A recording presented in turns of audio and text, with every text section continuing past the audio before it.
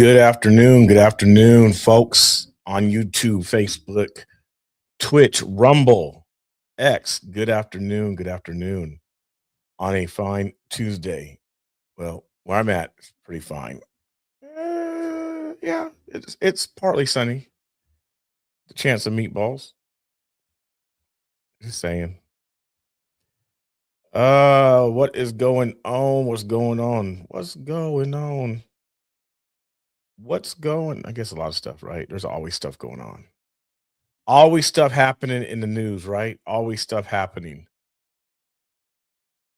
There is always stuff going on.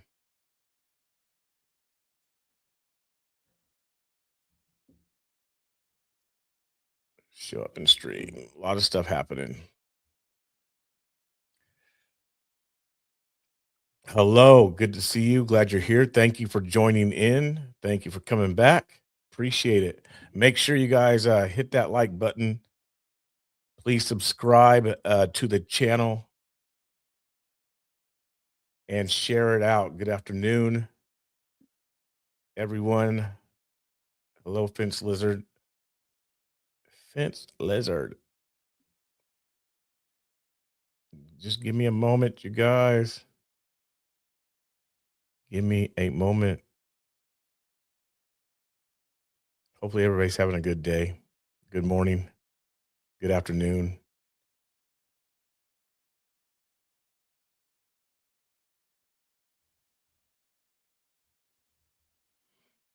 What's up, Frank? Frank's. How you guys doing?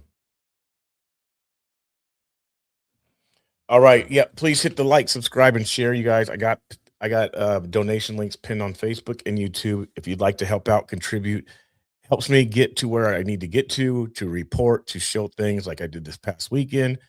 You guys can donate if you'd like. PayPal, Venmo, Cash App, Zelle, buy me a coffee, give, send, go. Everything is the BC Preacher. Again, I can't get to these places without your guys' help. Super chats are helpful as well. So, with that said, this morning, Pete Hegseth and Dan Kane did an update on the war situation, the Epic Fury. We'll watch that in a minute. Also, update on the weather conditions with Artemis 2, which I think is scheduled to take off. I want to say tomorrow. Let me double check. I think it's on the 1st. Yeah, let me double check. Artemis 2 launch date is scheduled for, yes, Wednesday. So tomorrow evening, 6:24 Eastern Standard Time. So that'll be like 3 o'clock here. It's a 10-day mission going around the moon. First time back to the moon in 50 years. Imagine that.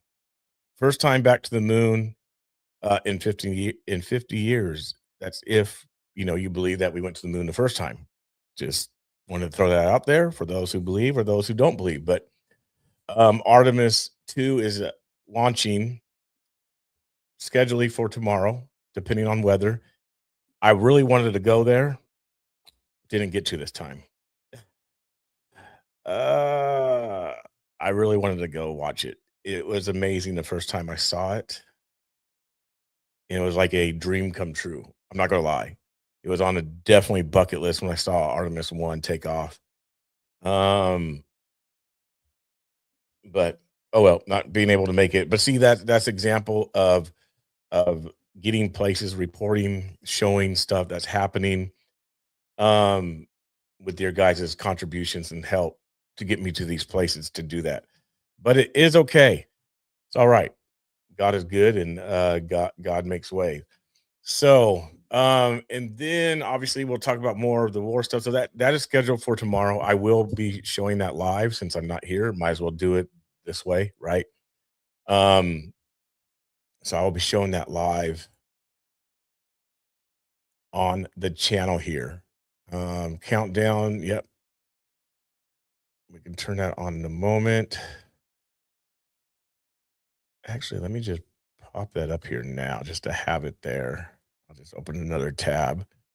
So they do have it up on display right now. Not display, up on the pad, the launch pad. So Artemis, and it got rolled out last week. It took like 10 hours to roll it 5 miles. That's how long it takes. I think it goes like 2 miles per hour because they can't have it tip when it's on them. It's incredible to watch how they do it. And maybe tonight late I can just play that footage because it takes seriously like 10 hours for it to move 5 miles from the actual Kennedy Space Center, the building, the hangar, out to the launch pad. It takes a long time. So maybe I'll show that tonight, let it play all night long. At least it'll be on the channel and you guys can go back and watch it. Be cool if they dropped a live stream camera on the moon. That'd be interesting. You know, if you think about it, they dropped a live stream camera on the moon, but yet we can't have proper cell services here on our own planet when we need it. You know, but kind of weird. But that, yeah. Golf and Guns coming through, showing you guys what is up. Thank you for the $5 super chat, my man. Thank you. Golf and Guns, $5 super chat. I appreciate it so much. God bless you for that. Thank you. Really quick, also, there's a lot of stuff going on.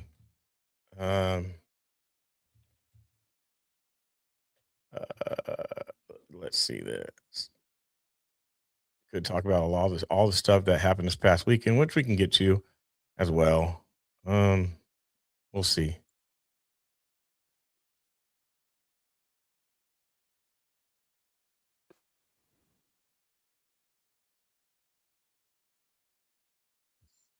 So let's see this real quick. I don't know. Not Tina Kotek's. Well, looks like Tommy was down at Pioneer Square earlier today. Let's see for a second what was going on there. What was the reason? What was happening? I don't know, but let's check it out for a minute. Let's check it out for a minute. The footage here is by not Tina Kotek. Why are you like this? Why are you like this? Why are you like this? The first question. Why do you have a pedophile on your shirt? He's not a pedophile. Oh, shit, I missed the update. Yeah. Oh, they found everything, files, everything in the millions of fucking files. They vindicated It's Trump. all fucking fake. They vindicated Trump. They vindicated him? Yeah. Wow. Yeah, he turned When? Trump in. When was he found guilty in fucking court of law? When was he found guilty? Exactly, he wasn't. Fucking, He never was. why are you doing this? Why are you coming up here? Why are you doing this? You know fucking why. No, I don't. Because you support a fascist You know pedophile what a fascist who's is? making, yes, I know what a fascist is. Uninatic ultranationalism. It's authoritarianism that's based on fucking scapegoating an innocent group of people that he wants you to hate. He wants you to hate your fucking neighbors. Who's the innocent group of people? Look around. Illegals? They're not innocent. They're criminals. Why the fuck do I care about a civil violation About keeping that America someone safe, you did? should All care right? about keeping America safe. Yeah.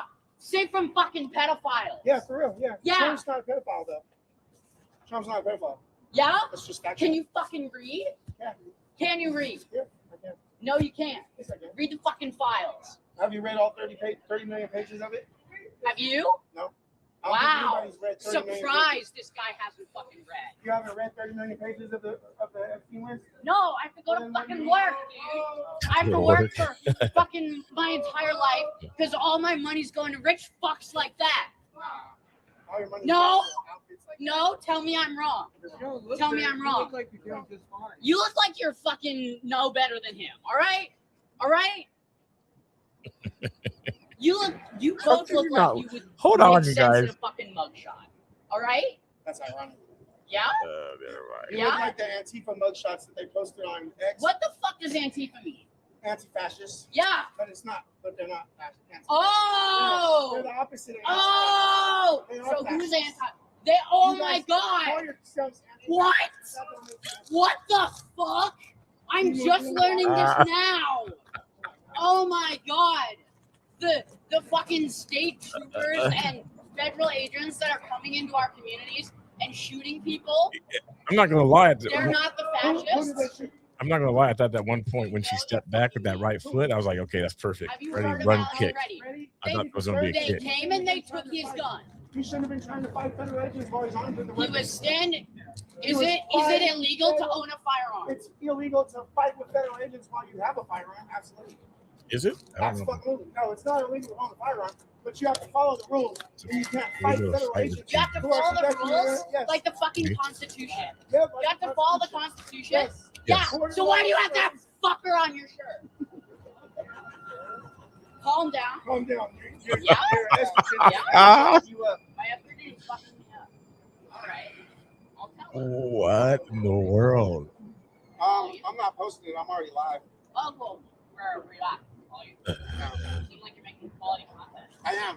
You are? You guys are. Oh Content. my You guys god. are the content. Oh my god. That Wow. that definitely that piece right there was definitely a piece of content. No, That Yeah. definitely was a piece of content.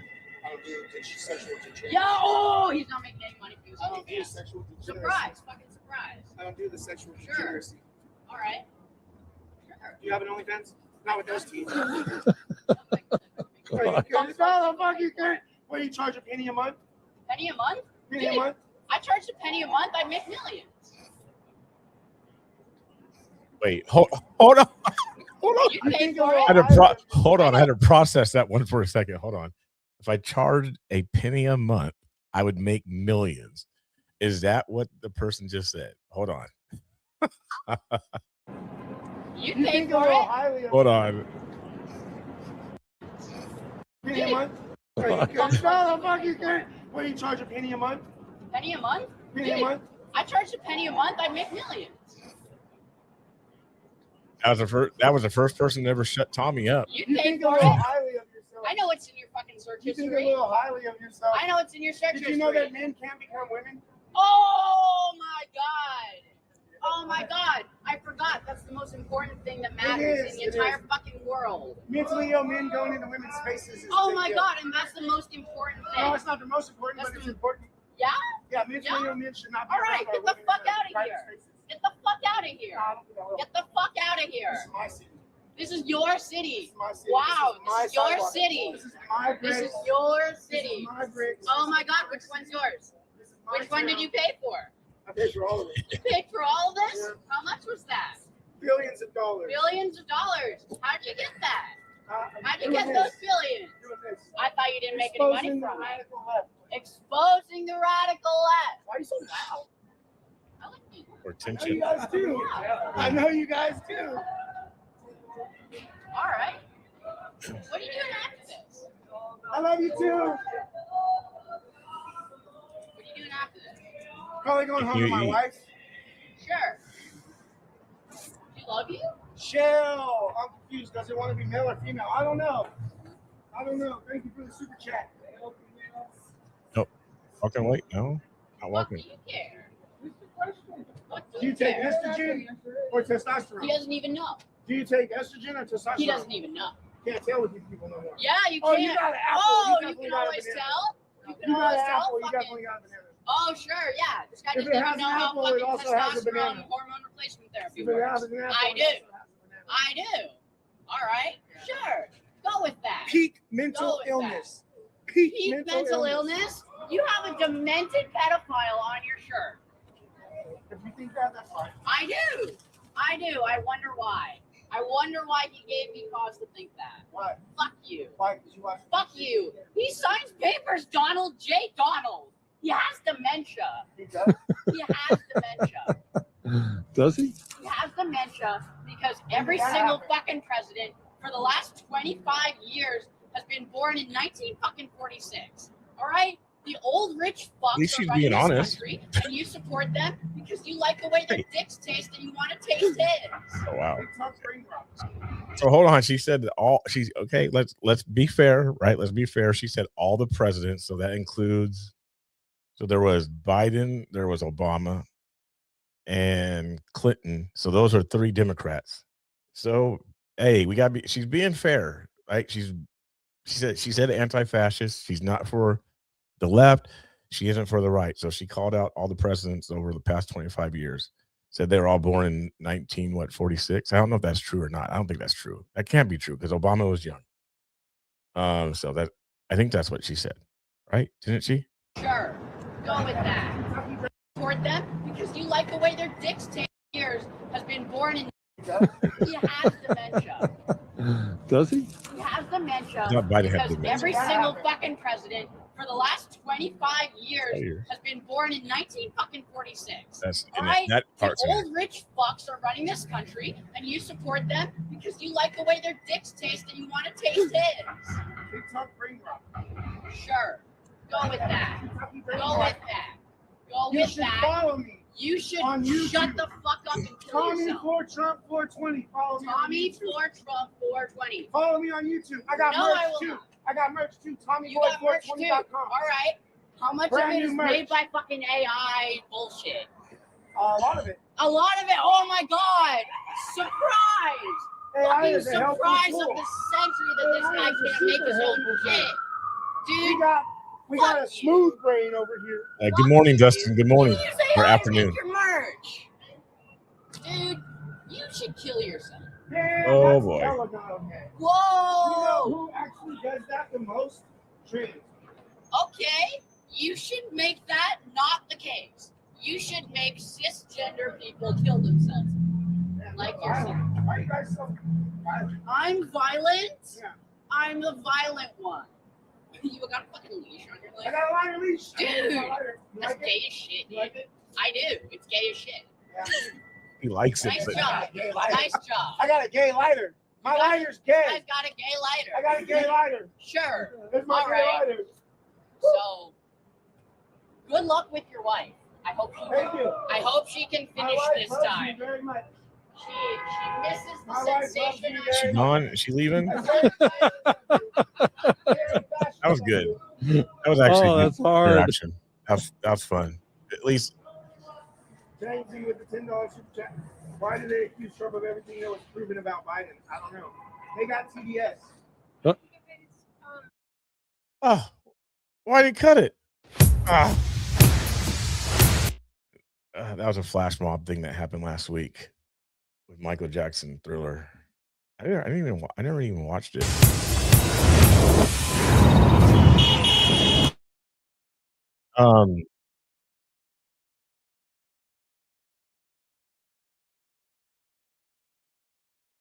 Can't play because the music pretty cool. They did it on Vine in Sunset last week.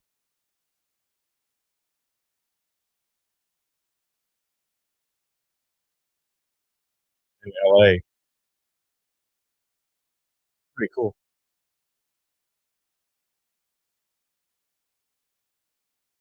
What's the movie comes out this month too? Michael Jackson, like a BIPOC. Is that what it is? BIPOC movie?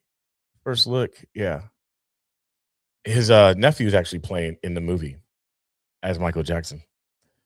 So, all right, let's see. Really quick, you guys. Let's catch up on some of the stuff happening around the world. Well, or let's just say,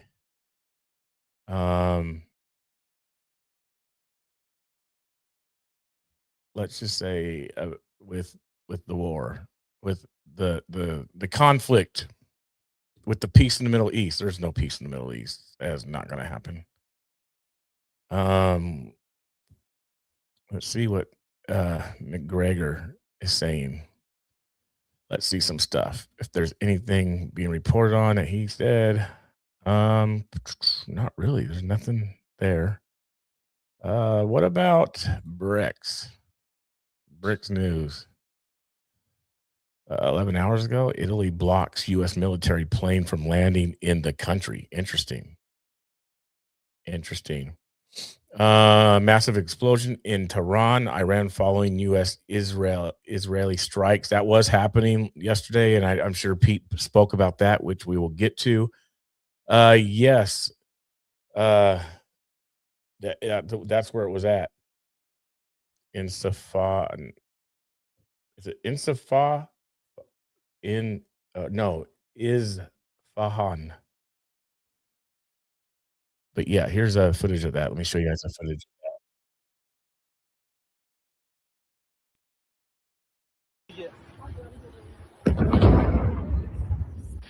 یکی دیگه یکی دیگه یکی دیگه Yeah, that's some of the یکی stuff دیگه that's یکی happening. دیگه یکی دیگه That's some stuff. یکی دیگه یکی دیگه یکی دیگه What's this? Just in, this was 36 minutes ago. Iranian foreign minister says we do not have any faith that negotiations with the U.S. will yield any results. Al Jazeera is reporting that the trust level is at 0. So they're not having any trust with the U.S. negotiations. Catholic Pope Leo says he hopes President Trump finds a way out of the war with Iran. That was 1 hour ago. Or recently, I should say, because you don't know sometimes if it's an hour or whatnot. Russia President Putin talks with UAE President, discussing serious concerns if the war continues. Of course, there's going to be serious concerns if the war continues. I don't see the war stopping anytime soon. I think it's going to increase. I've been saying that. And sure enough, so far, my thoughts have been pretty much correct. UN says applying Israel's proposed death penalty law would be a war crime.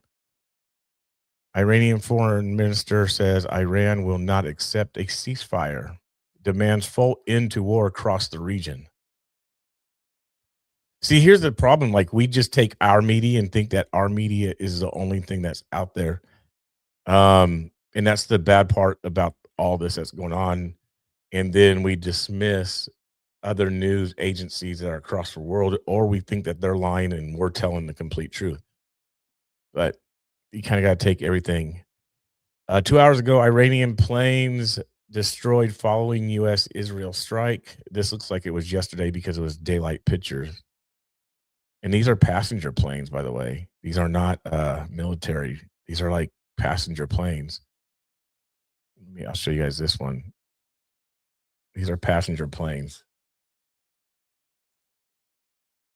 Right there.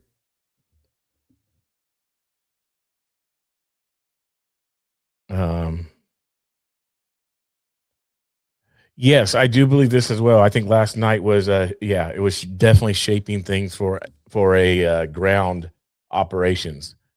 And here's the thing with the ground operations: for weeks and weeks, we've been hearing at nighttime gunshots in Beirut. Like, I'm not talking about just a drive-by shooting like you hear here in the United States. We're talking about like sounds of like war on the streets. And what's interesting to me is like no one is questioning that. Why is nobody questioning, like, when I'm showing this stuff and we can watch the live stream footage? Like, even if I turn it on right now, I guarantee it, you're going to hear gunshots going off. Why is that happening? Who's doing it? What's going on? Like, nobody's even questioning that, and that hasn't even been spoken about with the Department of War. Nobody is saying, "Hey, what's the gunshots going off in Beirut in the middle of the night?" No one is saying it. I mean, I want to know why. How come nobody is talking about it? Is ground troops already there? Are we being lied to that the ground troops are not there? I don't know, but something is happening, and there's some sort of ground warfare going on of some sort.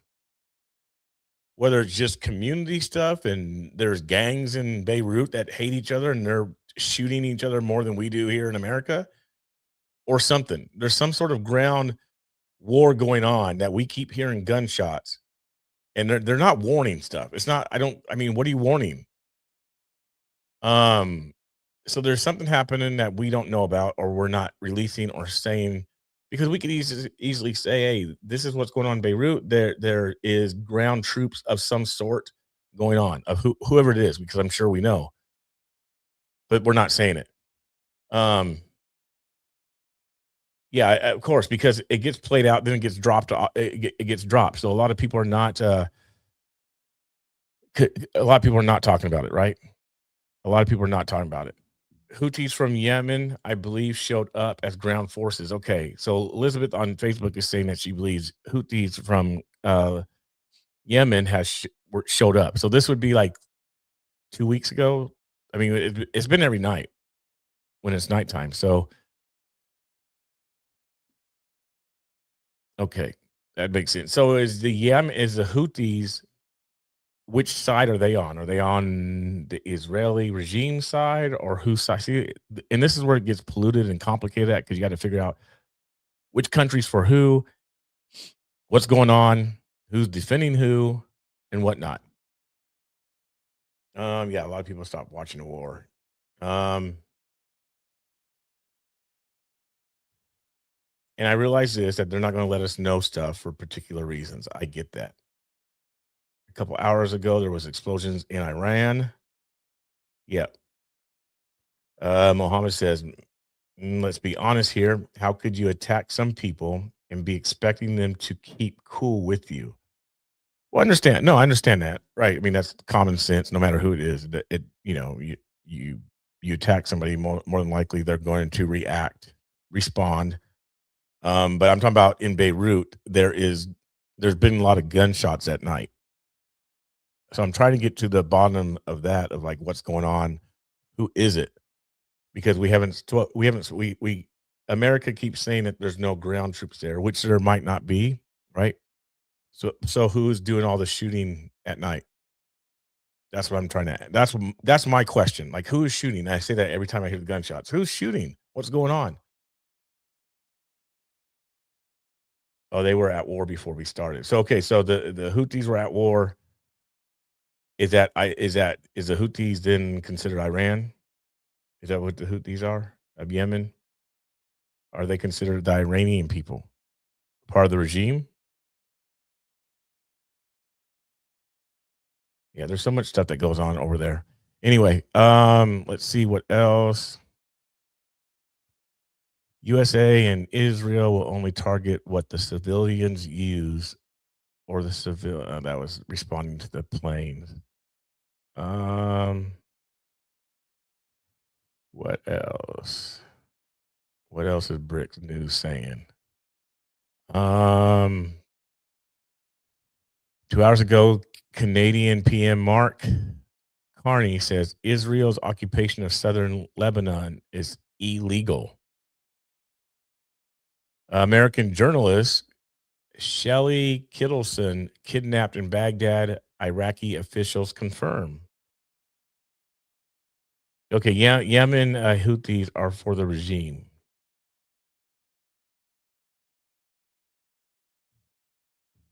Muhammad says Israel is now experiencing a worldly hell before the real one in the afterlife. But Muhammad, you would say that the Israeli people, you would say that the people there right now are not the Israeli people, which I probably tend to kind of agree with, especially like Netanyahu. You would say he's not the Israeli people, but there are Israeli people there as well. So let me ask you this. I pulled this map up last week when I was on a Bible study show. When Jacob was given the land, when Israel was given the land, that land also occupied as what we know today as Iran. That was part of the land. That it wasn't just that small little piece that everybody's worried about. Iran was part of Israel. Biblically speaking, Muhammad. So how does that work? How does that work out? Is that some of the conflict going on? Is that some of the conflict? Because that land was the land that was given to Israel was big, was huge. It was huge. In the words of Donald Trump, it was huge. It was huge. So How's that worked out?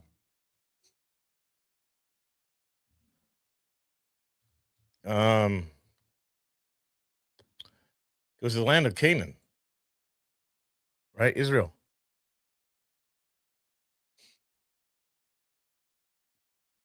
So how do you work that out?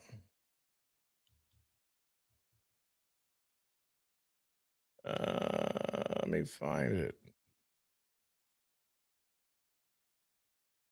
It takes up, right? It takes up a bigger piece than what people think.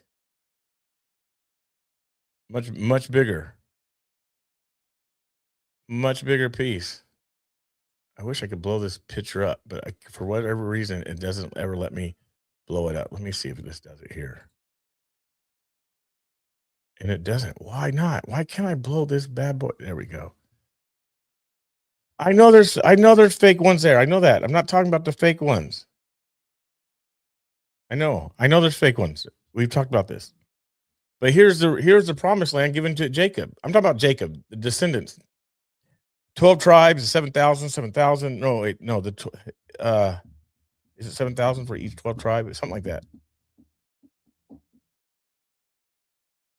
7,000, yes. 12 tribes, 7,000 each tribe, right? So this was part of their land, Muhammad. So how do you what that's part of the land. That's the whole land. The fulfilled promised land of Israel, right there. Right? And everybody's just talking about this little piece. And I can't show it, but it's not showing. Everybody's just talking about this little piece over here, little Israel.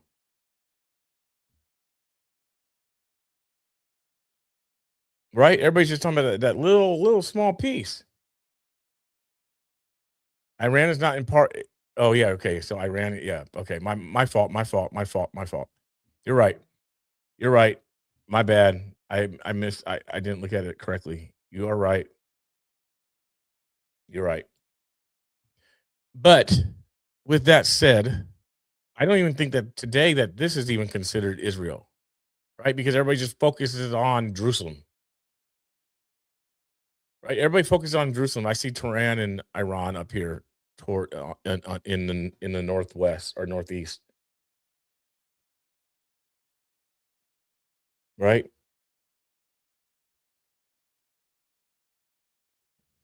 Yeah, I'm not black. I'm not a black Hebrew Israelite, right? And so you said that the Jews were black, right? I'm not a black Hebrew Israelite because the problem with the black Hebrew Israelites, which I talked about this, or Geno Jennings talked about this last night on my show, if you would have tuned in, is that the black Hebrew Israelites only go off of color, right? But the salvation was for all nations, no matter your color. So yeah, fine. If you want to say that the original Jews were black, I can be okay with that. Okay, I can be okay with that. I can be okay with the original that the original people were even mixed, light skin, darker complexion. I'm okay with that. I don't have no problem. I don't have no problem with Jesus being white. I have no problem with Jesus being black. I have no problem with that, right? And it does make more sense that the man and because of the region that the Bible, not the whole white Christian religion, but that the Bible itself was based out of this region, which would make more sense for it to be a pigmentation of color. It completely makes sense. So I'm not against that. What I'm against with the black Hebrew Israelites is that they don't ever talk about a salvation. They only focus on we're the original people. We're the original people. We're black. Who cares? Who cares? Because Jesus came and opened it up to anybody. I mean, even that whole region, Egypt, Jerusalem, all along there, right? Is darker complexion. It's a color. Okay, I can be okay with the Savior being black, brown, whatever. I'm okay with it. But the black Hebrew Israelites only focus on that, Muhammad. So is there fake Israelis, Jews, or what do you ever say, in Israel, in that little small sliver of land? Of course there is. Of course there is. But God's going to work that out anyway, because he made a promise, he made a covenant to them, so he's going to work it out anyway. Okay. We know that. But that what does that change? What does that actually change? I mean, for say, okay, well, I don't know. It don't really change anything, right? That's what I'm trying to get at. It doesn't really change anything except for, okay, yeah, God's going to work it out that the fake ones, the real ones, or whatever. He's going to work it out. And I do agree that he has a promise fulfilled. But my point is, why is that a big deal to, I mean, I know why it's a big deal a little bit to the Muslim religion, faith, because it's deeper. And that's why I keep trying to tell people, and you know this, Mohammed, that most people don't even know the significance to the war or these conflicts that happen overseas. You and I have talked about that when you first came on here a couple weeks ago. We've talked about it. You have Ishmael and you have Jacob fighting each other. The Muslim religion and Christian Judaism, or however you want to say it, Christianity, which it got later converted over to Christianity, which was never in the Bible anyway. Meaning Christianity was never in the Bible, but it got kind of switched over to Christian based off it coming over to the Western culture. But being a Christ follower was in Scripture, and Muslims disagree with that because you're still looking for the Mahdi to be the savior. Israel of today is far more different from the whole. Of course, we know that. We know that the Israel today is far more different from the holy books, 100%, right? But that's what happens when sin enters the world, right? Because we know that sin is anything that's is a transgression of the law. We know that. That's what sin is, right? Born into a sinful nature. So I mean, some of us know all that. Of course, it's different, right? Of course, yeah, it's different because it's man stepping in instead of man following God's laws. But even back in the holy scriptures, right? You saw men not wanting still to follow God's law. You saw prophets and kings. I mean, it's funny that people have this whole problem with kings, but there's always been kings, right?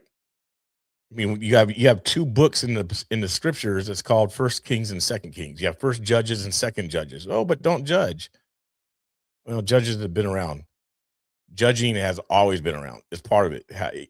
That's how you determine what's right and wrong, by judging. But don't judge. That's how people use things out of context without even knowing stuff. There was always kings. A king is a leader, overseer of the country, putting the country in the place it should be in. I don't have a problem with a king. America has a problem with kings because of the fact that we want all this freedom, right?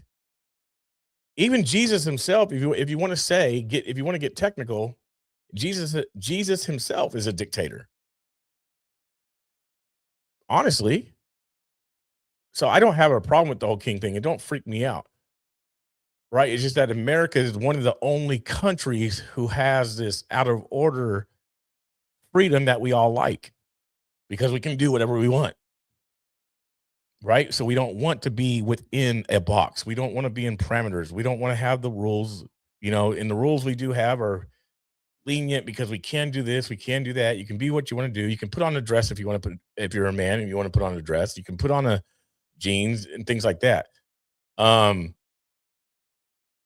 It confused. Yeah, I mean, in Farrakhan mass Christianity with Islam, yes, that's happened. It confuses many as to the biblical tribes. Yes, it does. But Farrakhan isn't the only person that's mashed Christianity. There's a lot of different religions here in the West that has mashed biblical Christianity with their own beliefs, with their own. And then you have the big one, right? The big one where it's Catholicism is also saying Christianity. So you have that one as well. And then people are like, well, and then people start to view Christianity in the light of how in the light of what Catholicism has done, which is why people end up saying, well, in the name of Christianity or in the name of God, you've had religious wars. What do you think they're referring to? They're referring to like Constantine, and they're referring to the Crusades and all that. That was under Catholicism. But then Catholicism, they back up and say, "Oh, we're Christian." So there's confusion in that as well. Just be if we're being honest, there is confusion in that as well. Muhammad says there's nothing like Christian Judaism. I think we should have found out all that the Epstein files would reveal before the war on Iran. There are a lot hidden that would have exposed to the world. There is a lot hidden. There is a lot hidden, and even within the scriptures. And I've heard many I'm saying Protestant sort of style pastors who have said this, not to do the Apocrypha. I do the Apocrypha. I have it. I haven't read all the Apocrypha. I haven't read the other books that are not in the 66 canon book, right? But I have it. Geno Jennings actually does the Apocrypha because for some reason America don't consider that the Bible, but it actually still is, because within the American 66 book Bible, these other books are mentioned in the Bible. In the 66 books, these other books that are in the Apocrypha are mentioned in the 66. So why would it not still be God's word? It still would be God's word, but men has decided to take it out. The Roman Catholic Bible contains Apocrypha. Yes, but they don't use it. I know it does, but they don't use it as well, right? And then there's the traditions of the Roman Catholics that they do that are not biblical. And the honoring of Mary is a big one. Even Jesus himself didn't honor Mary. He actually called her woman. That's not much of an honorship, in my opinion. Hey, mom, you're actually called woman. Hey, woman. That's not really much honor. And at the same time, Mary still had to be born again. Right? So she wasn't, but people hold her on this high thing. She still had to be born again, just like every other human being, just like Jesus had to do it. Right? Jesus still had to be born again. He was still baptized. So Mary still had sin. She was just a vessel. And so why? Because she was a vessel of Christ, is she like held to a higher standard? We're all vessels. We're all used. She was used. She was used just like anybody else could be used. Like that's the truth of the matter. She was used. But she's held onto this high platform because Blessed Mother Mary of God. Really? Like, no. Jesus never said that. There's no place in scripture where Jesus said that. So then you have that whole dynamic, which calls themselves Christians. And then away from that, you have people who are Christians that don't say that they're Catholic or Roman Catholic, whatever. But yes, back to Book of Wisdom. Oh, yeah. They do. Because the scriptures take away, the scriptures say not to add or take away. That was part of God's word. Those were still God's words. So that's why I have it. It's still God's word. It's not, I'm not going to look at man and say, okay, let's get a council together and agree what books should be in it and what shouldn't. There's going to be stuff you can still glean from and learn from in it. And that's my opinion. That's how I see it. I'm not sure, Elizabeth, what you were saying, except she agreed to it. But anyway, that's what I don't know. Muhammad's still in here, but that's, and I'm definitely, of course there's stuff in the Epstein stuff. I mean, we all know that. We all know there's probably stuff in Epstein lit files and things that possibly could relate to what's happening in Iran right now. But I'm just saying, for the most part, a lot of people don't have the biblical knowledge to what's really happening. We're looking at this stuff like we kind of look at this stuff through the regime doesn't like anybody who does not convert, right? That's and we have Western news, and then people know about some of the things that are in the Quran that you can lie to people and it's still okay, and things like that. And so you have these type of things going on that America hears and like, oh yeah, well they're terrorists, they're dangerous, which possibly is true, right? Um, and they're going to kill people, right? So a humanity thing has to step in. You're not going to just kill people. You're not just going to take people out because people won't convert, right? And if the faith is so strong within that religion, why not just let God handle it? You don't think God can deal with the wicked? Like, God can deal with the wicked pretty easily. He always had. He always has. I mean, we saw it with Sodom and Gomorrah, right? God dealt with it on his own.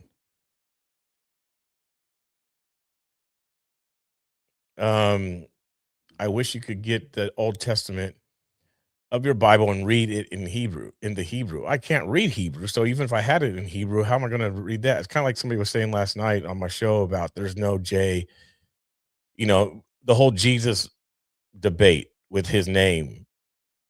We know that there's no J in the Hebrew language. We know that. But so how do you translate the name into English language? Because Yahweh, Yeshua, that's not English language. So the name has to be translated, even though there's no J in the Hebrew language. You still have to translate it because we speak English. We don't speak Yeshua and Yahweh, and that's not how we speak. So you have to translate it into English language. Okay, so in English language, there is a J, even though there's no J in Hebrew language. There's a J in English language. So how do you translate it from Hebrew to English language? How do you translate the name of English word Jesus into English? Right? How do you translate it? So that's all it is. Okay, so yeah, we can accept. Oh, Jesus' name is not Jesus; it's Yahweh. Okay, but how's it translated to English? And that's all that is. That's all it is. That is all. That's all it is. Um, yeah, I can't read it anyway. It actually contains our prophet's name. Okay, yeah, and that's the other problem. You look up to the prophets more than anything else. And we've talked about that. There's nothing wrong with looking up to prophets, right? Because they write books, they hear from God. But the prophets weren't the savior. And so that's the difference between it's not really a difference because Muhammad, you guys are looking, I think I'm saying it correct, right? The the Mahdi, you guys are looking for your savior. Israel's looking for their savior because they also don't believe that Jesus was the savior. So they're looking for their next person, which is basically going to be an antichrist. You guys also have a antichrist figure that's supposed to appear as well. I believe so.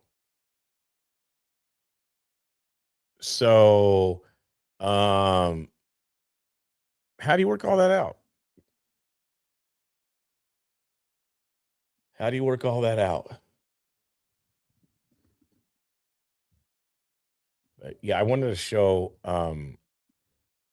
the map, the promised land of Israel from Kuwait City all the way over. Isn't that one of the chants, Mohammed? Like from the sea to the river, all the people that go out on the streets, who are, by the way, like majority Caucasian European people. Just to be honest with you, Mohammed, at least in America, most of the people out on the street From the sea to the river, Palestine will be free. They're Caucasian, since, the white man's religion came from Europe type of thing. Mostly Caucasian people out there doing that. They have no clue about what they're talking about. You have to agree with that. Come on, man. You got to agree with that. You got to agree with that one. Isaiah 53. Which what about what? All right. Let's see what Peter and Cain had to say today, you guys. Let's see what they were talking about today. I'm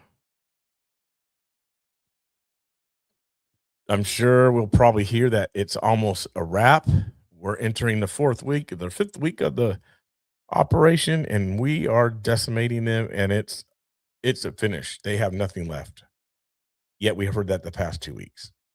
Just saying, let's just be honest, right? We got to be honest. All right, here it is. Here it is, guys. Here we go.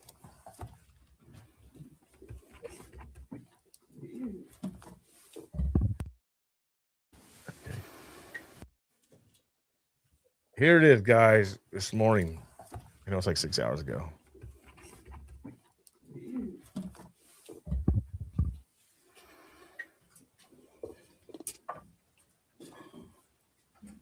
I agree.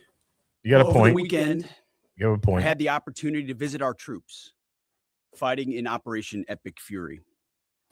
We were on the ground, in CENTCOM on Saturday for about half the day.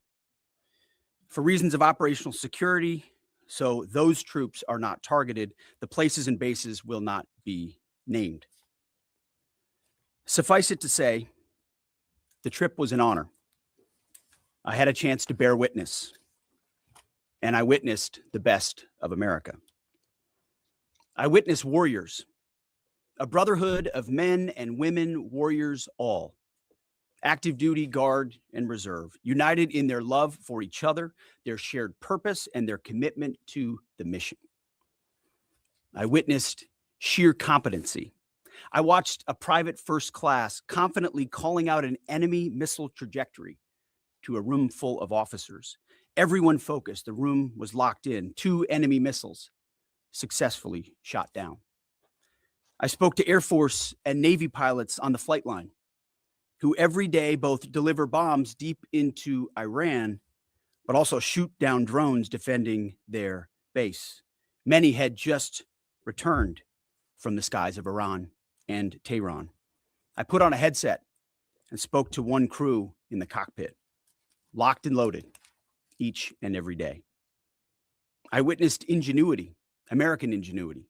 I met the young Army officer who figured out how to neutralize maneuvering enemy missiles, saving countless lives. His commander confirmed that the whoops and cheers erupted in the Tactical Operations Center when his new approach was first successful. I met the Air Force intel analyst who refines target packages faster than the enemy can adapt. I actually gave him my card and told him to keep me posted on the ground truth. I did the same with his boss, a colonel with a heart the size of Texas and a beautiful deployment mustache to match. I witnessed lethality. I met a junior airman as the sun was going down and a chill was setting on the tarmac, who, when asked what they needed, she simply looked up at me with a sly smile on her face and said, "More bombs, sir, and bigger bombs. We will happily oblige her."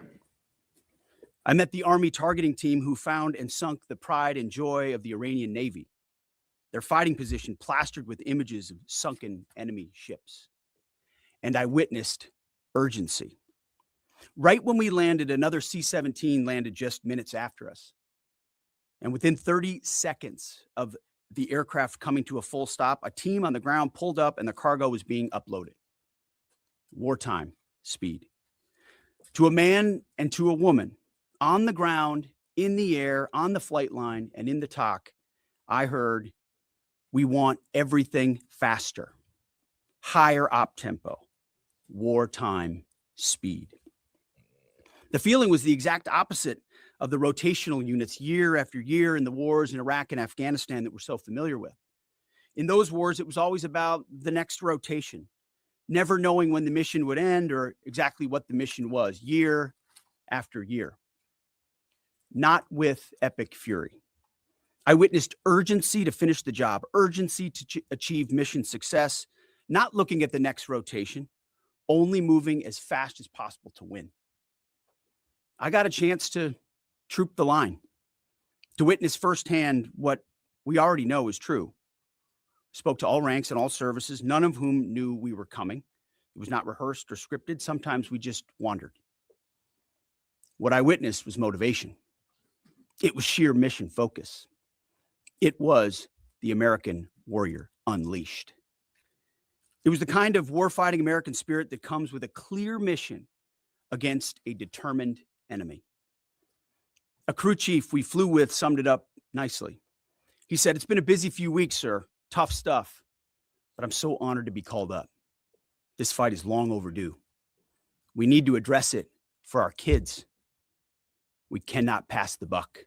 Please thank the president from us." I heard that time and time again.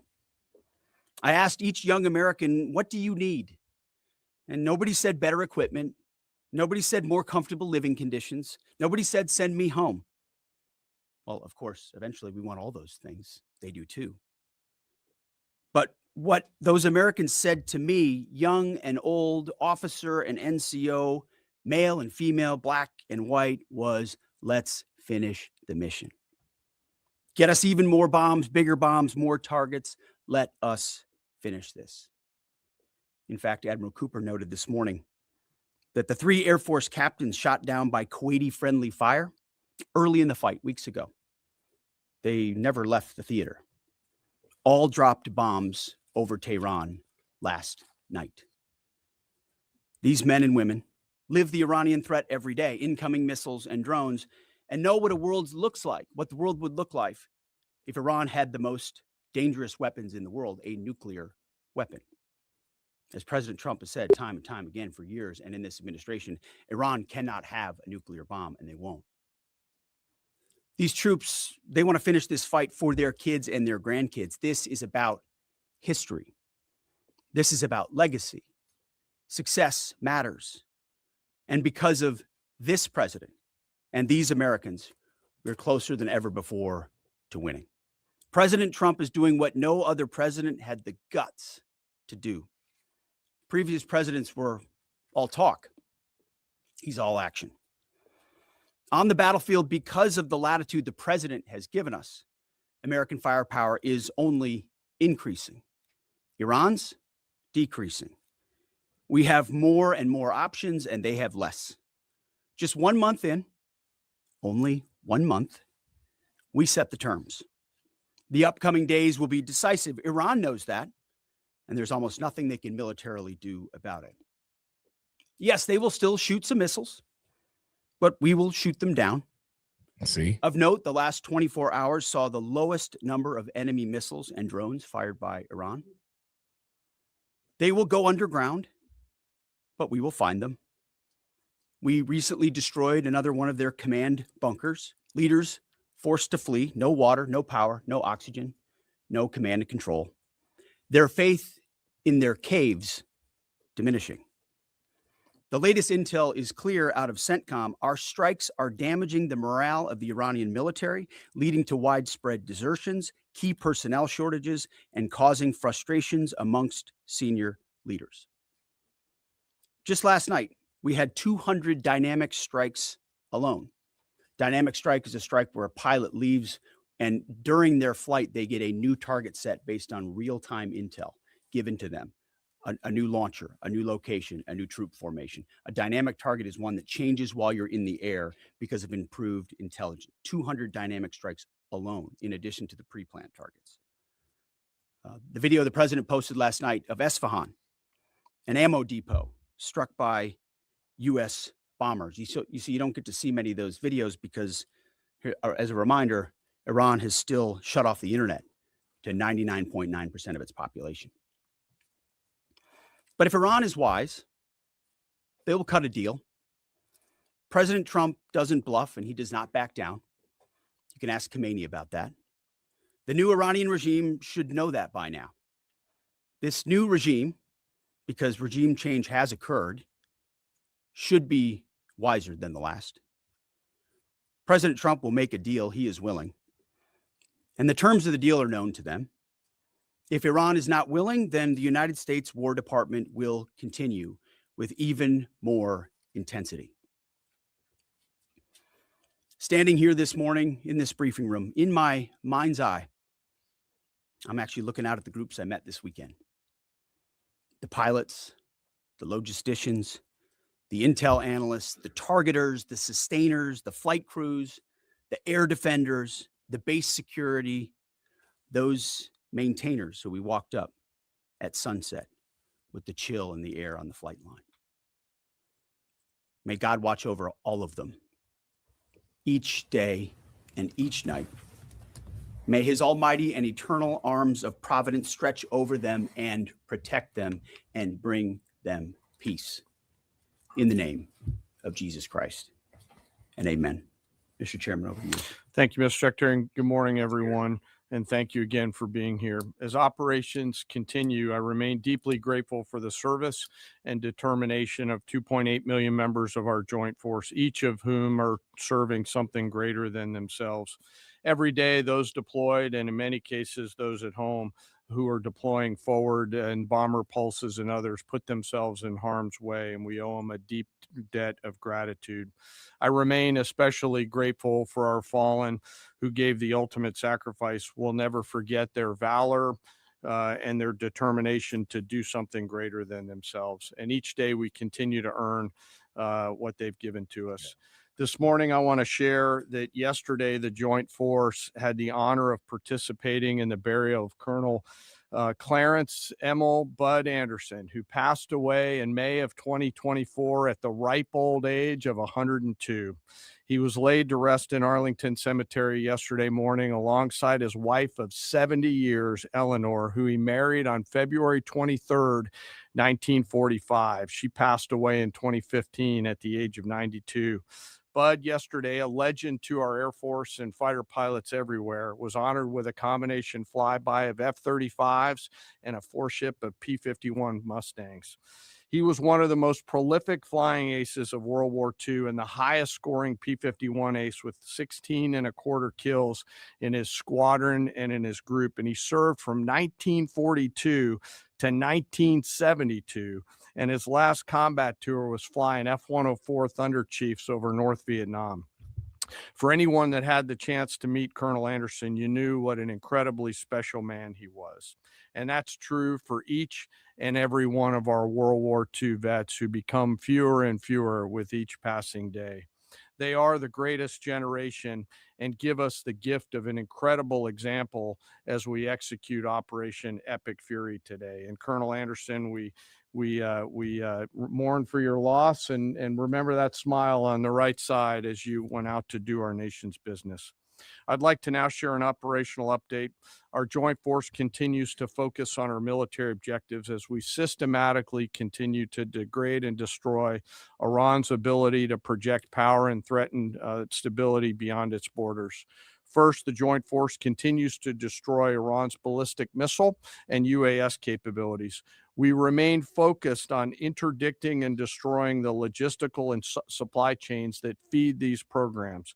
And this remains a truly joint effort prosecuted around the clock from air, land, sea, space, and cyberspace. Long-range bombers from U.S. Strategic Command are coordinating with tactical fighter aircraft from our Joint Force launched from bases around the region and the continental United States, while simultaneously Navy fighters from the sea and sailors continue to project power from the sea, while Army and Marine artillery units continue to execute long-range precision fires deep into enemy territory against high-value targets. Meanwhile, on the defense side, our Army and air defenders and aviators, as the Secretary talked about, remain vigilant, forming a shield to protect our forces and our partners, intercepting missiles and drones. Together, we continue to deliver precision strikes against key manufacturing nodes, component storage sites, research facilities deep within Iranian territory. And over the past 30 days, we've struck more than 11,000 targets. Given the increase in air superiority, we've successfully started to conduct the first overland B-52 missions, which allow us, as we've said before, to continue to get on top of the enemy. And as the Secretary talked about, switch towards more and more dynamic targets, servicing mobile targets around the battle space. We've continued to do the work against Iran's missile, drone, and naval production facilities, and we continue the multi-domain pressure that we've talked about. Second, on the Navy front, we continue to assert dominance over the Iranian Navy. We remain focused on targeting their mine laying capability, their naval assets, and we've now, as I mentioned briefly last time, started to work attack helicopters and other close air support assets into the naval domain.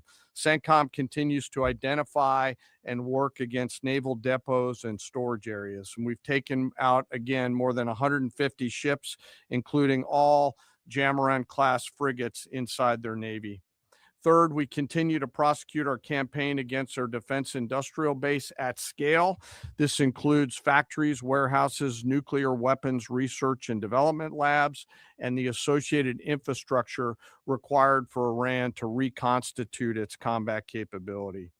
I'd like to continue my theme of highlighting the incredible contributions of Americans to our joint force. Today, I want to talk a little bit about a different front line, a line that doesn't have bunkers or guard posts, but is just as critical to our nation's security, our National Assembly lines. Today, I want to recognize a group of Americans who live at the beginning of our nation's combat power, the Americans who actually make our weapons, both inside our defense industrial base, but even more broadly inside our national industrial base. In every military option, we could not and cannot do our jobs without the men and women across our country who show up every day around the clock to a factory floor, a workshop, a laboratory, who build the weapons and capabilities we need to project American combat power at the time and place of our choosing. These great Americans, and I've had a chance to spend some time with them when I was in the private sector, are the core of American combat power.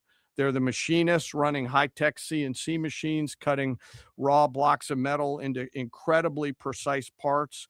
They're the assembly workers painstakingly taking a kit of parts and turning that into a complex guidance system or precision munition or a rocket motor or building a jet or submarine.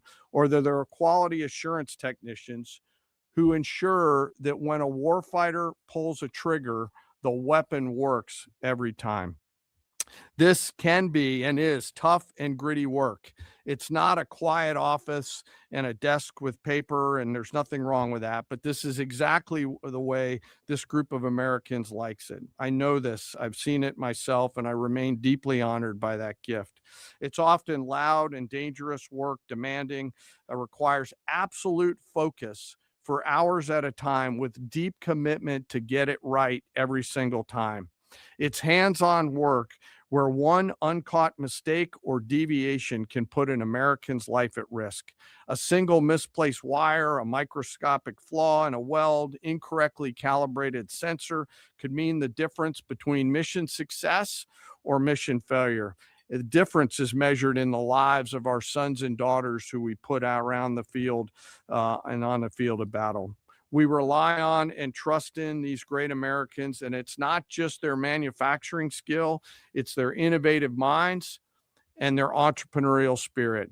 From those who build exquisite capabilities down to the mom and pop machine shops all over this great country, they live at the beginning of and the core of America's combat capability, constantly adapting, constantly improving, constantly learning. And there are examples of this throughout history and current days, to include building things like the F-117 stealth fighter, the B-2 stealth bomber, making our combat capability undetectable over the enemy, to today's B-21 and F-47. It's work like in the shipyards of the East Coast and Northeast side of the United States that go out and build America's nuclear submarines that allow us to patrol around the world at the time and place of our choosing. These innovators, these workers, these incredible Americans don't get the same glory as a fighter pilot returning to a carrier deck at night or an artilleryman sending rounds downrange. And yet they show up every single day. And without them, we could not do the work that we are tasked to do. 24/7, they build the tools that we need to do our business. The skill, the commitment, the patriotism, the dedication poured into every piece of combat capability and hardware is seen and felt out at the edge of the force, as the Secretary talked about those young bomb builders out in the desert that he had the chance to see. You can see it, you can feel it, and it's real, and we're deeply grateful. So to the American workforce out there, both inside our defense industrial base and in our national industrial base, thank you on behalf of the Joint Force. We carry the weapons that you build. We rely on the systems that you create, and the distance from that factory floor and that assembly line to the front line is incredibly short. Thank you. Keep it up. And to our adversaries out there, I remind you to beware of the American workforce. We continue to press forward in our military objectives. The Secretary and I remain deeply humbled by the spirit, tenacity, commitment, and grit of our 2.8 million member strong Joint Force. I want to, as always, thank the force and their families, and as always, remember our fallen. We carry with them and their names every day. Sir, I'll turn it back over to you. Well, thank you, Mr. Chairman. Two things. He didn't note it, but in memory of Colonel Bud Anderson, the chairman himself flew his F-16 to honor him recently. And thank you for highlighting the defense industrial base, the arsenal of freedom. It's worth noting no one has rebuilt that defense industrial base faster and with more purpose than President Trump in his first term. And now we're rebuilding the arsenal of freedom. Our defense industrial base is more vibrant today than it's been since World War II and growing rapidly. Contrast that with Iran, whose defense industrial base is nearly completely destroyed. Their ability to reconstitute the weapons of war they're using now that they're hiding in underground facilities and attriting over time, their ability to rebuild that is negligible. And I think that contrast is an enduring legacy of this as well, right here. Thank you for your time. We've had some signaling that the U.S. will retake control of the Strait of Hormuz. At that point, what military posture will be imposed to guarantee safe passage for our allies, deter our enemies, and demonstrate U.S. dominance in the region? And also, can you speak to how much America's adversaries, Russia, China, North Korea, how much they're supporting Iran's war machine at this point with arms and intelligence, and what we are militarily doing to punish the enemy coalition? Appreciate both questions. On the Strait of Hormuz, there are many more vessels flowing through today than there were, as the president has arranged. The president's been clear to Iran, open it for business, or we have options, and we certainly do. And when you look at what the chairman laid out with the Navy industrial base, with coastal cruise missiles, with UAVs, with counter mine capabilities, we've been focused from the beginning on attriting and defeating those capabilities and limiting their options. There's lots we're doing as well, some of which is known, some of which is not known, to set the conditions. And I think the president was clear this morning in his truth that there are countries around the world who ought to be prepared to step up on this critical waterway as well. It's not just the United States Navy. Last time I checked, there was supposed to be a big bad Royal Navy that could be prepared to do things like that as well. So he's pointing out this is an international waterway that we use less than most, in fact, dramatically less than most. So the world ought to pay attention to be prepared to stand up. President Trump's been willing to do the heavy lifting on behalf of the free world to address this threat of Iran. It's not just our problem set going forward, even though we have done the lion's share of preparation to ensure that strait will be open, which is an outcome the president's been very clear on. As far as Russia and China, we know exactly what they're doing, what they are or are not doing. We don't have to air publicly what all of that is, but where necessary, we're addressing it, we're mitigating it. or we're confronting it head on. I don't know if you have anything you want to add. No, sir. I think you covered it. Do you have any Right here. timeline for operability in the strait? Or? Thank you, Mr. Secretary. David Zier, Real America's Voice. And I witnessed that enthusiasm on the lines and our submarine builders and the ironworks. It's unbelievable. But I just wanted to ask you, what's the status of the delivery of any hardened bunkers for additional protection for our troops? And without getting too specific, what kind of measures are we taking to protect some of the larger, more strategic aircraft like the Sentry and other? Well, it's great question. I'll say what I witnessed where I went was a completely locked in discipline of bunker use and bunker improvement. So from the beginning, as we stated very clearly, the first thing we did was set up a defense and make sure our defensive capabilities were maxed out before any of this even started. That included fortifications as much as possible, but it also included disbursement.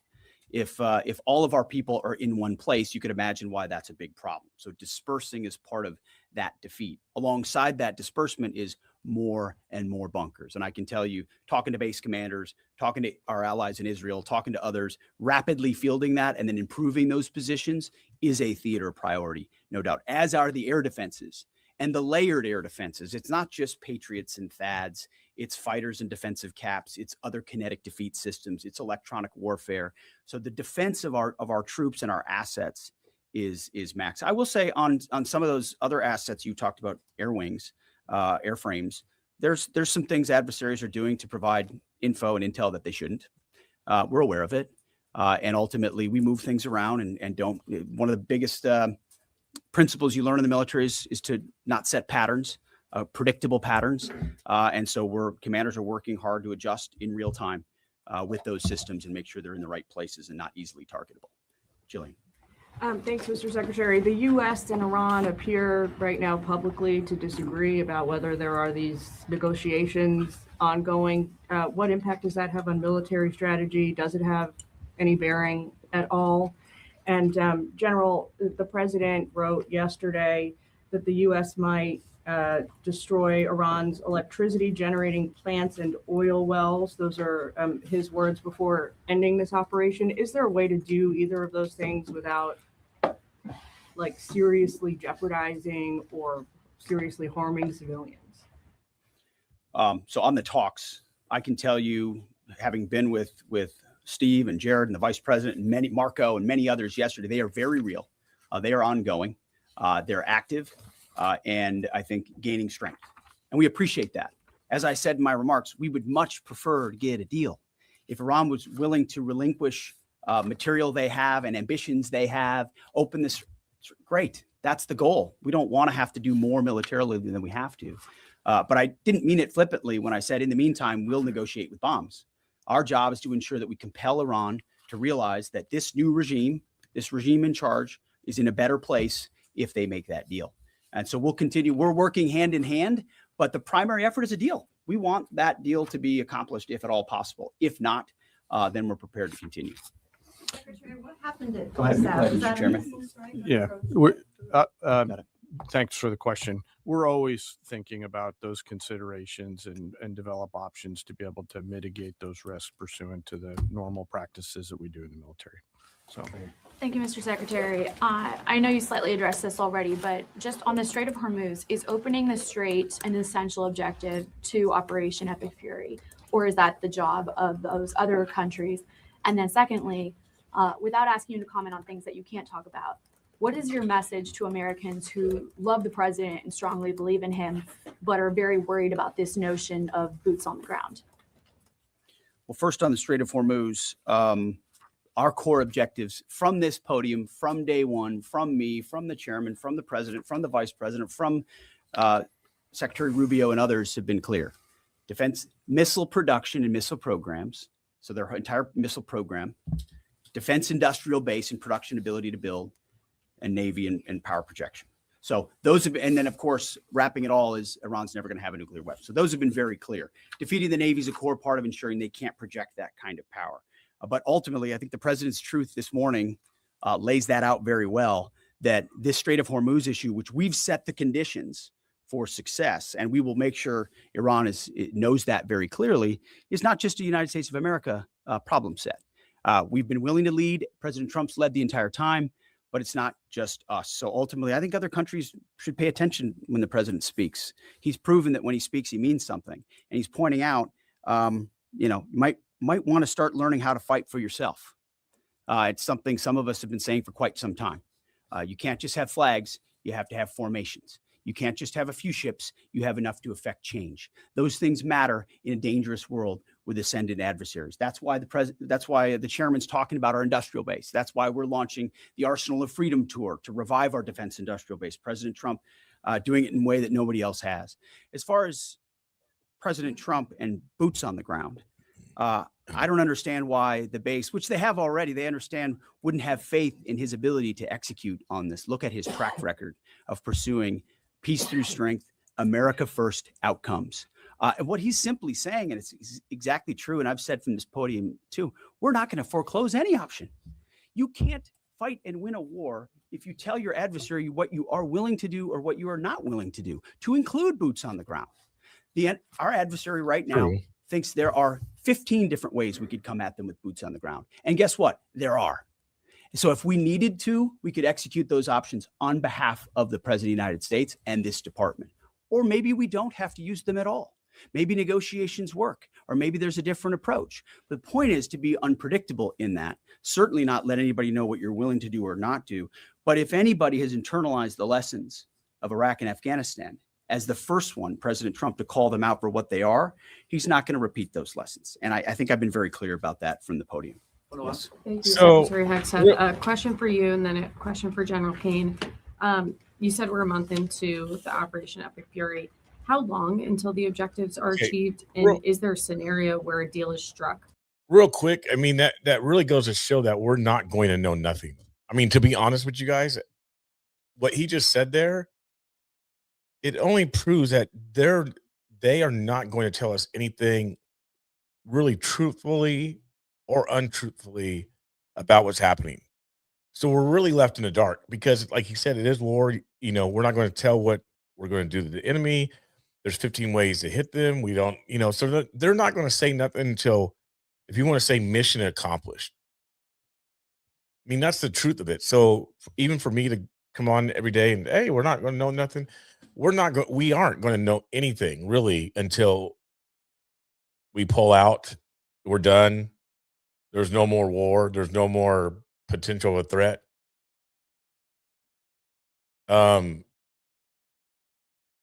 That to me is what it sounds like. It don't sound like we are going to know that they're going to tell us anything, because it is war. And if you say anything, well, it's a possibility the enemy might know, which makes sense, right? It makes sense.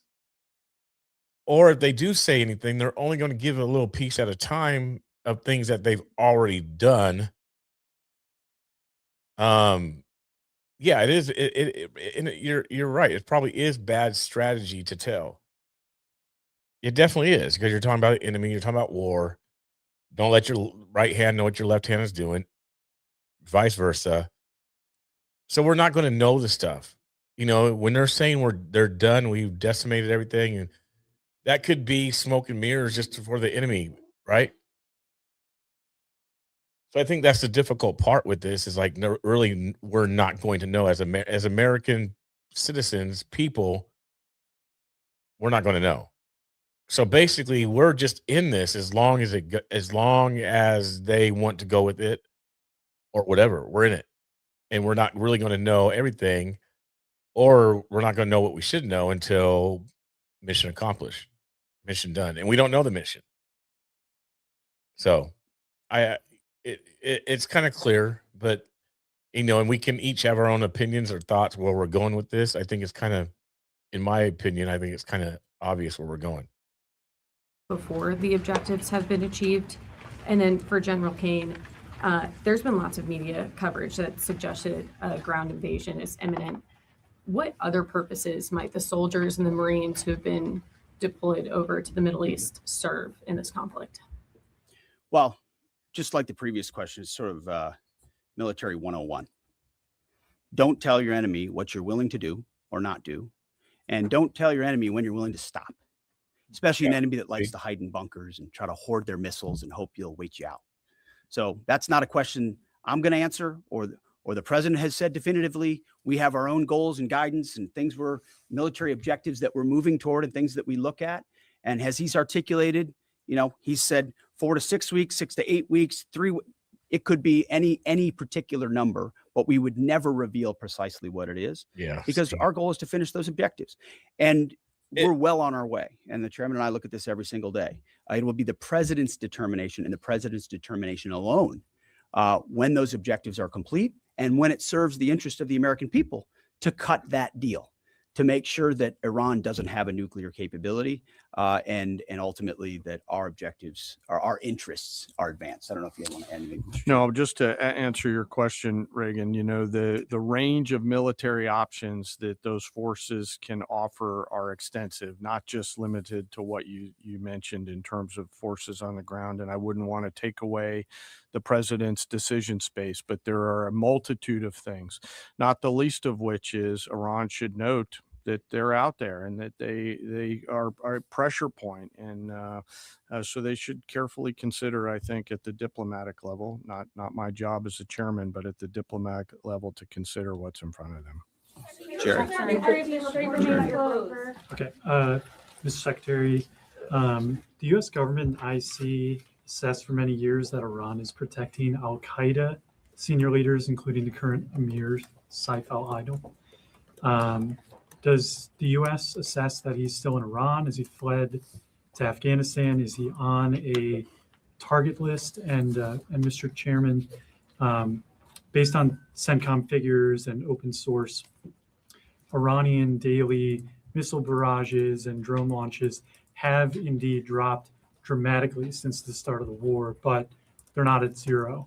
And they seem to have maintained some level of low but stable numbers. Perhaps they've dropped a little bit more in recent days. How do we get that closer to zero? And what impact is Iran's degraded but still very real capability impacting current and future operations?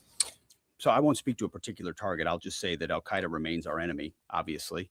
And there are a lot of people on our target list in Iran. And if they were to be harboring al-Qaeda, they would certainly fit that list.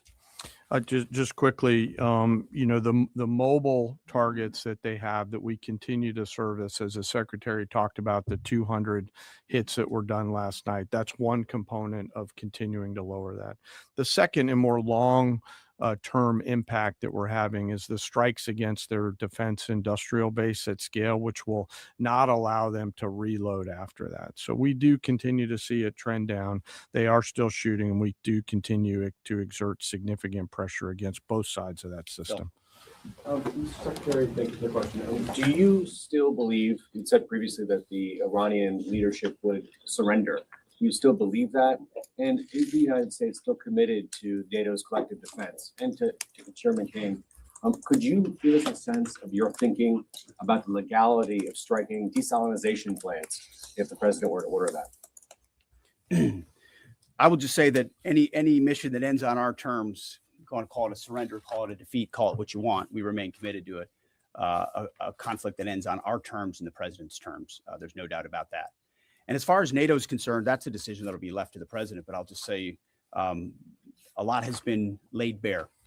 A lot has been shown to the world about what our allies would be willing to do for the United States of America when we undertake an effort of this scope on behalf of the free world. These are missiles that don't even range the United States of America. They range allies and others.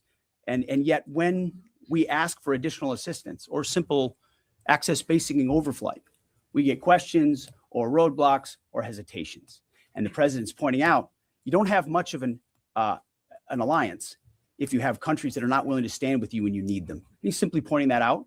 And ultimately, it'll be his decision of what that looks like after this is complete. I'll just won't talk about any particular target. This really builds on Jillian's question too, that I don't think I completely answered. But the Joint Force is the most professional force in the world, and we have numerous processes and system to carefully consider the whole range of considerations, from civilian risk to legal considerations with any target. And as targets come before us, we run them through the same process that we always do, and always strike lawful targets in accordance with the normal procedures that we use.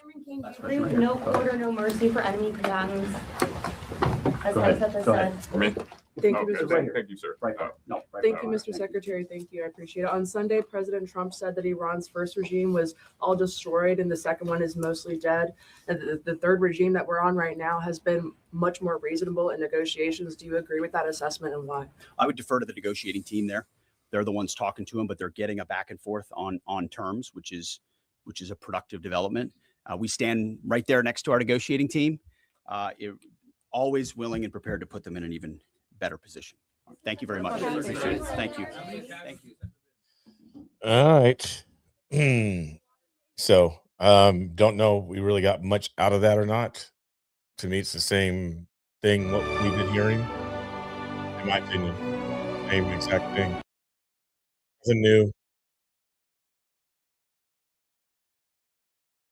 Nothing new. So there's nothing really to be disappointed about. To me, it just confirmed what I've been saying, kind of like, we're not going to really know. They're not going to really say or tell us what's going on. There's pros to that. There's pros, there's cons. Because it's not only people over there in those countries, but it's also us as American citizens. So basically all of our trust is more in the government. It's more in other of these people, these men making decisions that they believe is the best for our country. And it don't matter what political party you're on, right? Right? Because if it was the left, right, it'd be the same thing. They're not going to tell us what they're doing.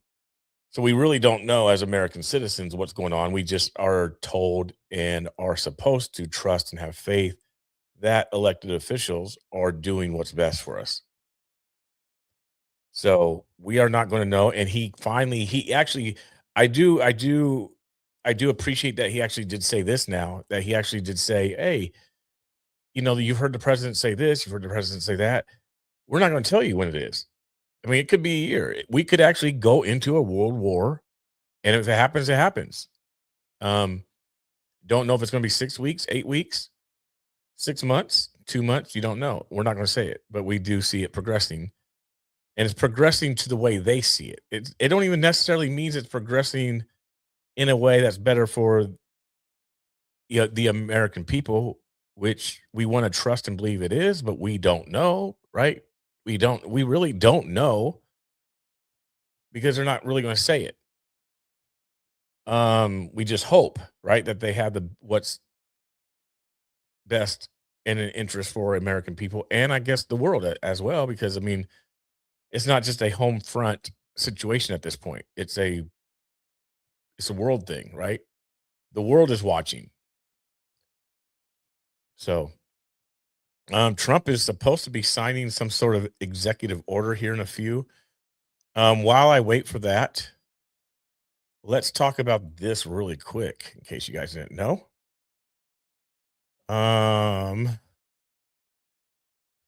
Like really quick, like.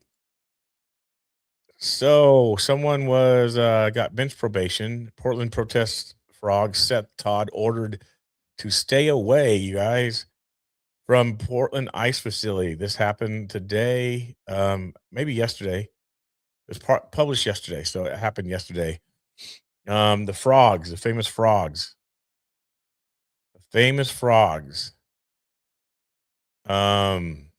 Seth Todd, the Portland protester who first donned inflatable frog costume and spawned the international trend, has been ordered to stay 3 blocks away from the U.S. Immigration and Custom Enforcement building in the South Waterfront for 3 months. So basically, same exact probation that Tommy got, but I think Tommy has 6 months. It's either 6 months or a year. The order springs from Todd's arrest January 8th after U.S. Custom and Border Protection agents shot and wounded 2 people in Portland. Now, again, this is a very liberal-ish newspaper. They do not, by any means, support or like any conservative that I know of. Here it is. Todd faced a misdemeanor charge of disorderly conduct after police accused him of ignoring their order to get out of the street in front of the ICE building so vehicle traffic could pass. On Monday, he pleaded no contest to the misdemeanor charges of attempted disorderly conduct in the 2nd degree. The Multnomah County District Court office said he was sentenced to 3 months of bench probation, during which he is not permitted within 3 blocks of the ICE building, just in time for summertime. So that's what happened there. He got the same thing as Tommy, but just a little bit more of extension. I guess we can say that, hey, the left do get consequences for things. I mean, just to be fair, we can say that now. That's not the first person, but just kind of want to share that, show that while we wait on President Trump, which was supposed to start at 2. And here we are. I think it was supposed to start at 2. Was it supposed to start at 2? Let me see. Let me see if it was what time it was supposed to start.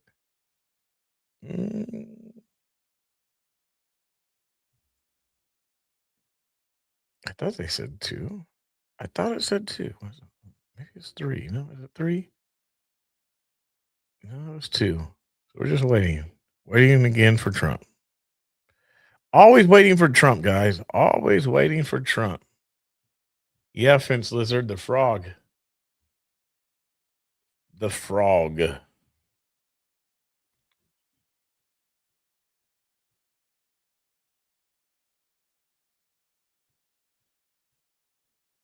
The froggy. Make sure you guys hit that like button. Thumbs up on YouTube, please. Just a little moment, a little down moment here. Make sure you hit the like button. Subscribe, please. Please subscribe. And also, if you guys would like to help with any donations, anywhere to get me places, it all goes for hotels, travel expenses, food, getting me to places to report on, places to so that I can stream and report the stuff. That's what it goes toward. I need you guys, your help on that, because it adds up very quickly. It adds up. There's things coming up in May. There's some stuff in April I'd like to get to. So PayPal, Venmo, Cash App, Zelle, Buy Me Coffee. Everything is the BC Preacher. The BC Preacher. That's how you can contribute and help if you'd like. It's taken forever for this to start. It was supposed to be 2:00.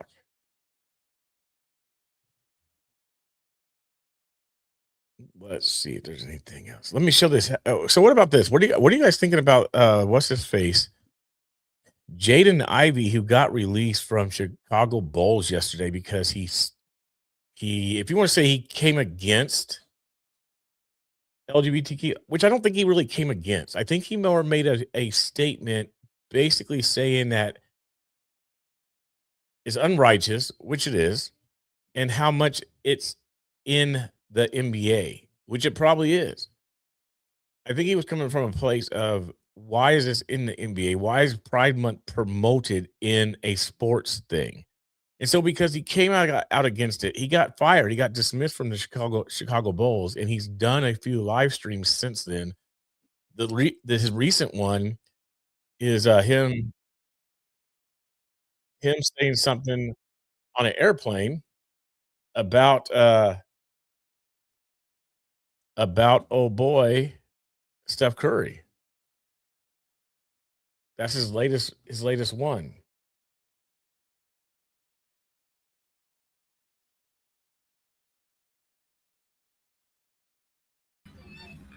Y'all believe he's a Christian because he wrote. That's why you got Steph Curry, and he not even surrendered, and y'all believe he's a Christian. Y'all believe he's a Christian because he wrote Philippians 4:13. Y'all think he's a Christian, but he cursing just like the world. We are now almost ready to go, so please take your seats, fasten your seatbelt. Friendship with the world is enmity with God. He's friendship with the world. He don't know Jesus, and I pray he comes to the truth, that him and his family will be saved in Jesus' name.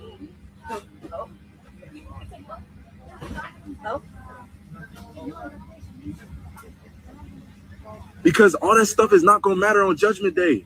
All them rings he got. All them rings LeBron got. All them rings Michael Jordan got.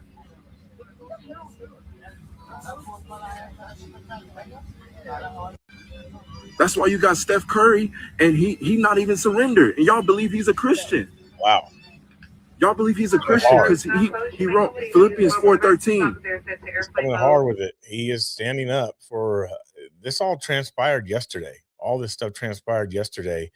He got suspended, not suspended. He got let go, released. His contract is waived because he spoke out against this stuff about the LGBTQ pride. He basically spoke out against Pride Month in the NBA and how all over the place it is. So it's interesting because here's the thing. You talk about the left and they talk about people who are marginalized, right? Don't treat the marginalized communities. Well, it looks like Christians are starting to become marginalized.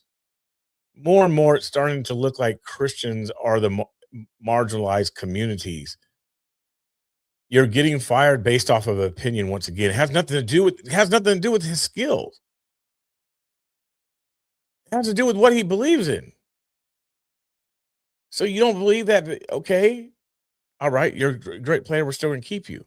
Oh, but keep it to yourself. Okay, so you want me to keep this to myself while you expose and share, promote, I'll say promote is part of exposing as well, promote Pride Month in an organization. So he said it's unrighteous, which it is, but he's fired. He can't say that. He can't. You can only support it. You got to get behind the movement. Kind of like with during the BLM thing, right? You got to drop down to your knees. You don't put your hand over your chest for, national anthem, all this type of stuff, right? Don't speak out against it. If you speak out against it, you'll get fired. And that's basically what happened to Jaden Ivey. He said it. He got suspended. And no players yet at this time that I know of are defending him. None. No teammates have shown up to defend the guy. This one was earlier today. This one. That's why the people around me think I'm losing my mind, but I have yesterday. So this one here was yesterday after he got suspended. And y'all think I'm losing my mind. That's why the people around me think I'm losing my mind, but I have peace. I have joy. I have the fruits of the Spirit. I don't have to search for those things no more. Jesus Christ saved me. And he can do the same for those who repent and believe in the gospel. You don't have to be stuck no longer. Stop letting the devil do it. Stop giving the devil power. He has no power over Jesus. He has no power over Jesus Christ, the one who created the world, the one who created this tree that's right above me. He has no power. Jesus has all the power. The devil is subject to Jesus. And y'all think I'm losing my mind. That's why the people around me think I'm losing my mind, but I have peace. Yeah, I know. Like I said, I don't know anybody else yet who's defending them, which I think it's a perfect opportunity for the quote unquote church to rise up. Doubt that'll happen because a lot of people look at this type of stuff and say, well, we're supposed to be persecuted, which we are. So who knows if people defend him.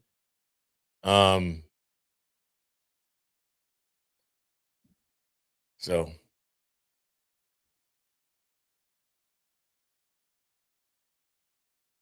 We'll see. Oh, looks okay. Speaking of Chicago, oh, here we go. Trump's on, you guys. Trump is on. With voter integrity and mail-in ballots and Here we go. stopping the massive cheating that's gone on. And so we're going to be signing an executive order. It's, I believe it's foolproof. And maybe it'll be tested, maybe it won't. I think it's very obvious what's said. And I'll ask Will Scharf to start off, attorney, a great talent, a very brilliant young man. And if you could discuss it, and then I'm going to ask Howard Lutnick to say a few words, and then I'm going to sign it, and we'll take a couple of questions. Okay, thank you. Mr. President, as you said, you have in front of you an executive order that deals with a number of issues relating to election integrity. As you've consistently identified, two of the biggest problems we have with election integrity in this country are, one, inaccurate voter rolls that allow ineligible people to vote in various federal and state elections all over the country. And secondarily, you've consistently identified that vote by mail in this country has become rife with fraud. People returning ballots who aren't eligible to return ballots being sent to people who aren't confirmed to be eligible voters. So what this executive order is going to do is, one, we're going to take federal data. We're going to ensure that each state's election officials are provided with a comprehensive view of who the eligible voters in their jurisdiction actually are, allowing them to properly verify that everybody voting in their elections is legally able to vote. And then it orders the Postmaster General and the U.S. Postal Service to take bold new measures to verify that ballots both being sent to people are being sent to people who are eligible to vote, and then the ballots being returned or being properly returned by eligible voters only. And we believe that combined, the measures in this executive order will help secure elections in the future and ensure that the many abuses of our election system in the past aren't repeated in future elections. Right. Howard? So the fundamentals of our democracy are built on voter integrity, right? We all need it. You've said it time and time again. It's a total agreement amongst everybody.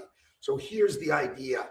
The states, right, run these elections. They will, if they want to use the U.S. mail, U.S. Postal Service, they're going to get a code, a barcode from the U.S. Postal Service, and they're going to put that on the envelope, and we will have one envelope per vote. None of this time where we have no idea, there's no observers to mail, there's no envelopes, there's no certainty. That's all going to go away. And what the president is doing today is he's going to make sure that mail-in ballots are safe, secure, and accurate, and will have a clear distinction. If you voted by mail, you will have it on the envelope, obviously not on the ballot, but on the envelope. So we will know 1 million mail-in ballots. There'll be 1 million envelopes, and you'll be able to know exactly, correctly, that citizens voted. And this came up with some great legal minds. They looked at the various documents and everything that was going on, because the cheating on mail-in voting is legendary. It's horrible what's gone on. And it's very clearly covered, very, very clearly. So I think this will help a lot with elections. We'd like to have voter ID. We'd like to have proof of citizenship, and that'll be another subject for another time. We're working on that. You would think it'd be easy. It's a 98% issue for Republicans. It's 86%. The thing just came out, a poll, and it's 86% with Republicans and Democrats, not leaders, because the leaders of the Democrats cheat. And the only people that don't want to do voter ID are people that cheat. There's no other reason for it. Proof of citizenship, they want to be able to cheat. There's no reason. They have all sorts of reasons, excuses, but it's all nonsense. They want to cheat.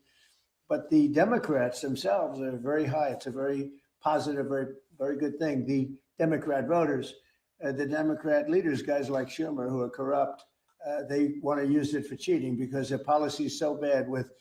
Think of their policy: open borders for everybody, where people pour into our country from countries all over the world. Think of that. You look at just take any issue, take anything. Everything they have is so crazy. But the fact that they don't want to sign voter ID is another issue. It's a big issue.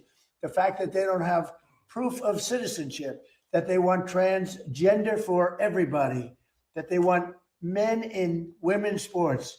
So the only way, they assume, the only way they can win is to cheat.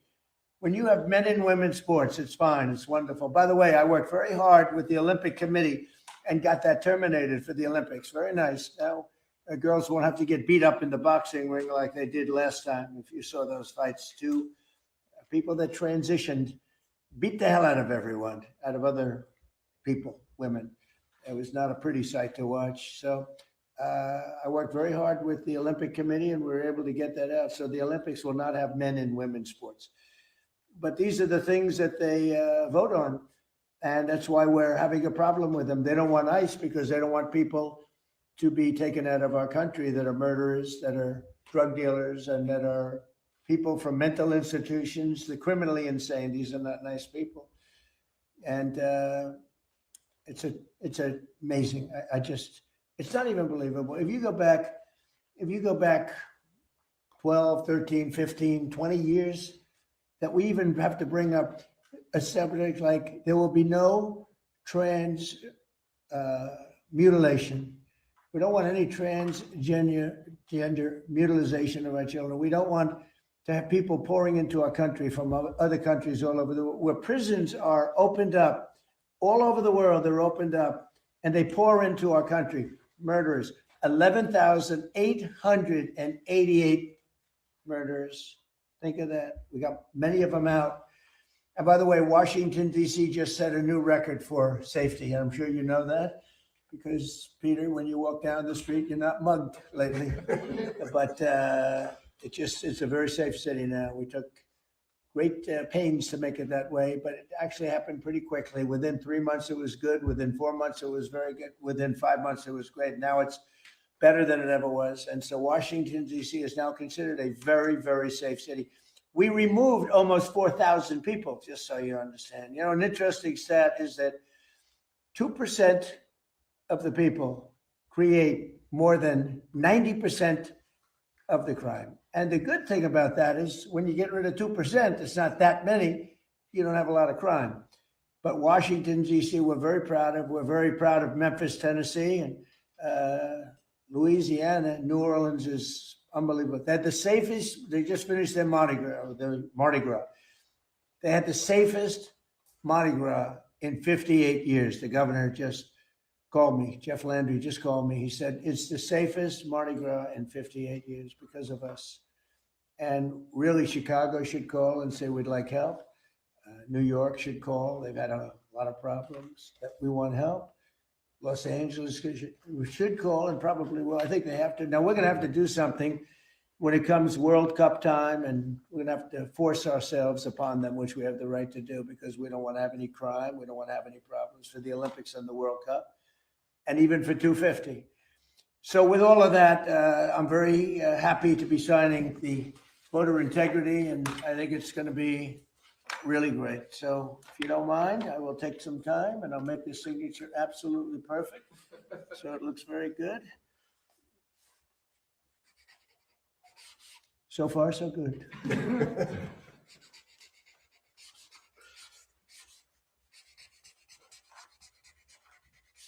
Okay, so that's a big deal.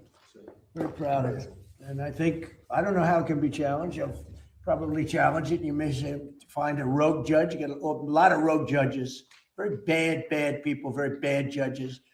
But that's the only way that can be changed. And hopefully we'll win on appeal if it is. But I don't see how anybody can challenge it. I don't see how they can challenge it. And remember, it's about voter integrity. We want to have honest voting in our country, because if you don't have honest voting, you can't have really a nation, if you want to know the truth. Howard, I'll give that to you. Do you have any questions, please? Yes, Mr. President. As you know, there's issues right now with DHS not being funded. Coast Guard is one of them, which is very important, especially given what's going on in the Strait of Hormuz and here in our own country. You have the power to transfer control from the Department of Homeland Security to the Navy. Are you considering doing that? No, I have a lot of powers to do things, and we use the powers where appropriate. Sometimes you don't have to use those powers. They're a little severe. And then people accuse me of being a king. You see, the king, this is the new one. They've been trying for a long time, including 4 years where I was out of office watching how badly this country was run. But they've been trying for a long time. You know what they really are doing is they want to have people coming into our country. They want to have open borders. They want to have criminals coming into our country. They want to have people unchecked, unvetted coming into our country that you can look at them and say, this is not good. And that's what happened. They allowed 25 million people into our country. Many of those people were criminals. Many of them were drug dealers and murderers and people that were let out of mental institutions, prison populations in some countries. The Congo, almost its entire prison population was allowed to come into the United States of America. The Congo. Many of the countries in South America, they emptied their prisons out into our country. This was under Biden. And nobody can tell me that's a good thing. And yet, they haven't changed their ways, because if they ever took power, they would open up the borders and they would let people pour in and destroy our country. So I have many powers, but I don't have to use them. I mean, only in severe cases. Yeah. Mr. President, thank you. If you were able to sign the executive order to pay the TSA agents, why not do the same for FEMA and other agencies within the Department of Homeland Well, Security? FEMA is different, because FEMA, I really believe that it's fine, but I think it's very inefficient. I think, we have smart governors, and one way to tell whether or not they're smart is how well they do. FEMA is a very expensive way of trying to put out a problem. But what I'd rather do is let the states do it and help them financially, but let the states do it. In other words, you'll have a hurricane in Florida, and people will come from Alaska. They haven't been to Florida. By the time they get used to it, problem can be solved. So I've never been a big fan of FEMA. I like to keep it local. I like to see governors and neighboring states help each other, as opposed to FEMA. FEMA is very expensive, and it really doesn't get the job done. North Carolina, they did a terrible job until I became elected a second time, and I went and we had that tremendous water flow. There was a water hurricane, the likes of which nobody has seen. Land areas that never had lakes all of a sudden had lakes that you couldn't even get to it. And actually, we were helped by Elon Musk with the communication, with his great communication system that worked very well. We were very lucky, saved a lot of lives. But no, we got to do things right. And if you don't do them right, we shouldn't do them at all. Yeah, please. Thank you, President Trump. After you said today that the Iran war may be ending soon, the stock market closed much higher. Do you have thoughts on that? And also, a judge just ordered you to stop construction of the ballroom. Are you planning to stop? Well, we'll appeal that, but it's not. I don't know. It's basically. I wrote a part of his opinion, but basically he's saying I need congressional approval, and he's so wrong. This is being financed privately. It's a donation that's being given by companies, very rich companies, very rich people, so that for 150 years they've wanted a ballroom here. We're going to have the finest ballroom, I believe, anywhere in the world. And he said, we need congressional approval. Well, they don't get congressional approval from the White House. When they do things, they don't, especially when we didn't ask for any tax money. We have no tax. This is taxpayer free. We have no taxpayer putting up 10 cents. And I see right here, I just wrote it out. He said, we need congressional approval.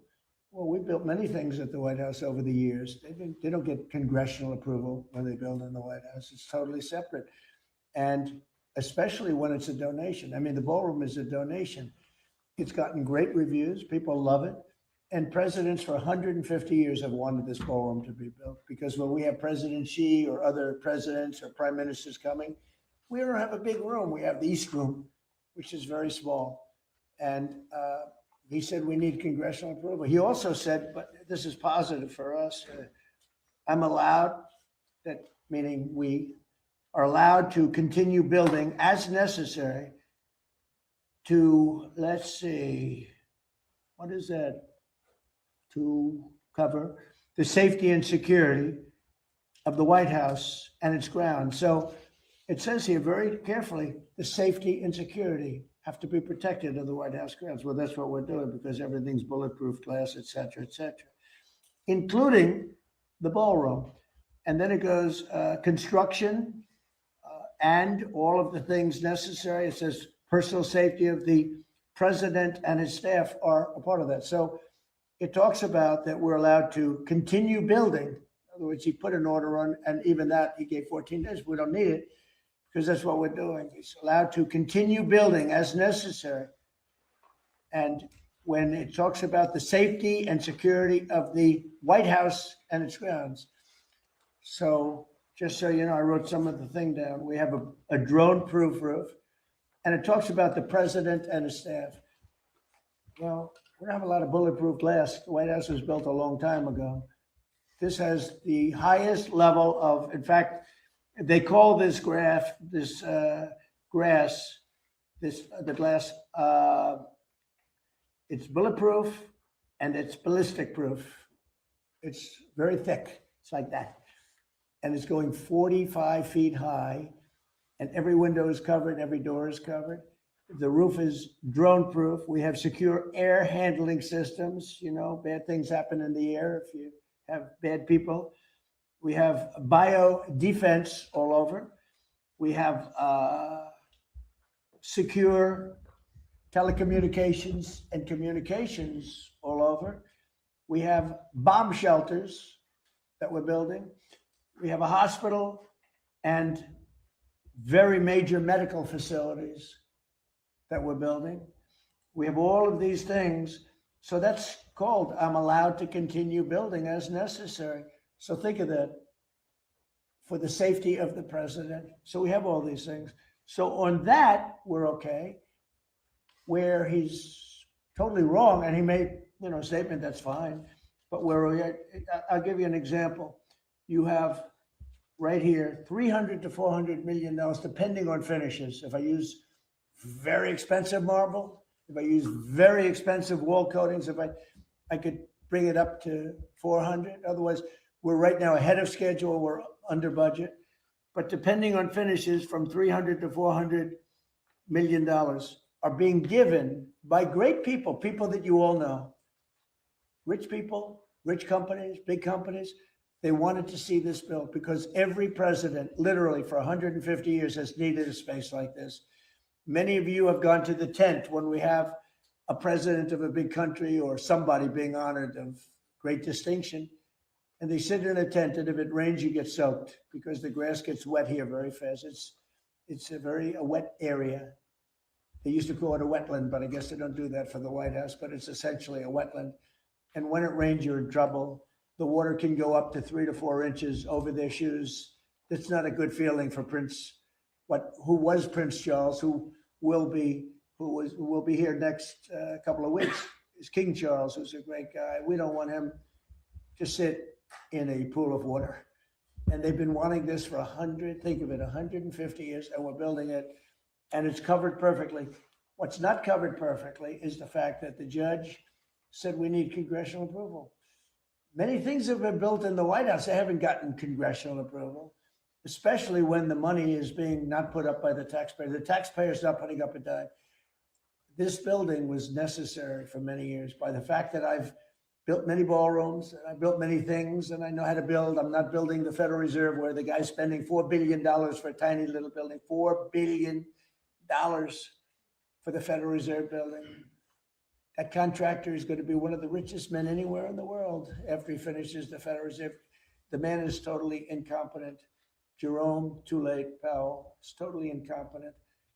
And he's got to get out of office pretty fast. He's doing a bad job, but he's also done a bad job in shepherding the construction of that building. You know, they ripped down a part of that building, and it was they say it's one of the nicest buildings in Washington. They ripped it down.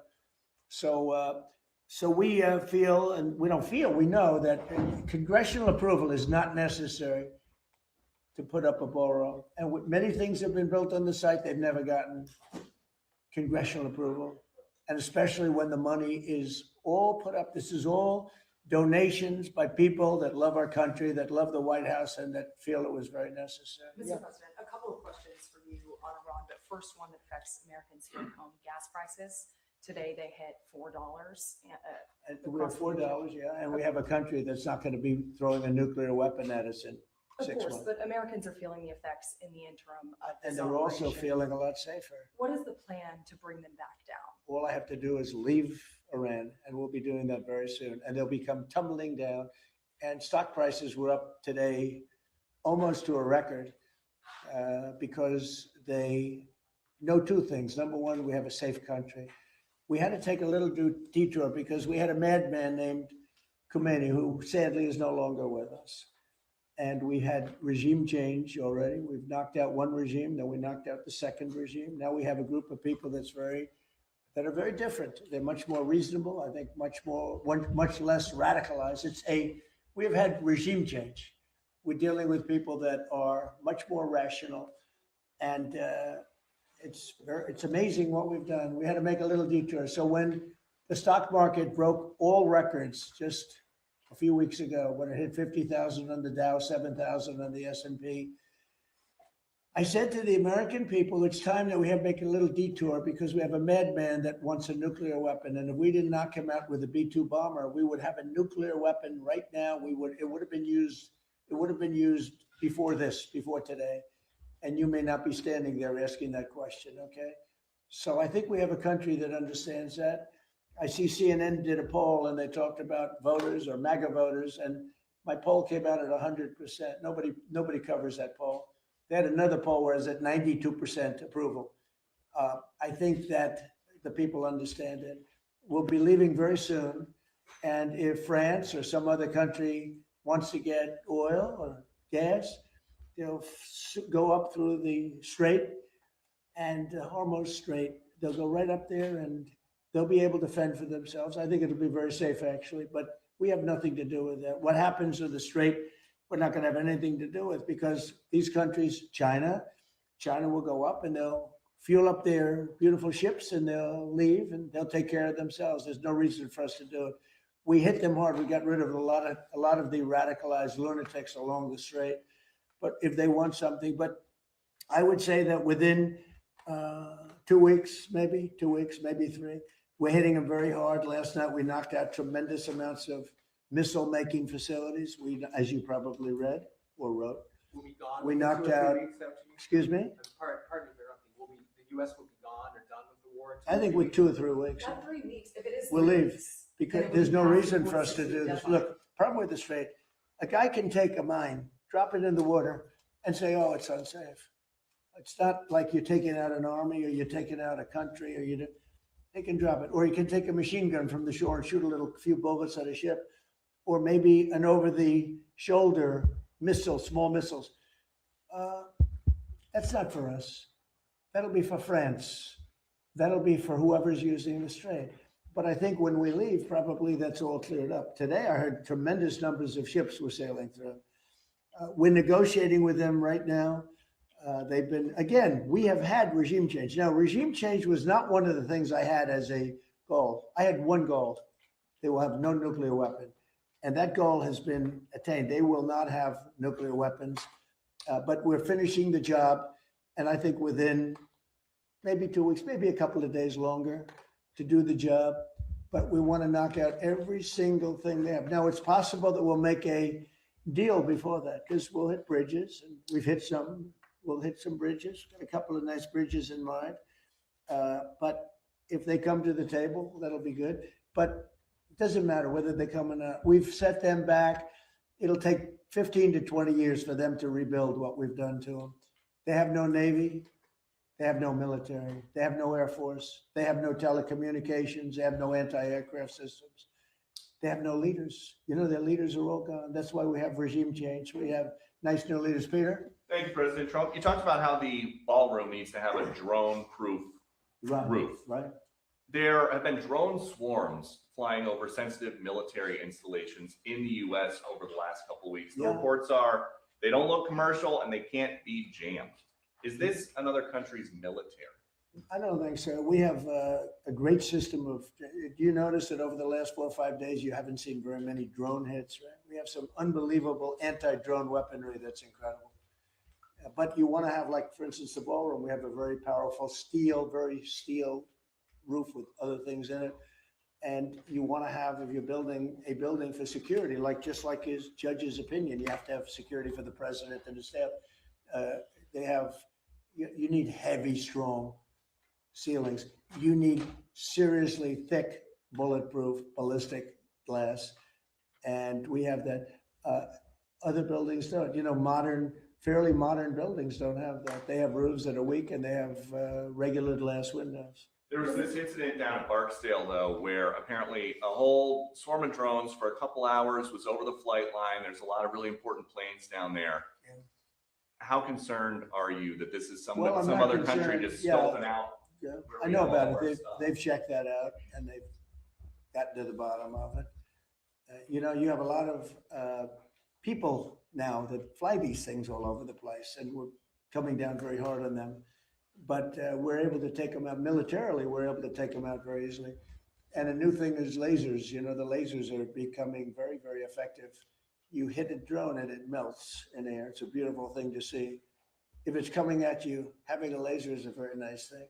But we have, there are methods of defending against drones. I mean, the advantage from the standpoint of defense is they don't go very fast relative to a F-22, that plane right over there.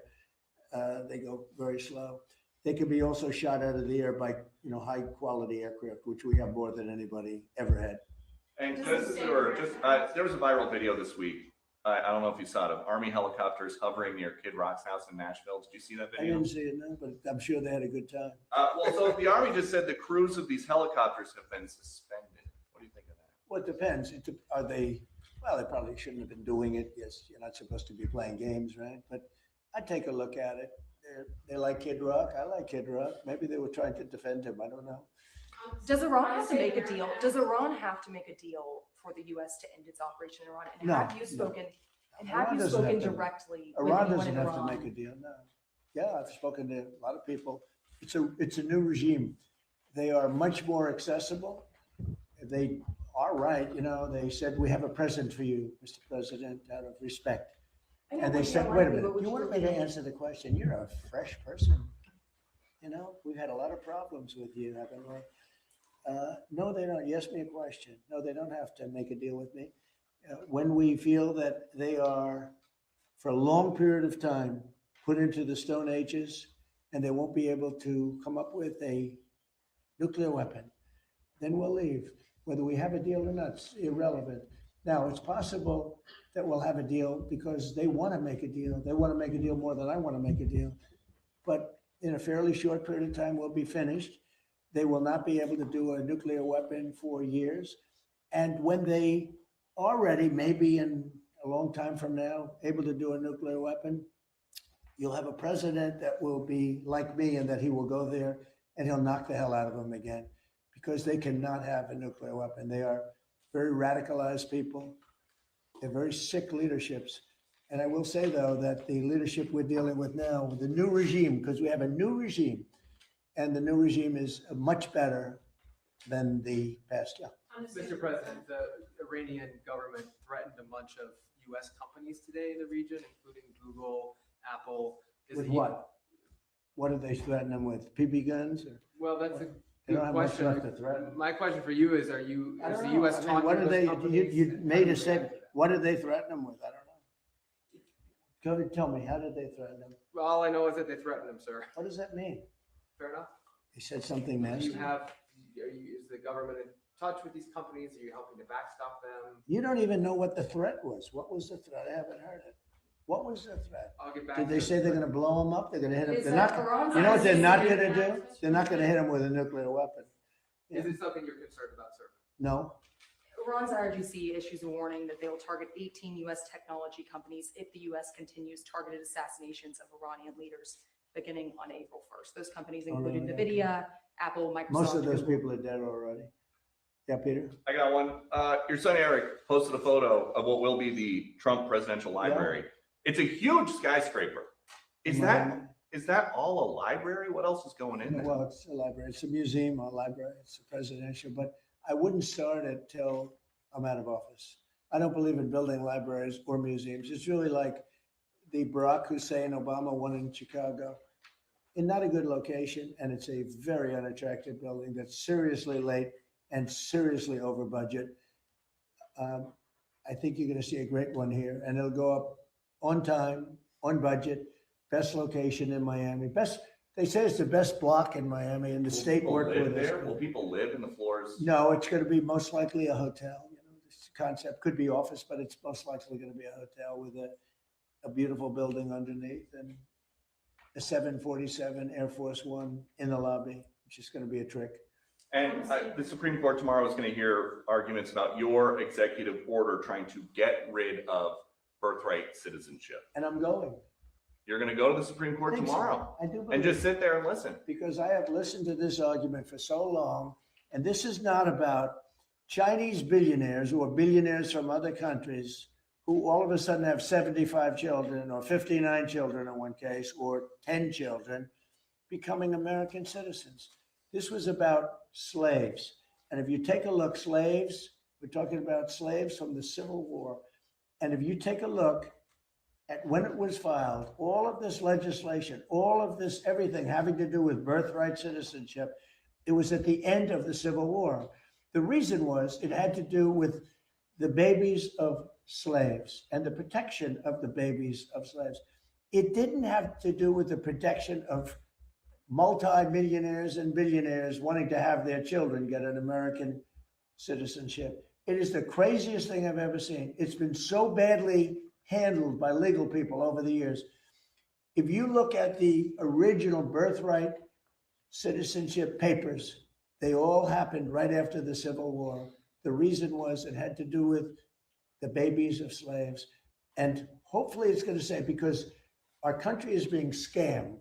We're getting all of these people, they're selling the rights to them. People are making a living, a big living, getting hundreds of thousands and even millions of dollars from bringing people in and saying, congratulations, your whole family is going to be a citizen of the United States of America. That's not what it was for. It wasn't for billionaires bringing people in or family in. It was for the children of slaves. And what you really have to do, and I don't think the lawyers talk about it as much, look at when the Civil War ended and look at the date of when this was enacted. Okay. Have you ever been to the Supreme Court before? Is this going to be the first time going to the Supreme No, Court? I went once before, the opening of the Supreme Court in the last administration. And which justices will you be listening for most closely? I love a few of them. I don't like some others. And you know, you say what you want, but you have the ones that were appointed by Barack Hussein Obama and Biden. I don't care how good your case is. You could have the greatest case ever. They're going to rule against you. They always do. And it's not supposed to be that way. Now, the Republicans tend to be very different. They want to show how honorable they are. So a man can appoint them and they can rule against him. It's so proud of it. We're so proud we ruled against Trump. We're so proud. We're above it. There are those that say that's wonderful. And there are those that say they're so stupid. But the Democrats never fail at one thing. When Barack Hussein Obama or when Biden appoints somebody, they go along that line. You can have the greatest case in history. And almost, I guess I have to say almost, maybe I don't have to say it, almost without fail, those people, 4 of them, sometimes 5 of them, but 4 of them will vote against you. You don't have a chance. You don't have a chance. And that's not what the court system is. Now, the Republican appointees tend to go, and this has been long before me. This has been for many years. Some people would call it stupidity. Some people would call it disloyal. Some people would say they're right in doing it. And I don't mind being right, but the other side almost never does it. Almost. I think you could find maybe a couple of instances. Almost never does. When a Democrat appoints a judge, and I'm talking about judges, not just justices. You go before some of these Democrat judges in Washington, D.C., and you don't have a chance. That's why I gave pardons to hundreds of people that were so badly treated, having to do with J6. Yeah. President Trump. Next. Oh, do you have a question? Yeah. Let's go. I didn't see you over there. Sorry. You've been so nice. Here we go. Now she's gonna hit me with a bad one. Go ahead. On the Save America Act, Mr. President, do you still think it's going to pass? Were you I don't know. signing It's the craziest thing. The Democrats are totally against it. Again, they're unified. I think maybe you would have Fetterman, who I have a lot of respect for, but the Democrats are unified against it, and you need Democrat votes. Unless you do something smart called the filibuster, terminate the filibuster, which they should do. Republicans should do that, but there are a couple of Republicans that maybe they're not so smart because the Democrats will do it in the first day in office, maybe the first hour. It's a question, will it be the first hour or the first day? So who can believe that a person, you can't even get it to the floor, that a person wouldn't vote for, think of it, for citizenship, proof of citizenship, for voter identification. And we also added one, we added mail-in ballots with exceptions for the military, for people that are sick, people that are traveling, for the disabled. We have very generous exceptions. But who would believe that that would be possible not to get those things to vote for? And then we added best of Trump, we added no men and women's sports, different subject, but we added that. And we said no transgender mutilization of our children. These are all 90, 95, maybe 98 in some cases, maybe 99 in terms of those first two.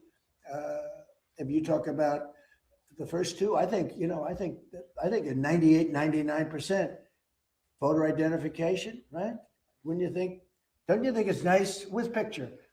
Wouldn't you think it's nice when the Democrats had their convention? I remember it so well. You had to have identification to get into the arena, and they had a card that was bigger than most of their chests, and it had everything. It had their picture. And if you didn't have that card, they threw you away. In New York City recently, we had a big snowstorm. Mayor Mandemi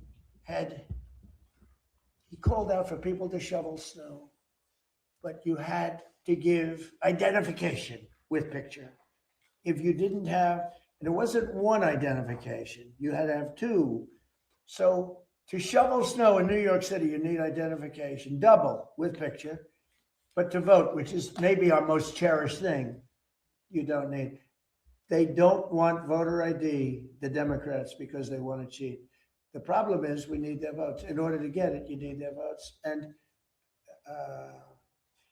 look, they know their policy is so bad. They know that if they gave those votes, they might never win another election. So they're fighting like hell. They're actually fighting for their survival because their policy, the Republicans have great policy, smart policy, strong borders, low interest rates, low taxes. We just gave you the largest tax cut in history. All these great policies, we want a strong military. Look at our military. We have the strongest military. Look what happened in Venezuela. It was so incredible. People said the greatest military maneuver they've ever seen. Look what's happening in Iran. We're totally unchecked. Everything's been bombed out. They have no anti-aircraft protection. They have no nothing. They don't have anything. Look at our military. The Democrats don't want that. And when I read the fake New York Times, you take a look at it, it's like, oh, they're putting up a good fight. They're not putting up a fight. They're not even shooting at us, okay? We have planes are just ruling the sky. We have airplanes. Those two. We have airplanes, nice, right? Lincoln with a little modern touch. The great Benjamin Franklin with a little modern touch. But think of it. They are roaming the skies over Tehran. They're not even being shot at because their equipment's been totally decimated. They have nothing to shoot. They have no Navy. They have no anything. And just think about this. They have no Navy. They have no military. They have no nothing. They're losing. They admit they're losing. They're begging to make a deal. And if you read the fake New York Times, a corrupt newspaper, where I'm suing them and I think I should do very well, but you would almost think, who's winning? It's so fraudulent. But just to finish up with the New York Times, if you read the New York Times prior to my election victory, including the first one and the second one too, I won three times convincingly. But let's go to the third victory. If you read the New York Times, you would say, oh, Trump's going to lose. But I won in a landslide. I won the popular vote. I won the Electoral College in a massive number, right? Massive. I won the counties, 86% of the counties I won. All of these different things. Winning the popular vote for a Republican is pretty amazing. But if you read the New York Times for months and months and months, you were hearing, oh, Trump, this went so badly. We have to straighten out our media. The reason their circulation is way down, the New York Times circulation, has gone way down. Washington Post is almost extinct. The papers that are being dishonest, papers generally, people don't believe the media. And to finish, I got 93% bad publicity. Some people say 97, but between 93 and 97. A person that gets 97% of bad stories, maybe Caroline's doing a poor job. I don't know. She's my representative. You're doing a terrible job. Should we keep her? I think we'll keep her. But I get 93 to 97% bad press, fake press, all fake. I won in a landslide. When you get 93 to 97 bad stories, bad press, and you win in a landslide, you know what that says? People don't believe the press. And when people don't believe the press, that's a very bad thing for our country. And when you look at, let's say, the New York Times or the Washington Post, the stories are so fake. Wall Street Journal, too, a lot of bad stories. I don't know what happened to them, but they're bad. Their circulation went way down. Wall Street Journal, I don't know if you saw the numbers that came out yesterday. New York Times, way down. Wall Street Journal, way down. Washington Post, #1, way down. Because people don't believe them anymore. And until they get, it's not the paper, it's not the big, it's that they have no credibility anymore, which is a very sad thing for our country. Thank you very much, everybody. Thank you, everyone.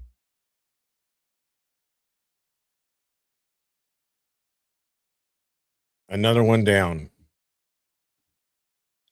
Another one down. So you guys, really quick, there's more stuff coming out about Jade Ivey, the guy who was his contract was waived from the Chicago Bulls. More stuff is coming out, not really coming out per se, but more players are speaking up, which is quite interesting.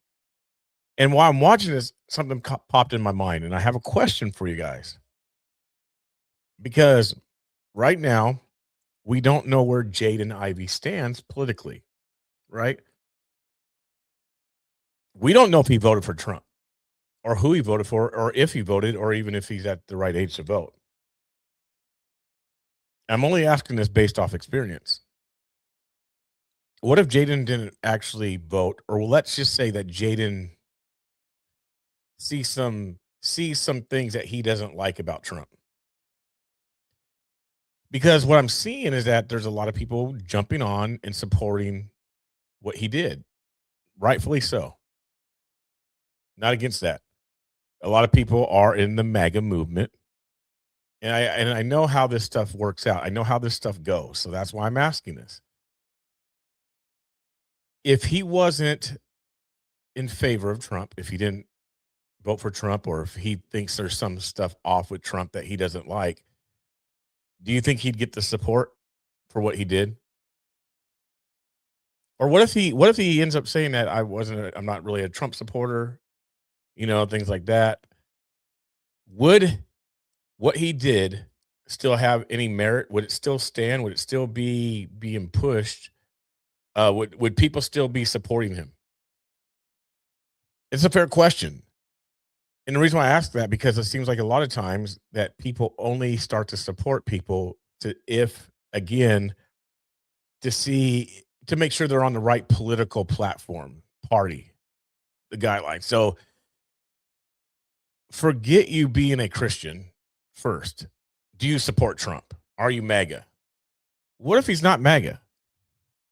Right? Because has he been MAGA?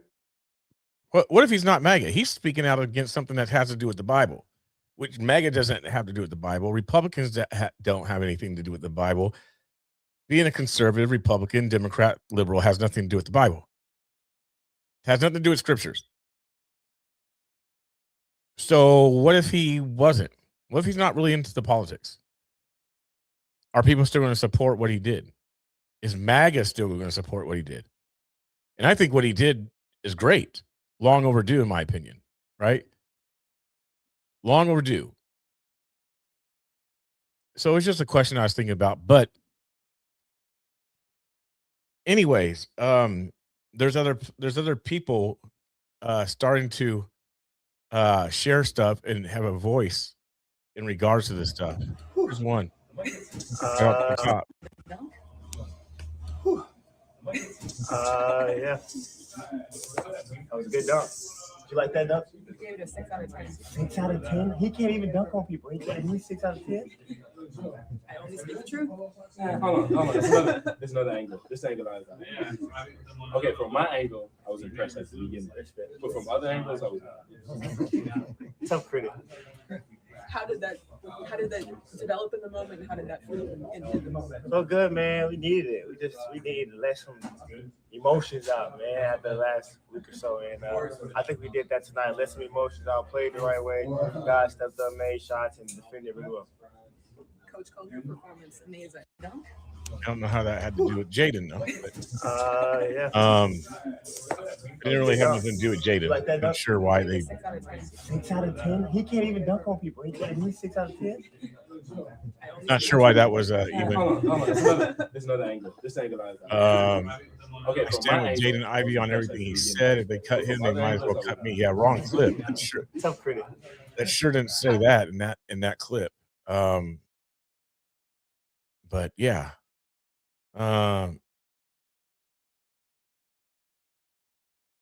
Let's see. Let me put his name because I know there's stuff going on. I know there's stuff going on about him.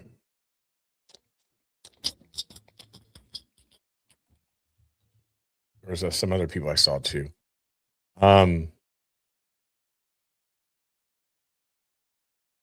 That wasn't it. And I did, and just for the record, because I know there's a lot of stuff going on with, especially this past weekend in Christians. I'm always going to stand with a fellow believer, even if doctrine is a little bit off. I'm going to stand with someone who's bold to stand up for Christian principles and who isn't afraid, who's unashamed. And so let me back up, because there's a difference between a Christian and someone who's MAGA in the Republican Party calling out the left, right? I'm not going to necessarily stand in agreement with someone who is calling out stuff that is unrighteous if they themselves is also being unrighteous, if that makes sense. Right? If that makes sense, I'm not going to do both. I'm not going to stand if there's unrighteousness going on here while you're calling out unrighteousness. I'm not going to really stand, because it don't go hand in hand. When a person is unashamed and they're preaching the gospel and they're saying stuff, for instance, Sterling,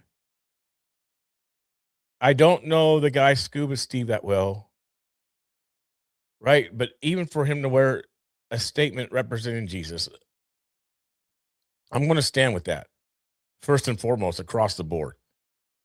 I've been on the streets. I've street preached. I've been in the worst of worst. I've seen things. I've had brothers die.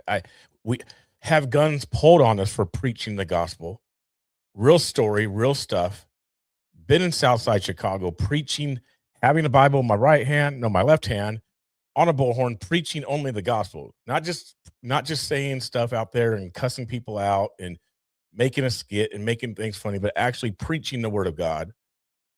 I'm going to stand with that first and foremost. So if people in Portland are listening who are on the left, I'm always going to stand on godly ways, on righteousness before constitutional stuff.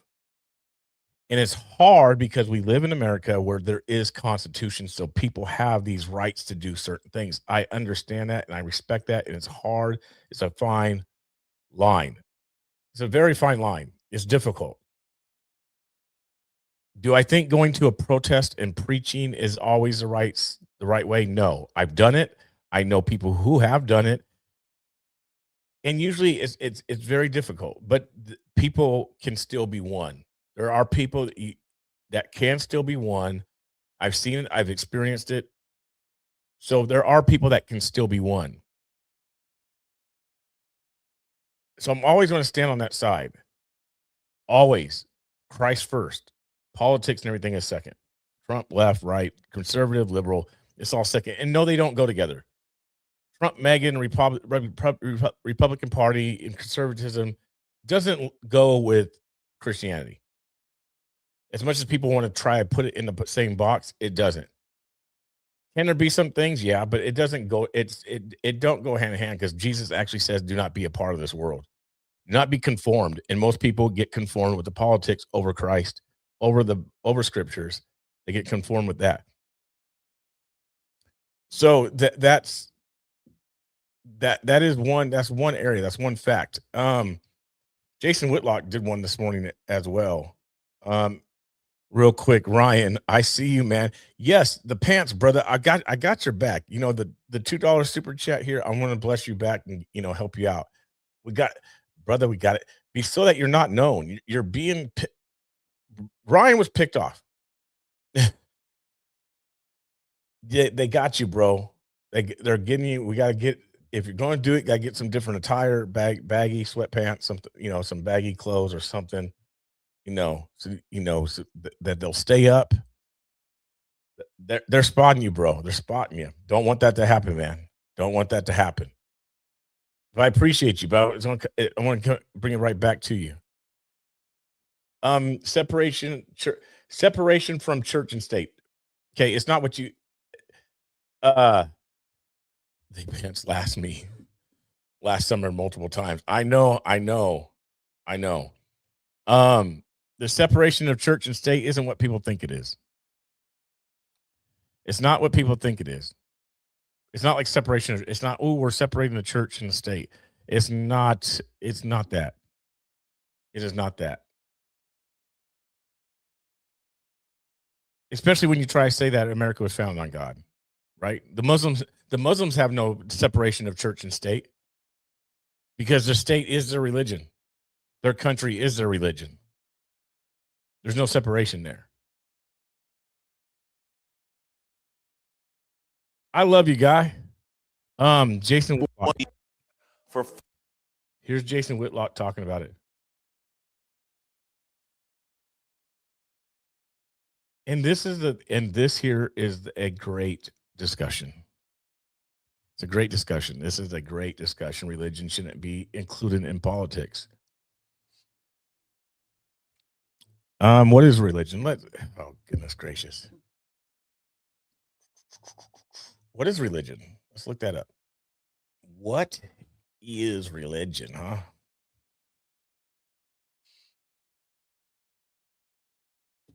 Let's look up what religion is really quick, just for the fun of it. Religion is a structured system of beliefs. Practices, behaviors, and ethnics. All right, really quick, since we just did that.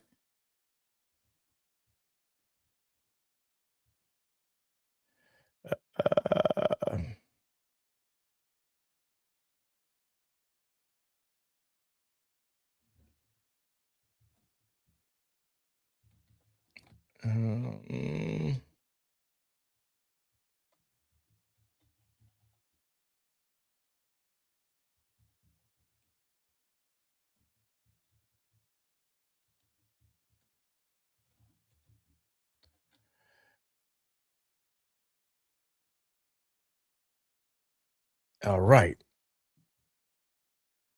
So LGBTQ, in a way, could be a religion. A diverse group spanning all races, faiths, backgrounds, rather than monolithic group with a single set of codified beliefs. So it is a form of religion in terms of what religion is. the practice of beliefs. You go back to what religion is. Right? What is religion? Structured system of beliefs. LGBTQ does have beliefs. There's practices. Individuals have practices. There's behaviors. There's ethnics. So it is a form of religion. And maybe and within that, some believe in a higher power, some don't. Some even believe in Jesus and disobey him, and some don't. So there's forms of things. There's also rituals that people do that's in the LGBTQ and practices. So that you could say it's a form. There's forms of religiosity, maybe within it. I would say so, because religion is actually more of a tradition than anything else. You do something religiously. It's a something religiously is traditions. There's traditions and things that people do within the LGBTQ, right? We don't want to obey God. That's a tradition. That's a ritual, right? On purpose, intentionally. So these type of things, like when people say, "Oh, it's a religious thing, it's a religious thing, it's a religious thing." Well, religion is, I mean, that's what religion is, right? Religion, what means?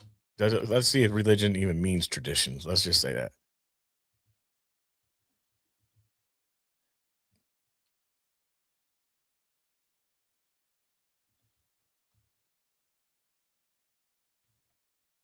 I spelled that wrong. Traditions refers to cultural practices, customs, and rituals passed down through generations. Religion can be a tradition moving through time. So it can be, according to this. They often overlap, tradition and religion. So there's things that do match up. They promote it. They want people to accept it. It's promoted, and that's why Jaden Ivey's going through the heat he's going through, because he came against the promotion of Pride Month. You're going to tell me that's separation of church and state?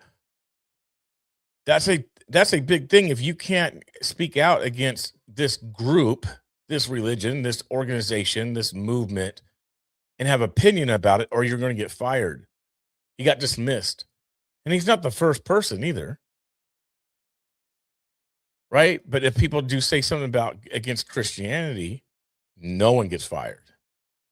Right? No one's put under no one is waterboarded. No one gets put under the fire.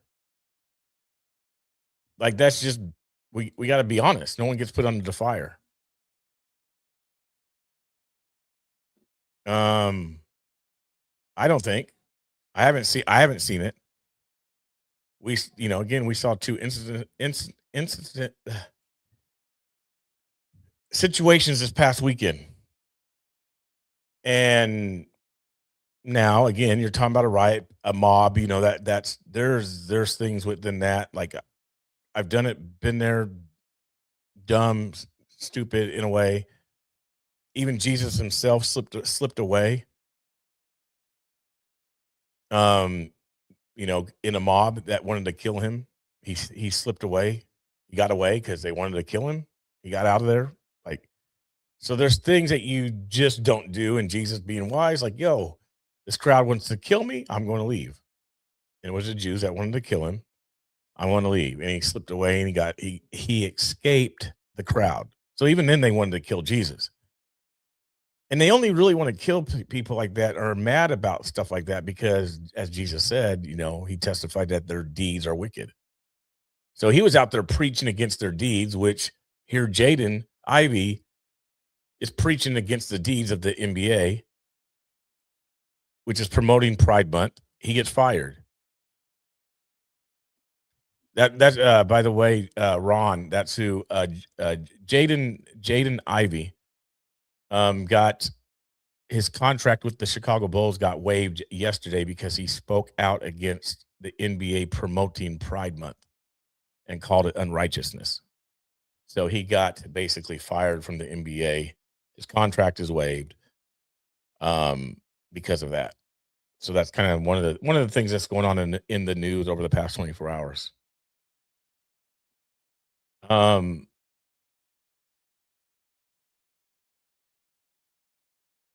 So let's hear what Jason Whitlock had to say about it. Let's hear what he has to say about this situation. 5 years, I've been telling you all the alphabet mafia controls the sports world.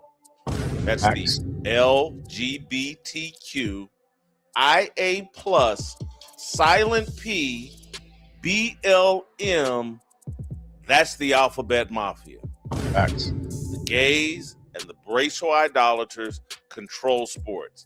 Jaden Ivey, Chicago Bulls guard, got fired because the alphabet mafia didn't want to hear him quoting the Bible, talking about the Bible, and talking about the unrighteousness of homosexuality. They say, come join us for Pride Month, to celebrate unrighteousness. They proclaim it. On his own time. He got fired immediately. Compare that to what happened to Colin Kaepernick, who spent an entire football season kneeling in protest of the American flag and of American patriotism. Tolerated for an entire year.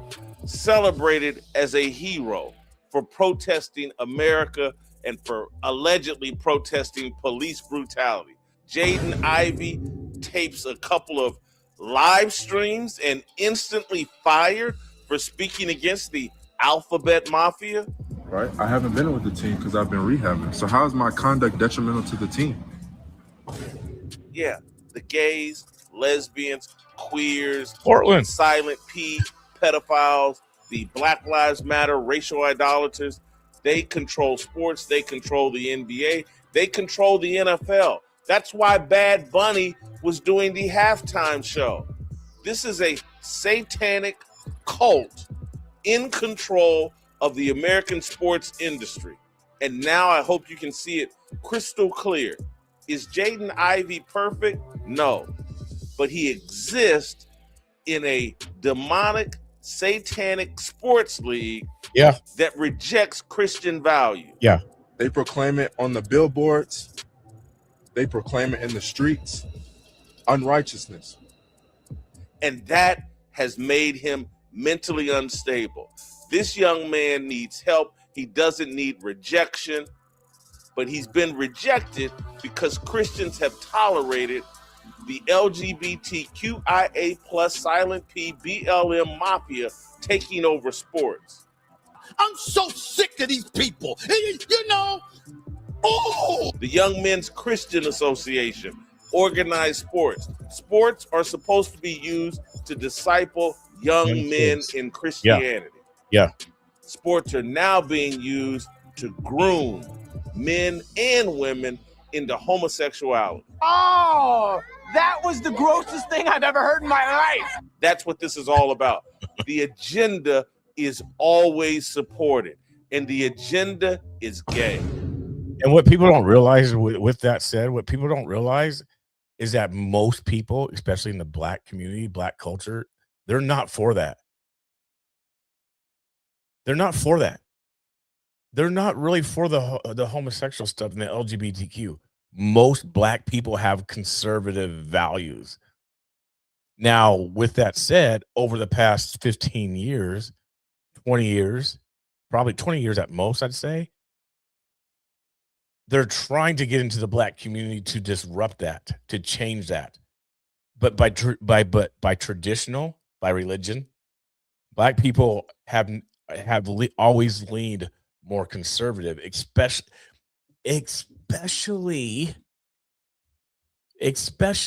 within this topic. Think about this for a minute. The old school pimps, do you think that they were going after men? I mean, let's just be real. Even fine, use the first, if you want to say pedo, Hugh Hefner. He was going, ladies, girls, whatever, female. It wasn't male. I mean, I guess he did have the whole Playgirl thing, right? I guess he did have the whole Playgirl thing. But it's not, this whole thing, what they're doing, just like what Jason just said there. Yeah. It's, it is demonic. And on top of this, I was in a space last night and I was listening, and this is the scary part of this, is that for some reason, people believe in this whole term of Christian nationalism. And so they view, again, once again, going back to this, they view Christianity as a white thing for whatever reason. And I guess it might have to do with Catholicism and in Roman Catholic, bringing in Protestants and bringing it to America. But it's not a white thing. It's not by no means a white colonizer European thing. It's not, because those colonizers, those white people, it's the Holy Bible that I'm reading today, which still refers to Jesus of Israel. And again, so you're going to tell me that these white colonizers, these Christian white, were worshiping a brown man? The paintings that you've seen that are popular are from the Catholicism church of the blue hair, or the blue eyes, wavy, flowing, long-haired Jesus. That is not the Jesus of the Bible. But for some reason, all these people who are professionals and scholars and have all this stuff together, right? All the left who think, oh, it's Christian colonizers, it's a white man's religion. They're going off these stupid, silly paintings of a effeminate Jesus, and they think that's what Jesus is, based off these paintings in the Catholic churches of Jesus looking all effeminate. That's not Jesus of the Bible. So obviously, the Catholic Church, or whoever did those paintings that people have recognized, oh, that's Jesus, did a horrible example of Jesus. And on top of that, their scripture says, don't even make no images. Don't make no images or carvings. So they didn't listen there. But now we're going to believe, oh, well, this is what people worship. No, by no means is what people worship.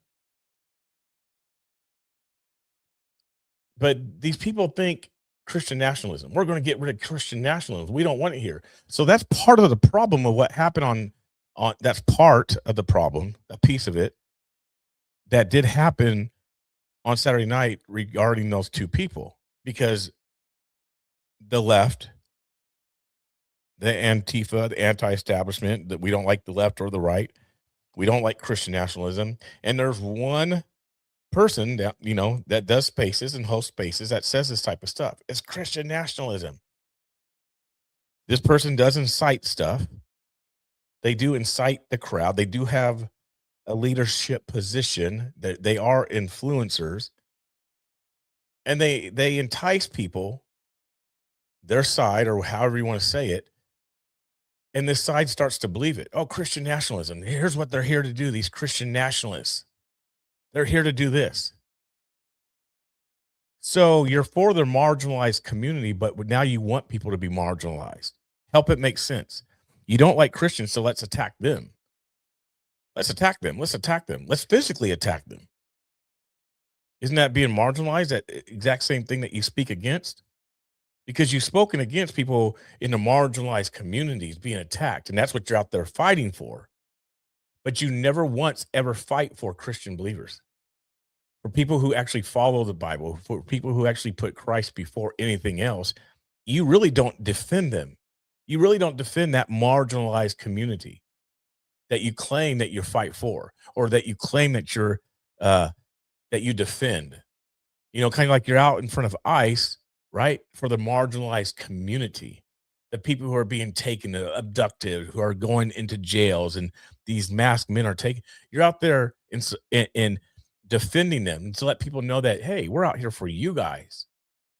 When are you going to do that? So when are you going to do that for Christian people who are marginalized? Because this man just got fired from his job for saying something that he disagrees with, which should be left out of the sports entertainment business. It's entertainment, or it's sports and it's entertainment as well at this point. But it's sports. Why does that have to be promoted? Pride month in the LGBTQ is a sexual preference. That's what you prefer, right? That's what you prefer. You prefer to be that way. Fine. We live in America. That's your preference. That's your sexual preference that you want to be that way. Since when does sexuality become a religion?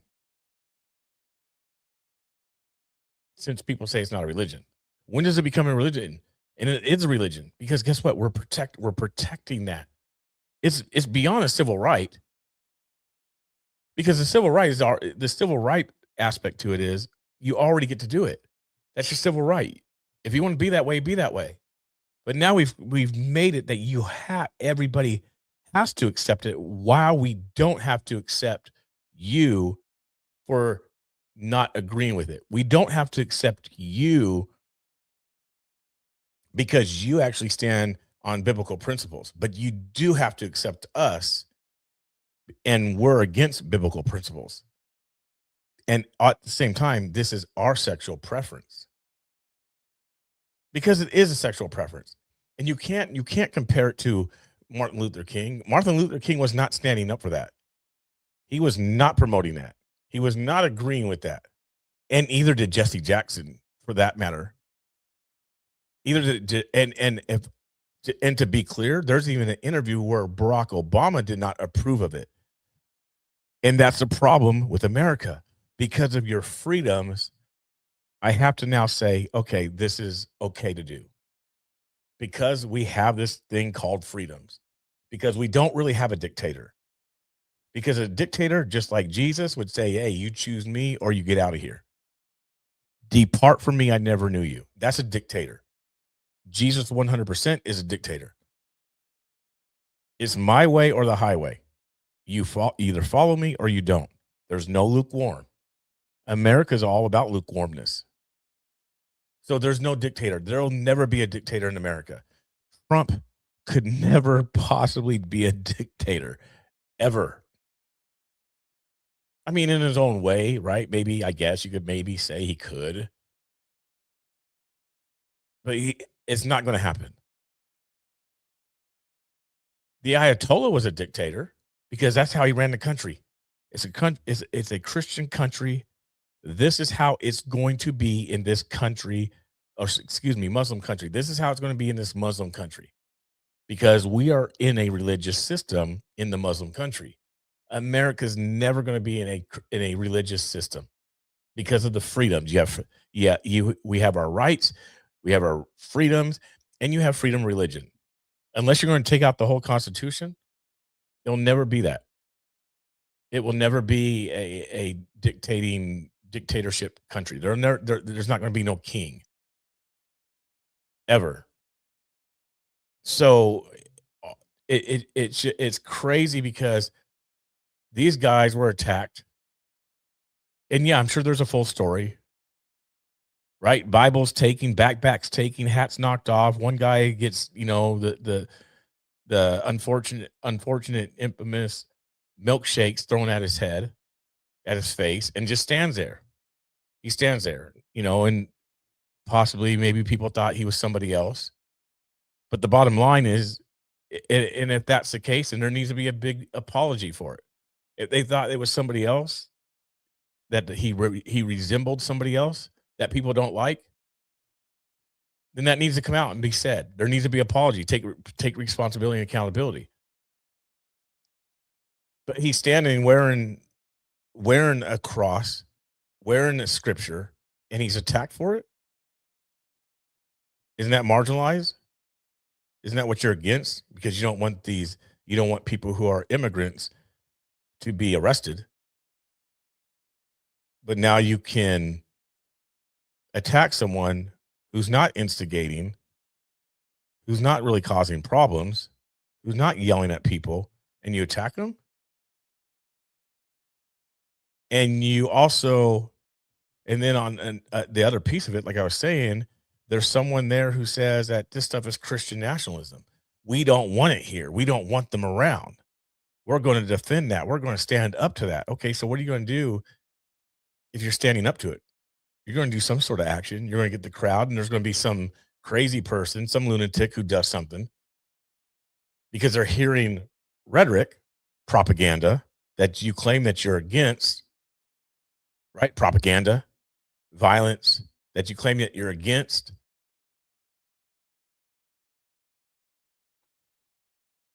Right? You claim you're against, but you don't say nothing.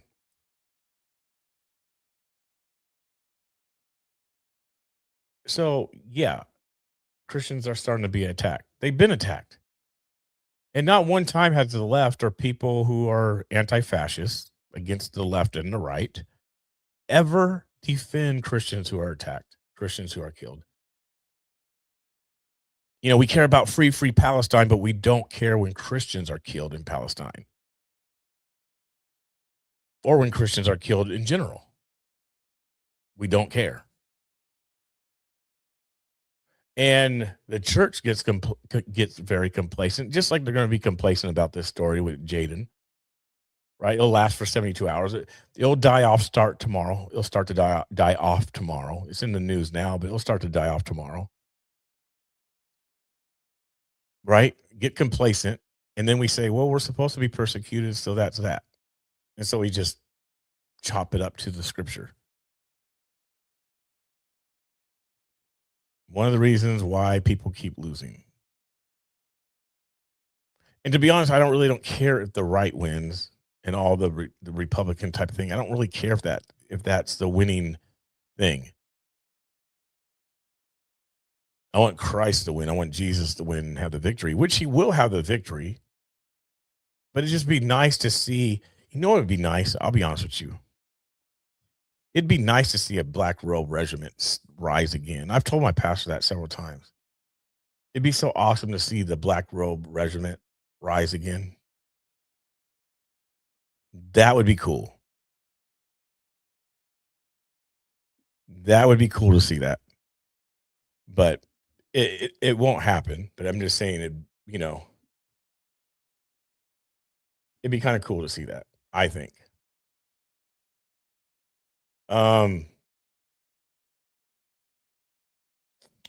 Yeah.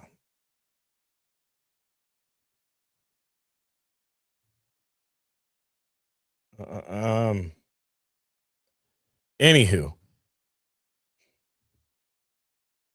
I think that, let me see. Was there more? One more thing.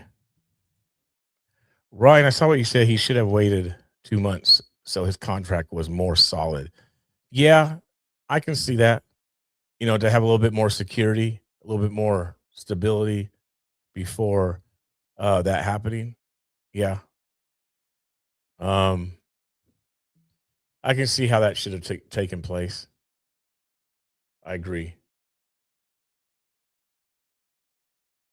Thank you. Oh, speaking of, real quick, there was a few stars that came in from someone that I received by the name of Barbara. Thank you for the 20 stars. I appreciate that. Actually, it was like, I think 40 stars. Thank you very much, Barbara. I appreciate it. God bless you. Is your birthday today? What? It's your birthday today, huh? Well, that's what Vicky's saying. Vicky on Facebook is saying, Barbara, happy birthday. So happy birthday to Barbara. Happy birthday, Barbara. God bless you. Thank the Lord for another year, another day. Another day. I want to put on the presser from this morning. Woke up about 4 hours ago. from Artemis. They had their presser. Looks like they're going to be live back on starting tomorrow morning. As the crew gets ready for their launch, which is also tomorrow. Going to be a big day tomorrow, so probably be covering most of the stuff about Artemis tomorrow. And it's also just sitting out there on the pad right now. Let's see from this morning. It was a pre-party launch. Man, I would like to be there. Would have loved to have been there. Great. So they had a conference this morning about the weather. I think this is it. Yep. All right, let's watch that.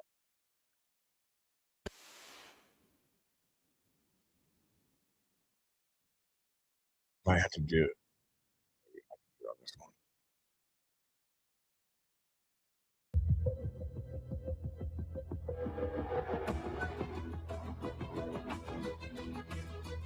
All right. Artemis to the conference zone. Jeff Spalding, SLS Rocket. All right.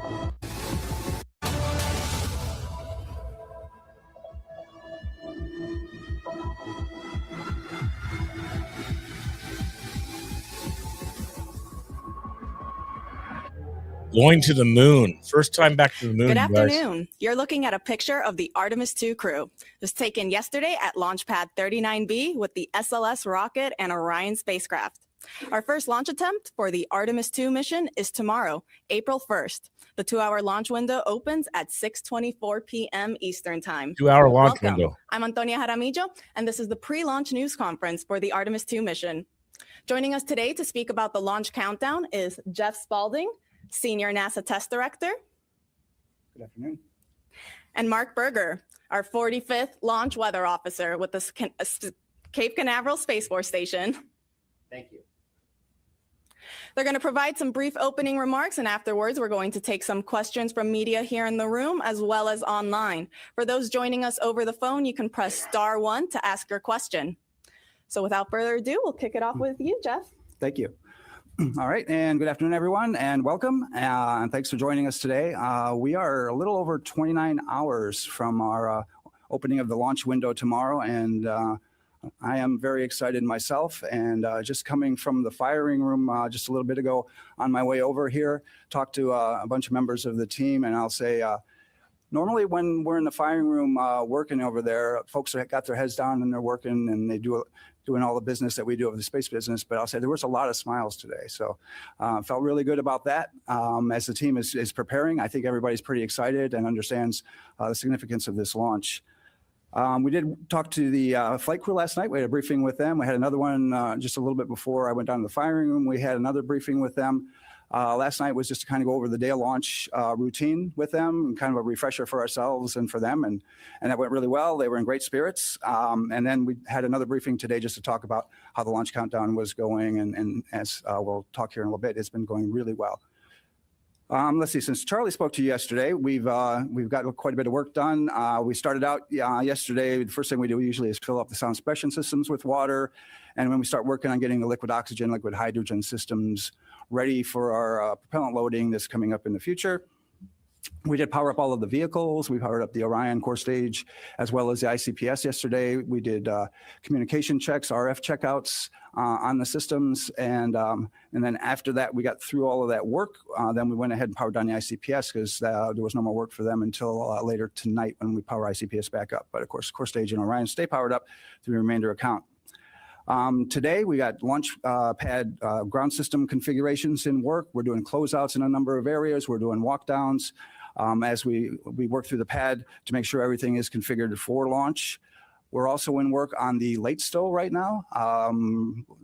We should be getting the Avatar and the bags that we're doing in the late stow going up. They were prepping them in the PTCR down in below the pad terminal changeout room, which is the area with the pad where we have some rooms, and getting those ready to go up, and they should be being installed as we speak.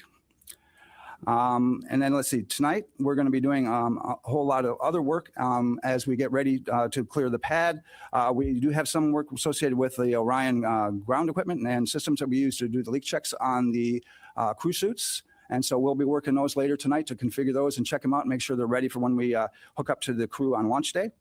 We'll be powering up some of the Orion guidance systems later tonight as well. We do intend to clear personnel from the pad at about 3 in the morning at that point. And then we'll get ready for our air to GN2 changeover at about 4 in the morning. We do that. We purge the vehicle with air routinely for the whole flow. Once we get to this point where we're getting ready to add hazardous propellants like hydrogen, for example, we change over to GN2 to have an inert environment for safety purposes on the vehicle and all of the volumes that are on there.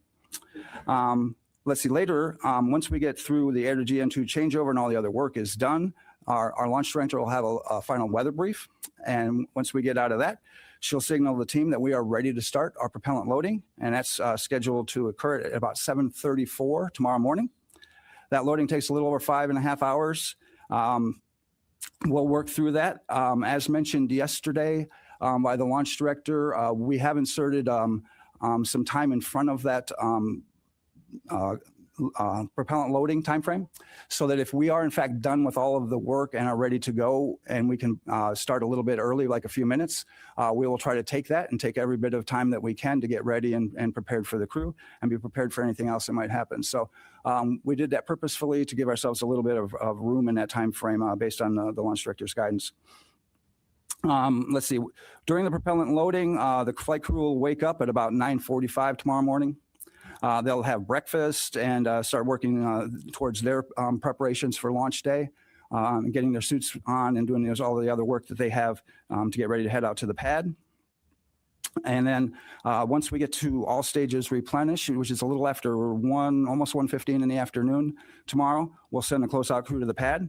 All stages replenish is when we're done tanking. Essentially, we filled all the propellant onto the core stage and the upper stage ICPS. And at that point, we're only just replenishing the propellant that's boiling off at the same rate. So we keep it full. We do lose quite a bit of propellant during that time frame. And so we will continue to just work that throughout. After that, we'll send the flight crew to the pad. They're going to head out a little before 2 o'clock. And to get into the spacecraft, as I mentioned, the closeout crew is going to go out before them. So they'll have been working that time to prepare the capsule for the flight crew arrival.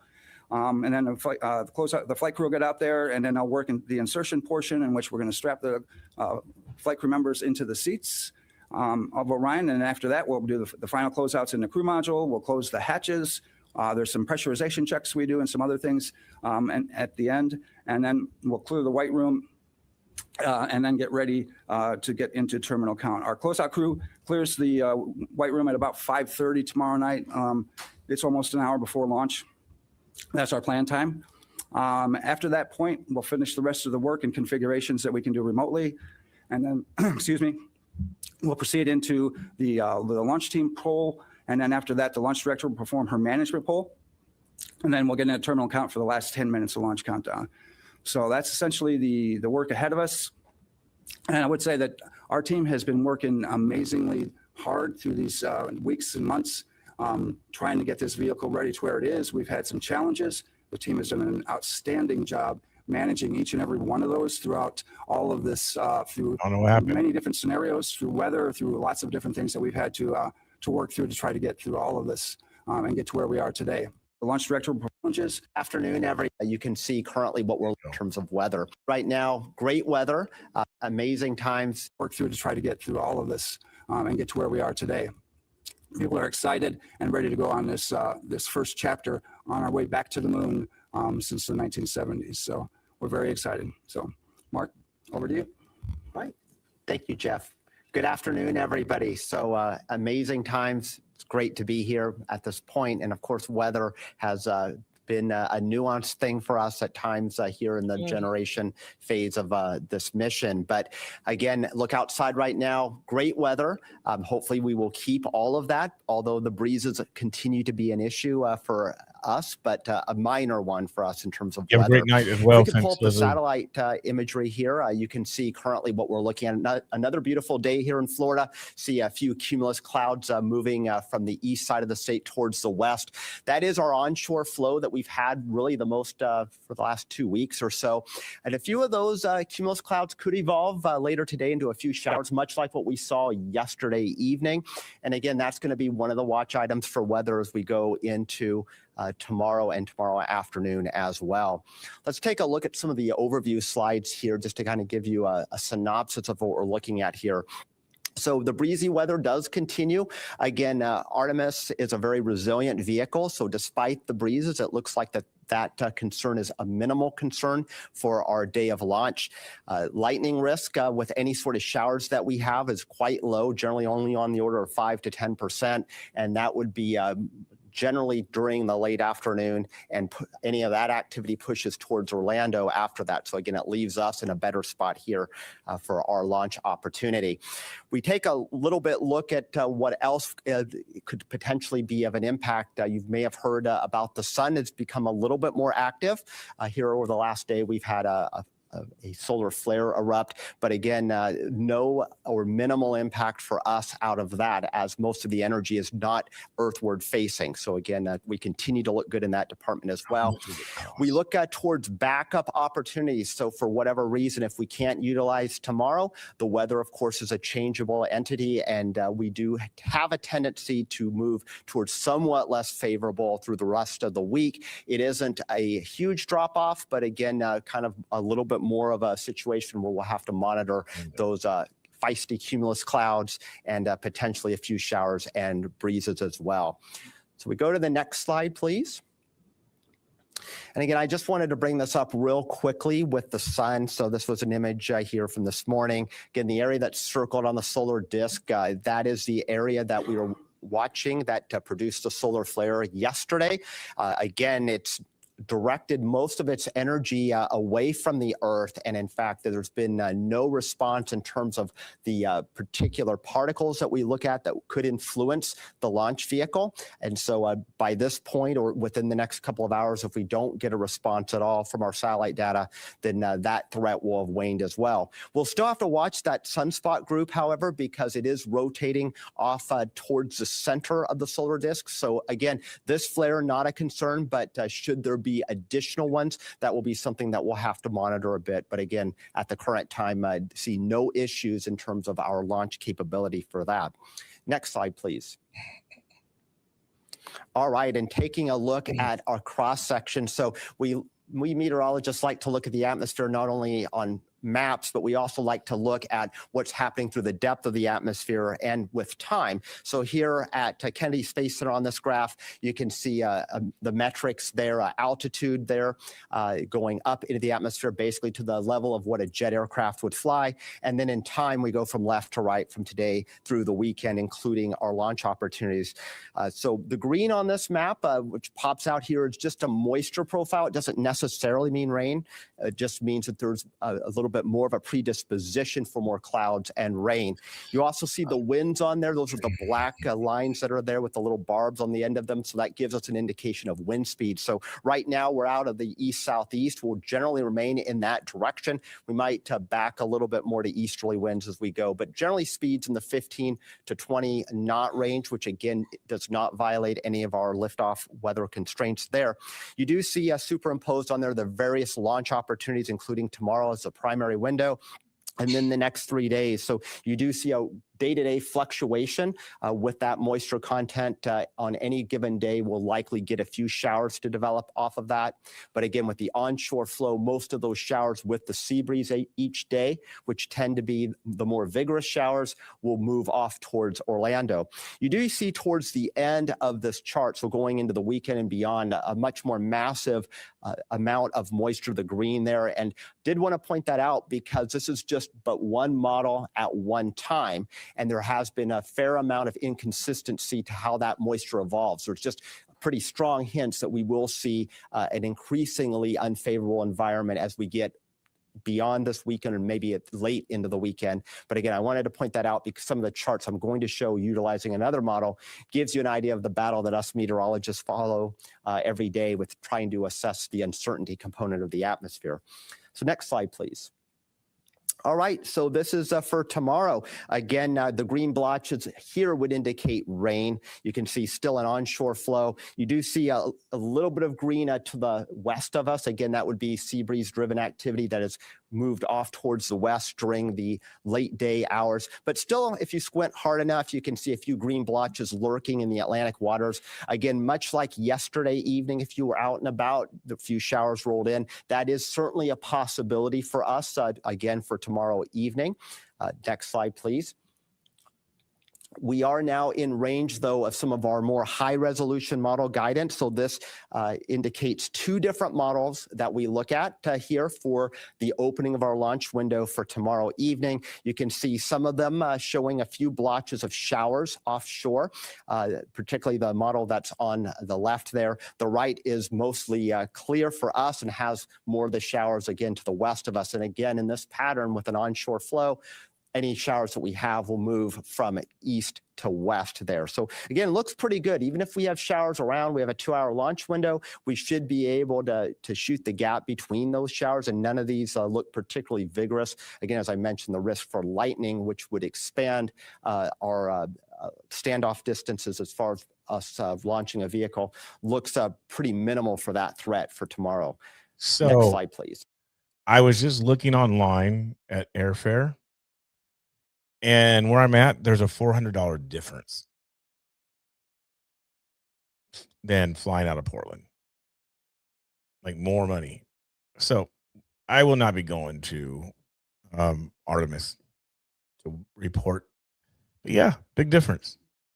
Big price difference. That is crazy. So putting the graphics into numbers here, still maintaining a 20% chance of a no-go condition during the launch window. So the optimistic side of me says that means 80% chance of go here. Again, isolated showers wandering around, but again, a lot of real estate between those showers in all likelihood. So again, we should be able to find some clear air to launch Artemis 2. Again, there's those winds out of the east-southeast, 15 to 20 knots, mild temperatures there. And again, the order of concerns from the weather standpoint here, cumulus cloud, and then winds would be a secondary threat, and then a much more distant threat would be solar weather. Again, the current flare, not a concern. It would be if there were any additional ones that form on the sun, potentially we would have to watch those. So let's go into the next day for our Thursday.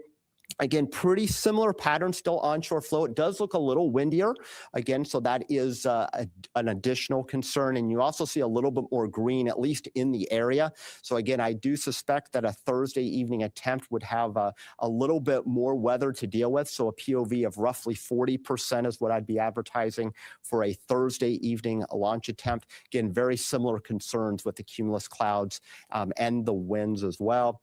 And then the next day, going into our Friday to close out the work week here, again, you see very similar pattern. Winds still in that roughly 15 to 20 knot range, and easterly or southeasterly, and still some green blotches out over the ocean. So again, that's a hint that there'll still be enough moisture to generate some showers. But there does again look to be more breaks in that weather for Friday. So POV would go back down to 25%. So roughly in the same ballpark as tomorrow for Friday. Tomorrow still looks to be probably the most optimum day of the lot. And then finally, going into the weekend for Saturday, again, this is what I pointed out on that cross section in my earlier slides, is that moisture fetch that was shown later in the weekend on that model, you can see it's a lot closer to home as we go into Saturday. It's actually spilling some of that moisture in towards us. Again, this is probably the most aggressive model at that. So again, just part of that uncertainty component that we deal with when we have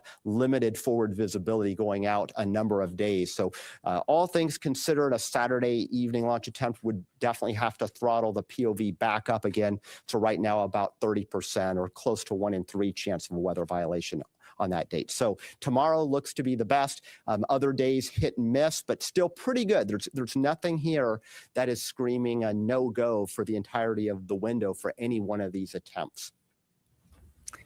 Thank you, Mark. We like to hear that. All right, we will now open up the floor to questions here in the room and also online. Just as a reminder to those joining us over the phone, you can press *1 to submit a question. All right, we will start with Bill Harwood. Hey, Bill Harwood, CBS News. Jeff, good to see you back here again from your shuttle days. It's been a while. I think for Artemis 1, there was something like 42, 41 COLAs, collision avoidance cutouts. What's the story for Artemis 2? There's a lot more stuff up in low Earth orbit than there used to be. Thanks. Yeah, there's quite a few more that we manage now, and part of that is how we're actually laying out the COLAs. We had combined a number of COLAs during Artemis 1 where there were small gaps in between them, and now we're showing all of the COLAs to give us more flexibility, if you will.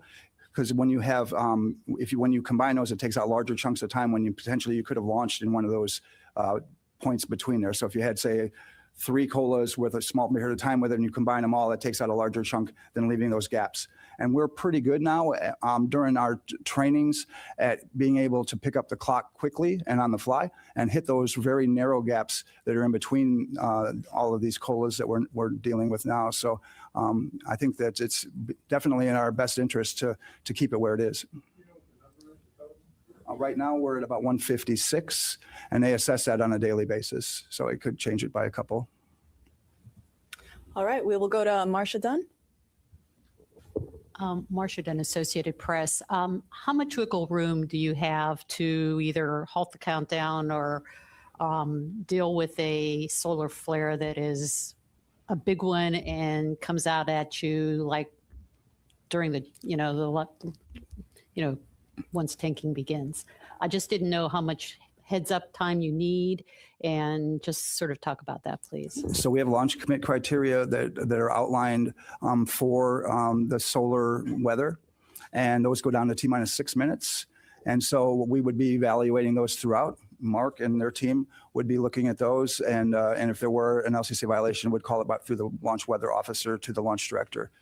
Mark, I don't know if there's anything you wanted to add there, but yeah, I'll add a little bit. That's exactly right. And just to give you kind of a background, currently our satellite data from this most recent event that erupted yesterday, as far as the actual particles or protons that would potentially impact a launch for the vehicle, we're running about 2 orders of magnitude below our constraint, and that's just barely above background levels. So again, we have a lot of time to see the response. And in fact, these particular particles, the protons, they are laggards. So if there's an eruption, we'll get the X-rays first. Those will be detected by satellite, and then the protons follow. And those are the ones that are a little bit more nuanced in terms of the actual ability to launch. Those are where the constraints are based. So we do have lead time for that. Thank you both. We'll go to Jackie right there in the last row. Hi, thanks for doing this. A question for Jeff. We've been learning over the past few days that because of this larger hydrogen tank, there's more flexibility with recycling. But we also were told that if you have to hold or abort for weather or technical issue after T-minus 5 minutes, that you can't do a same-day recycle. I was wondering, can you walk us through that? Why is that T-minus 5 minute mark significant? And would just love to hear more about what is and isn't possible during terminal count. So the main driver in a recycle is the amount of time that you have, because a recycle does take a fair amount of time. For us, it's about 75 minutes. If we've gone all the way through from 6 down to about a minute and a half, or even down to 33 seconds, and we've been in that time frame, it could take us as much as 75 minutes. It takes less than that the closer we are to 6 minutes, because that's when we stop actually topping off the tanks at that point, and we shut everything off and it's boiling off. And so, but the 5 minute constraint, it's not really a constraint there for us as to whether we can or cannot. We can do a recycle as long as there's enough time in the launch window to perform it. We can do a recycle all the way down. The only constraint we have is if we get inside of T-minus 33 seconds and we have a cutoff, then we're going to have to scrub for the day, because we can't recycle from after 33 seconds. All right, we'll go up front right here. Yes, Bert Dicht from Ad Astra Magazine, National Space Society. We often hear that about 400,000 people were involved with the Apollo program, and certainly tens of thousands have been involved with Artemis. As we get ready to the launch, I just want to recognize the workforce and see what's their mood as I know they're focused in their jobs, but how are they all feeling? Well, the people that I get the pleasure to work with and talk with are extremely excited. We have a large mix of young and more seasoned people like myself, and as such, everybody understands the significance of this mission, and especially the flight crew. But the team that I get to work with, they come in every day, and people are concerned sometimes that we are working so hard towards these milestones and things. But there really isn't. People love coming to work. They love doing this job. And that's why they're here. And they work through it every single day to get us to this point. I think everybody understands what our mission is, and that's to get back to the moon. And we're going to establish a presence there in the very near future. And the fact that we've changed direction and been able to get some additional launches, that really changed the calculus for a lot of people as to what we were doing and how we were going to get there and the things that we're going to do. So I think there's a lot of excitement and fervor within all of the groups that are out there, but especially here at Kennedy, the folks that I see are very, very excited to get on with this mission and then get started with the next one. And we got boosters coming in a month, so we're going to be looking for that. Thanks, Jeff. We are excited. All right, we're going to take some questions over the phone. We have Ken Chang with the New York Times. Thank you.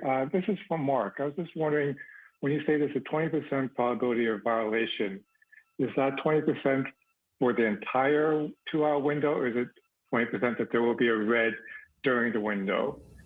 And if it's the latter, can you say what the chances are that there would be a launch opportunity?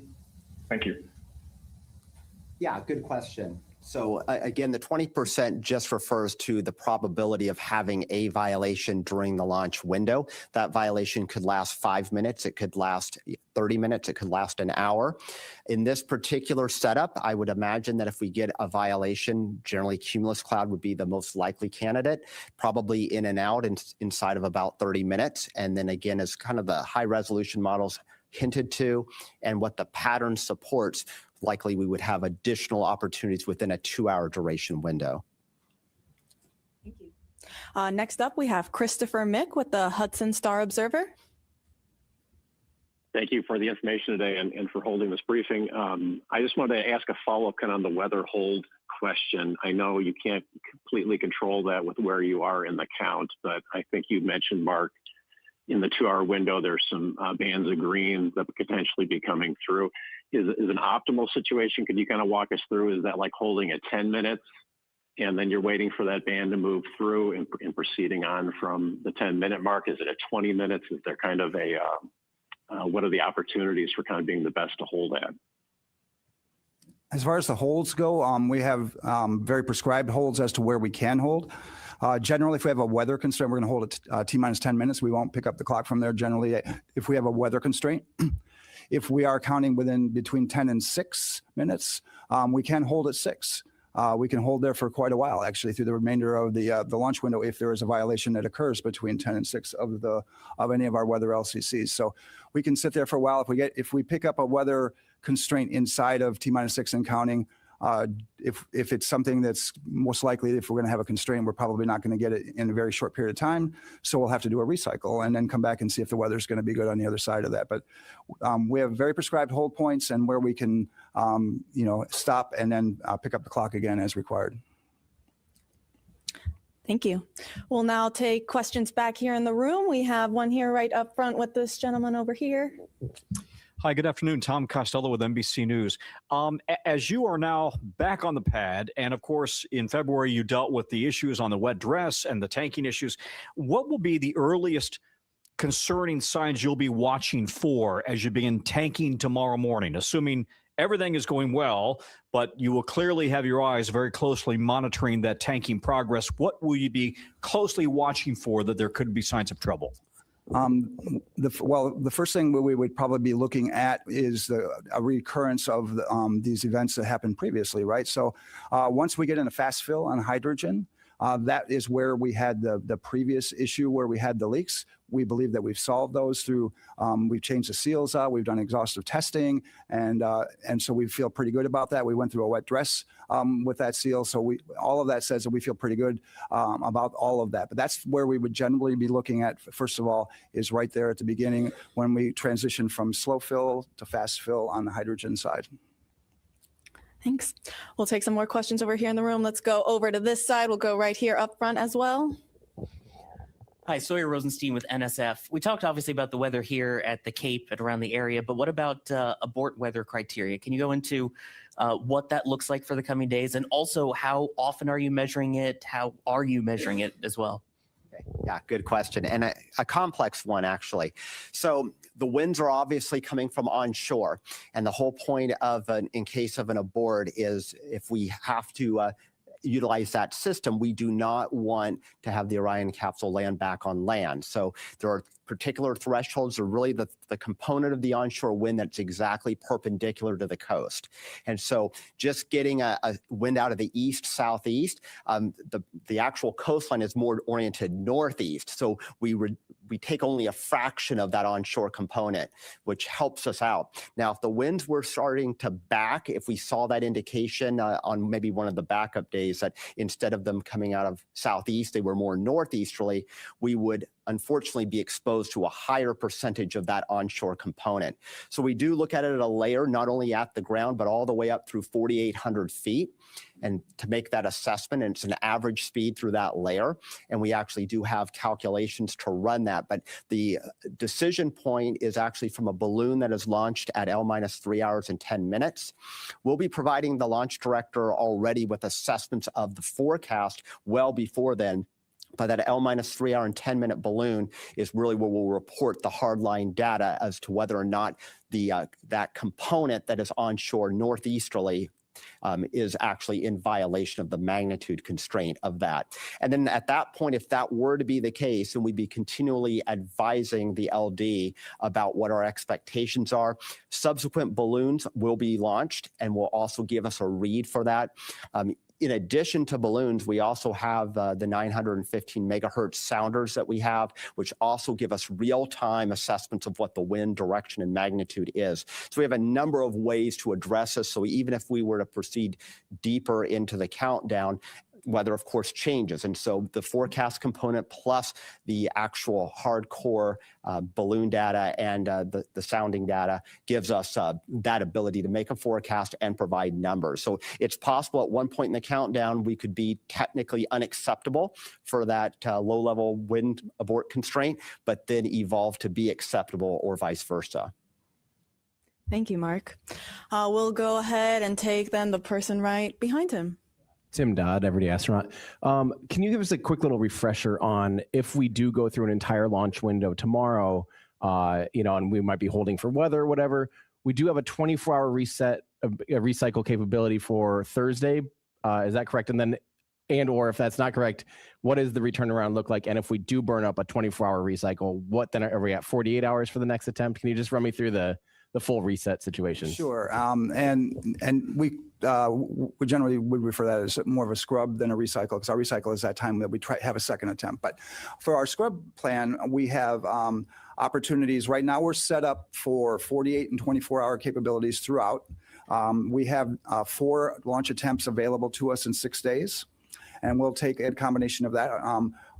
As mentioned yesterday, our launch director mentioned our sort of baseline or preferred method is to do a 48, then go into 24, and then followed by 48, and that to set us up for LOX tankers. But there are a lot of other factors that come into that. If, in fact, we have weather or other types of things that may say that second, if you wait 48 hours, those aren't good dates. So there's a whole lot of factors that come in to that evaluation when we determine the date. We set up for dates, and then we adjust as we need to based on what happened during that kicked us out for the scrub or any other types of things. So, but we have capabilities for 4 attempts in 6 days, and I need to have 48-hour scrubs in there so that I can take tankers for the liquid oxygen system. Thanks. We'll now go to the other side. We'll go right up there. Hi, Robert Perlman with CollectSpace.com. There's a long history dating back to the Apollo era guys of pulling pranks on launch day with the launch team and with the launch team pulling pranks on the flight crew. And given that tomorrow is April 1st, I was wondering if, maybe without spoiling anything, if there's been any talk about that or whether there's actually been a decision to not do that and stay away from that. So I am not aware of any pranks that anybody intends to pull on the flight crew or in the launch team itself. So I think I'll just leave it at that. But I'm not aware of any, and I'm hoping that we just stay focused on the launch tomorrow. So that's our plan. Good plan. All right, we'll go to Ken Kramer over here. Oh, or to that gentleman instead. We'll get you next. Hi, Jeff Faust of Space News.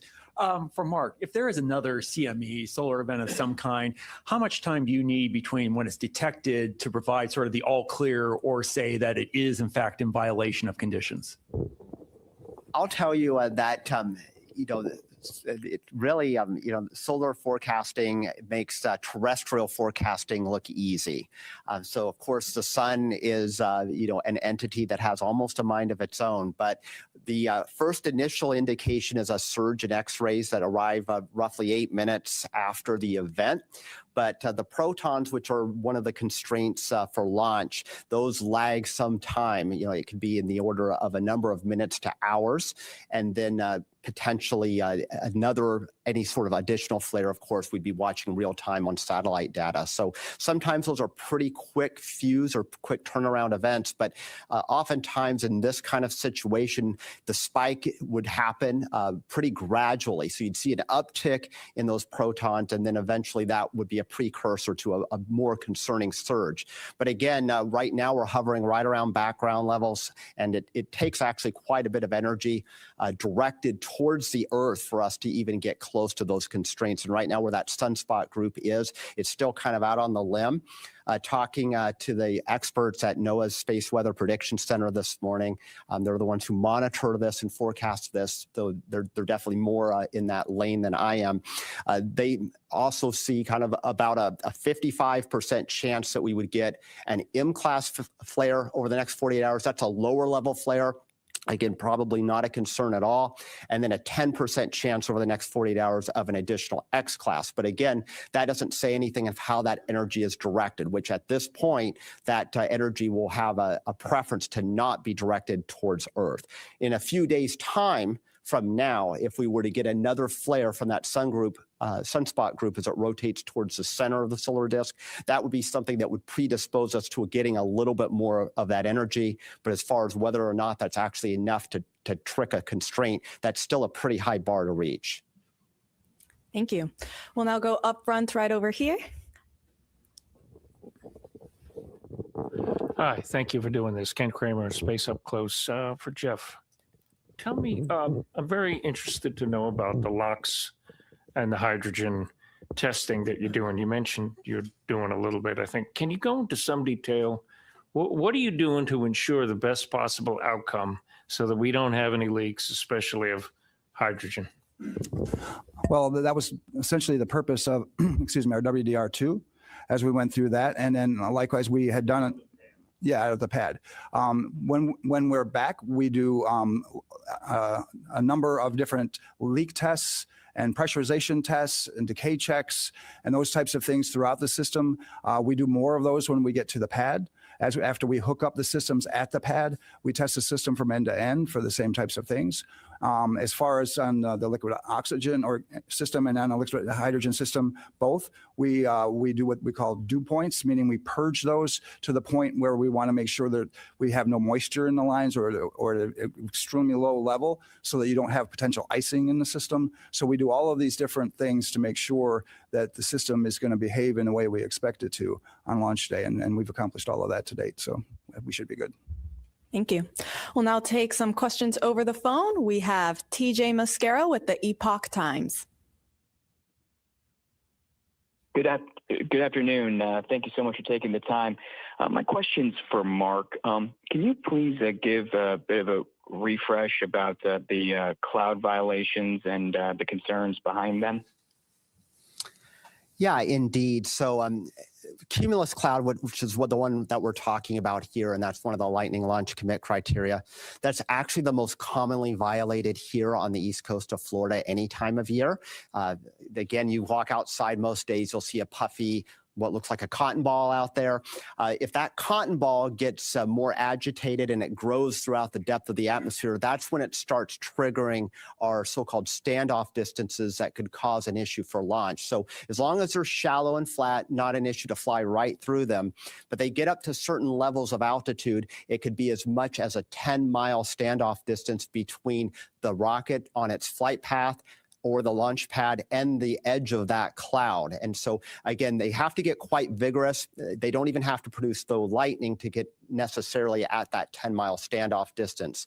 For the launch date coming up, I don't foresee any of the cumulus getting that high into the atmosphere or that cold, which would trigger that much real estate being blocked off for us. But we could certainly have a fly-through considerations, which means we can't launch the rocket directly into the cumulus cloud, or possibly even as far as 5 miles from it, just given how the atmosphere profile looks like. The depth of moisture is pretty shallow, even though it feels really humid out there. So again, that helps us in that consideration. But I'll also point out that just looking at our overall climatology here on the Eastern Range, so almost 1 out of 4 launches over the course of the year would have one or more no-go lightning launch commit criteria. Doesn't mean the launch scrubs, but again, it's a pretty common occurrence. Scrub would be a lot lower percentage than that. So again, that kind of speaks to the transitory nature of these clouds. You get a 2-hour launch window, they could be in the flight path and then just as soon be right out of it.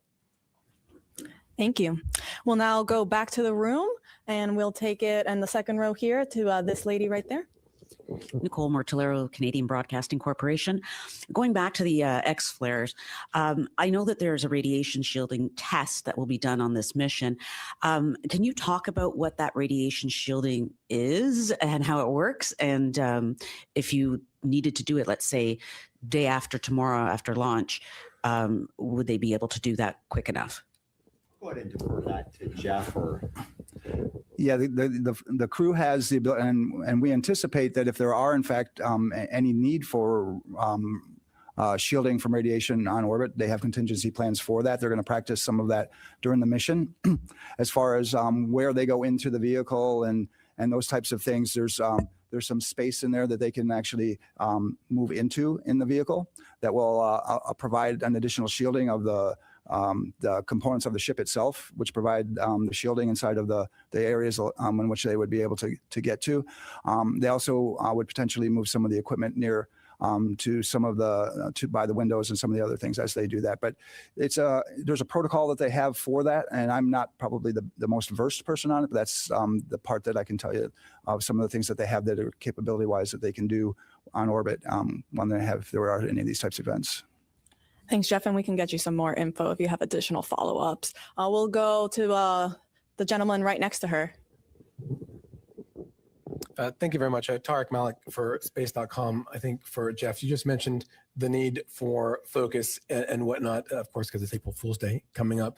But by all accounts, it sounds like this has been a very smooth and continual run up to the launch. And I'm just curious how you are ensuring that the team continues that vigilance in what has been a very staid and quiet countdown. I would say that I wouldn't necessarily characterize that because it's quiet that we're not still doing the same amount of rigor out in the field. We're just finding less things now than we had previously. I think at times you get to a point where you have found and corrected as many things as maybe are available to you. And so the things that we find now are quite small and much less significant than we had in the past. So I hope that's a really good sign, but we still have the same amount of vigilance. We have the same procedures, the same people doing the same type of events throughout 24 hours a day, 7 days a week. And we've been working up to this. And so we are still in the same posture, regardless of whether maybe it looks like it's quiet. People are still putting in the same amount of effort and working towards, because again, they know the significance of the mission and the people that we're flying on it, and that they're going to do the right thing and make sure that we're safe to do so. Thank you. We'll go over to then the third row. We'll go to the gentleman there in the middle.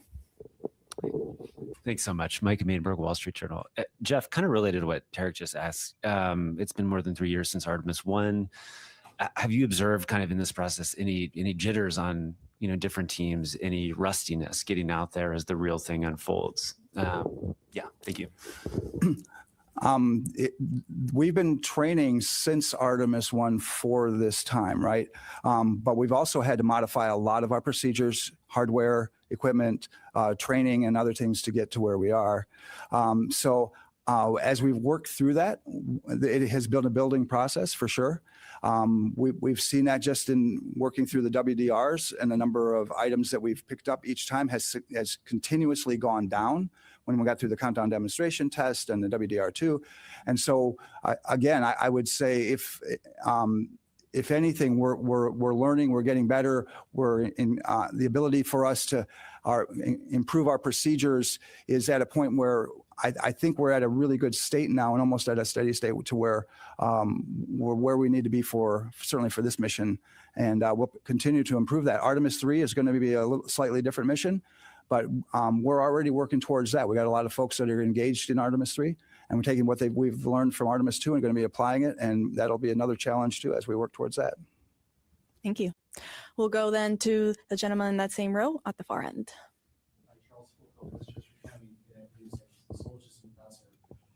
I remember the Apollo 12 launch very well and what happened. Is there a concern that the booster might lose its guidance if there's a similar lightning strike, or the spacecraft might lose its platform like what happened in Apollo 12? And if so, what are some accommodations for that? So I would say for what we try to do before we would launch, because again, we create a lot of launch commit criteria to avoid that very circumstance, right? A lot of things came out of that event, which have led us to where we are today for all of these requirements that we have, both on the range and for vehicle requirements and those other types of things that Mark can speak to, I'm sure, very, very eloquently. But our systems and our vehicles are very robust. We have redundancy and capability throughout. If there were any type of event that we needed to work through, it's really hard to gauge exactly what that would mean. But all of our systems are hardened against various events. They have to fly in space, many of these, right? Where we have to worry about solar events and other types of high energy events. So the vehicle is as robust, I think, as it needs to be. And we have the number of systems and robustness in it by having redundancy to allow us to weather many types of different things. And I don't know if you want to talk about the criteria and what's changed or not, but nothing to add, really. Really? You said it well. Okay. Thank you both. All right, we'll take then the one question there all the way in the back. Hey, Nell Greenfield, Voice with NPR. This is for Jeff. So you've been involved in a lot of shuttle launches, but this one could go to the moon. And I'm just wondering, does it feel different for you? I mean, you look like you were probably a kid during the days of Apollo. Would 10-year-old you have thought that you'd be involved in a moon launch like this? Do you think about that at all? Or how does it actually feel? I mean, there's all the things you got to check off and do, but are you guys thinking about the moon? Have you been looking at the moon at night and thinking about that at all? I'll just say from my personal experience, I have, right? I try to walk every day in the morning, and I look up at the moon quite regularly, thinking about this mission and the upcoming missions that are going to be coming right downstream. So I'm really excited about this. I'm excited going to the moon. I'm excited about establishing a presence there. It's something that I have had a desire for a great many years, and then to get humans back out to Mars as well. That's another thing that I had. Fortunately, I had the ability to work on some of the studies that we did in the 90s on the Mars missions and things. And so I have been looking for human exploration of the solar system for a very long time. And it's part of the reason that I'm actually still here is to continue to put humans into space and to get us back into this launch mode that we are, so that we can continue to explore and establish a moon base, and then continue to work towards getting to Mars. Thank you. We'll go to the other side. We'll go right here in the second row to the lady right there. Hi, Brandy Campbell with Fox Weather. I have a question about weather, of course, from Mark. Just with your past experience with issuing these forecasts, when you have a similar forecast, so we are dealing with that 20% chance of a weather violation, do y'all normally get through that 2-hour window or just the window and have a successful launch? What have you experienced in the past? Well, of course, the forecast is perfect, so it's a 1 in 5 chance of us getting a weather violation. If we look at all the data over time, it comes out to being pretty close. But again, each countdown is different. So sometimes there's 20% that end up being no-go the entirety of the launch window.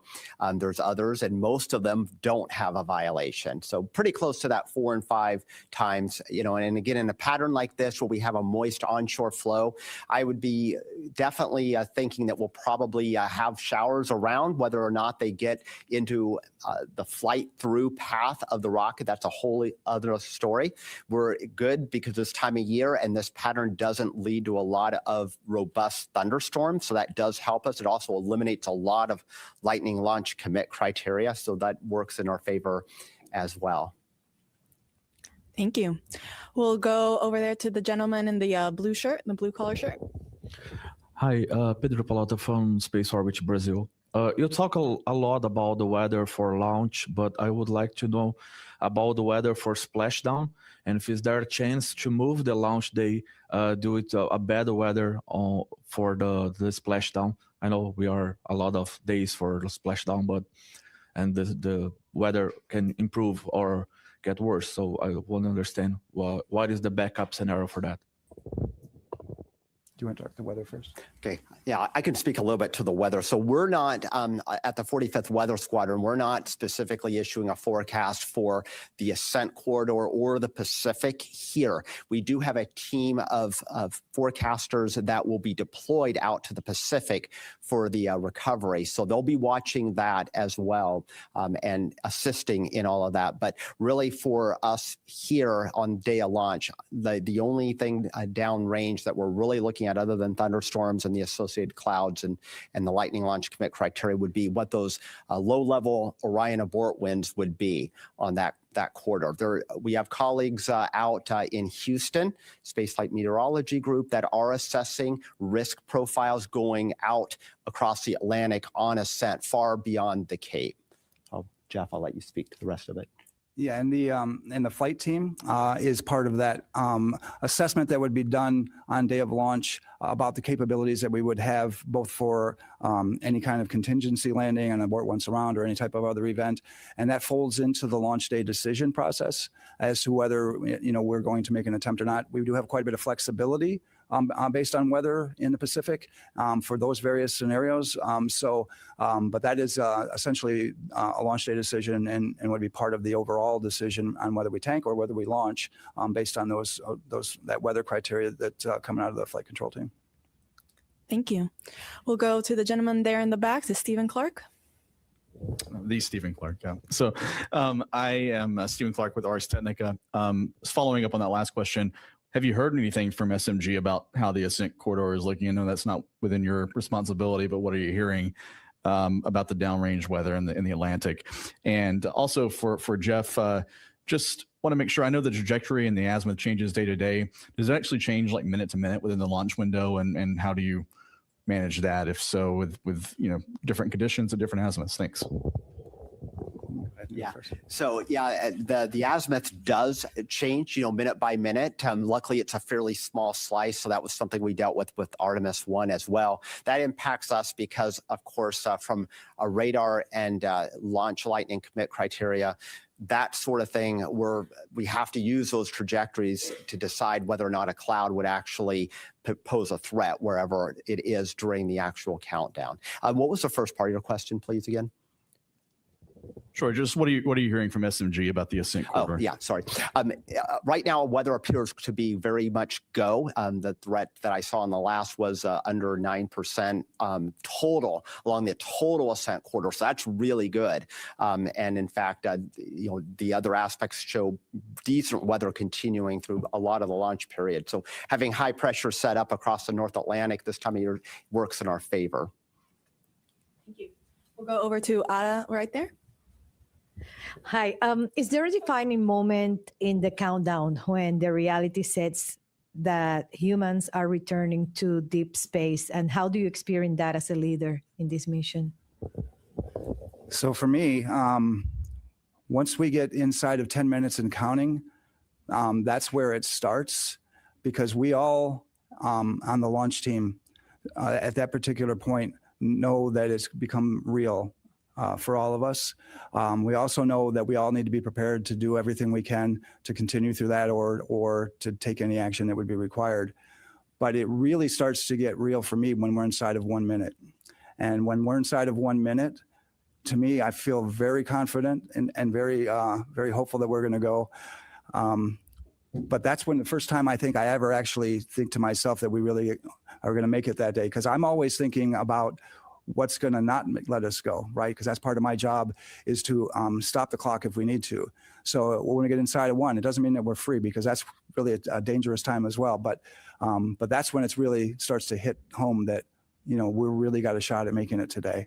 And I know a lot of people are thinking the same thing, because you can hear a pin drop in that firing room as you count from 10 down to T0.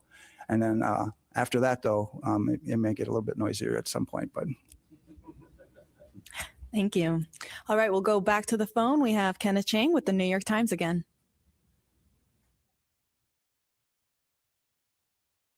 And Ken had hung up at this time. All right. We will then take one more question here in the room. I don't believe we've taken your question yet, sir. Dominic with the Globe and Mail. I wonder if you could just say something about the closeout of the capsule, where backup crew members are going to be in the capsule. I think that's this evening, but could you clarify that part of the operation? We have 2 time frames when we'll have the backup crew members, and we'll have 1 at each of the intervals. When we're doing the final closeouts of the capsule before tanking, we'll have one of our astronaut support personnel in there working final configurations for the crew, switch list, and a few other things at that point. And then on our actual closeout crew team, it's a 5-person team, we do have another backup crew member. Andre's on that one, and Jenny's on the first one. But he'll be on that team, and he is responsible. He's one of the 2 people. We also have an insertion technician, Bill does that work, that is responsible for strapping the flight crew in during that time frame and getting the crew module all set up at the very, very end. And then when they're done, they come outside, but he'll be inside of the capsule during that time. The flight crew insertion at the end takes about 30 minutes or so. Once the flight crew's there, they do a little work before that, so he'll be in there before that time frame as well. And at the very end, it's pretty good to watch what those guys are doing. Thank you. I don't see any other hands in the room. All right. Well, then with that, we will wrap up today's briefing. Thank you to our panelists for taking the time to answer all of our questions, and to the media here in the room for asking your questions. Artemis 2 is scheduled to launch at 6:24 p.m. Eastern Time tomorrow from Launch Pad 39B. That's the opening of a 2-hour launch window. You can watch our 24/7 live coverage beginning at 7:45 a.m. And you can, I think, see on your screen below how to watch, nasa.gov/ways to watch. Thanks, and go Artemis.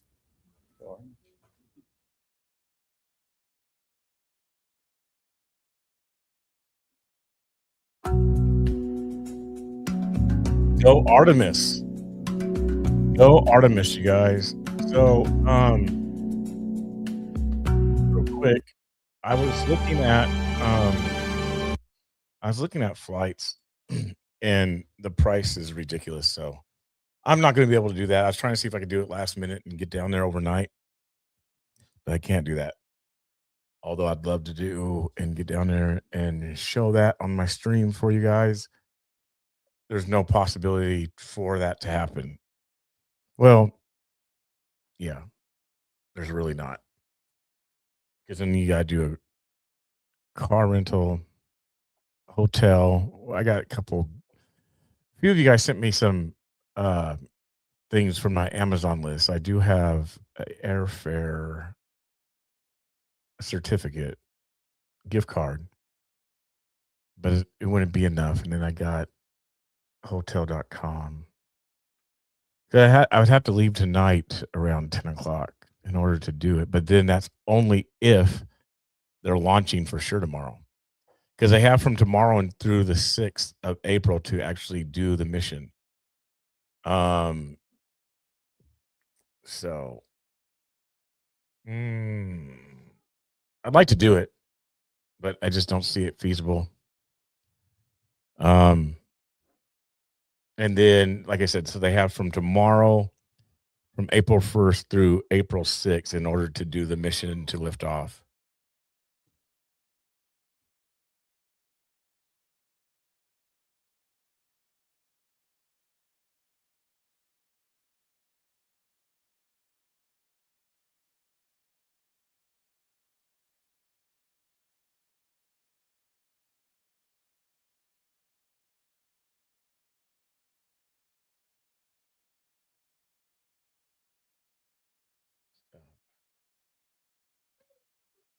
Okay, let me see something. Let's look at we'll just watch it for a little bit while it's on the pad. Okay, it's now officially dark there in Cape Canaveral. Yeah, it's 8 o'clock. Let's see, because there's just a live view of it right now. There's a live view of it right now. So let's see what it looks like right now. Kennedy Space Center live view, Artemis, just on the pad, sitting, waiting for stuff to start tomorrow morning around 9 o'clock in the morning. East Coast time, things will start to, well, actually, it'll be like 12 o'clock. Things will start to pick up for the launch, but here it is on the pad. I'll go back a little bit so you guys can see it. Why is that not doing nothing? Let me refresh it. Take it back a little bit. No, it's not working either. Okay, let me try a different feed. Different feed. That one isn't working. Because they are live right now. It is live.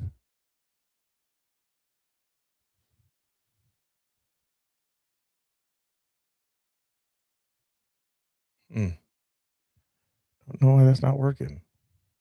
Let's do this. How about this? How about AP?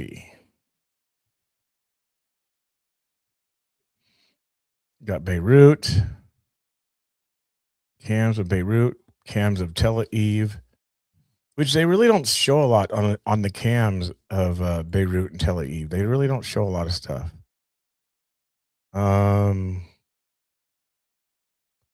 That's the weather update.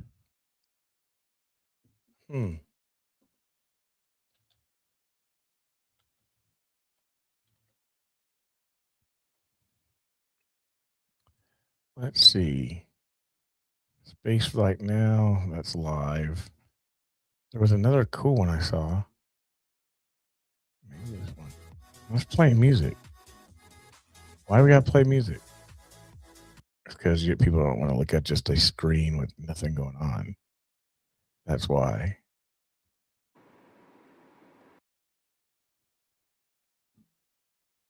Is this live? I think this is live. I think this is live. This might be good.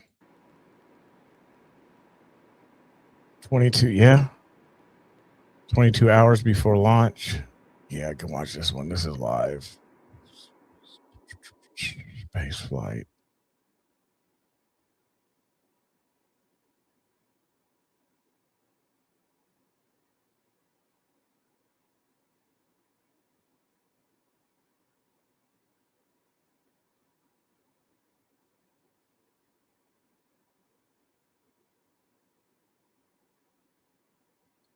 Better make sure I can.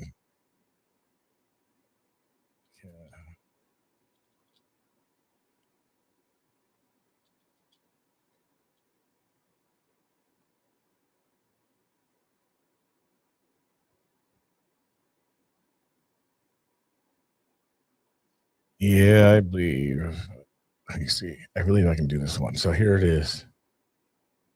as it sits on the launch pad, getting ready to take off tomorrow. Got less than 24 hours. If it's a go for launch, we got less than 24 hours. All systems go. It's so amazing to watch, I'm telling you.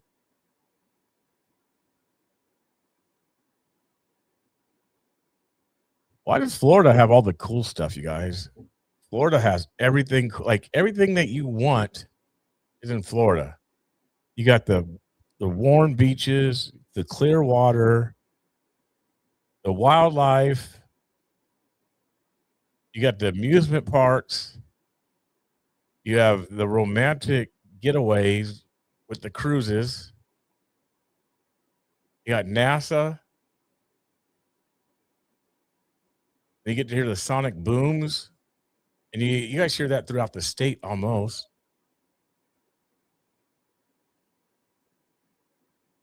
Yeah, that's pretty cool.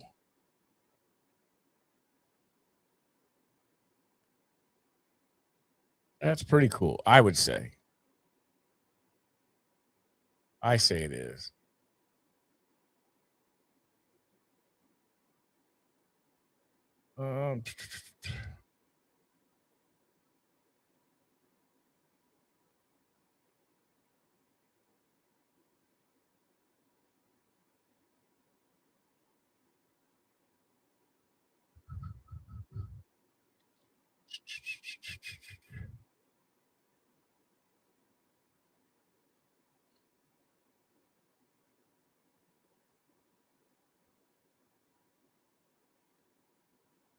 There's another cool site. What site is this? This isn't NASA. It's too far away. They don't have lights on it though. But it has like countdown to stuff. It has a different countdowns because they have a checklist that they run through during their countdown. And this one has a countdown. But I'll just keep it on this.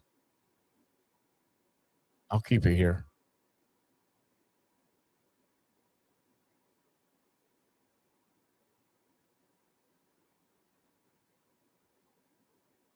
Roll out.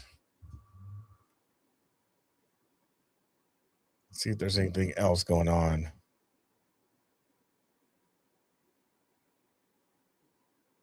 Let's see.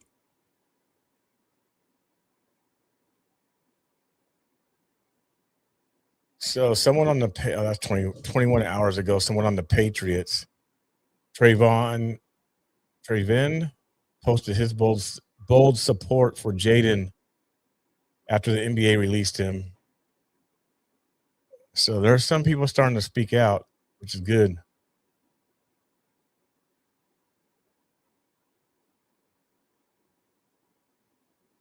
Some are starting to speak out. 43 minutes ago, you guys, American troops take cover as Iranian ballistic missile strikes U.S. military base in the Middle East.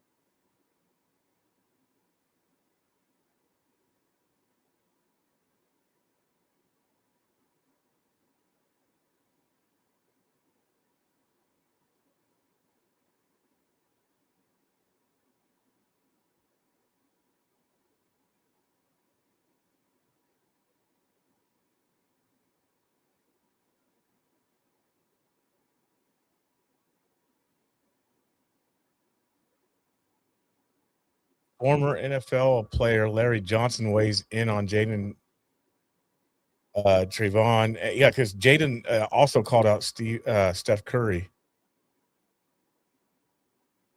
Let's hear what he says. Former. Let's see what he says.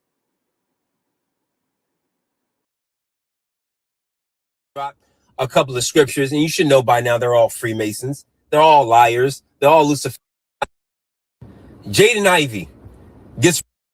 Jaden Ivey. Let's see what this is about. See if I can support this or agree with it.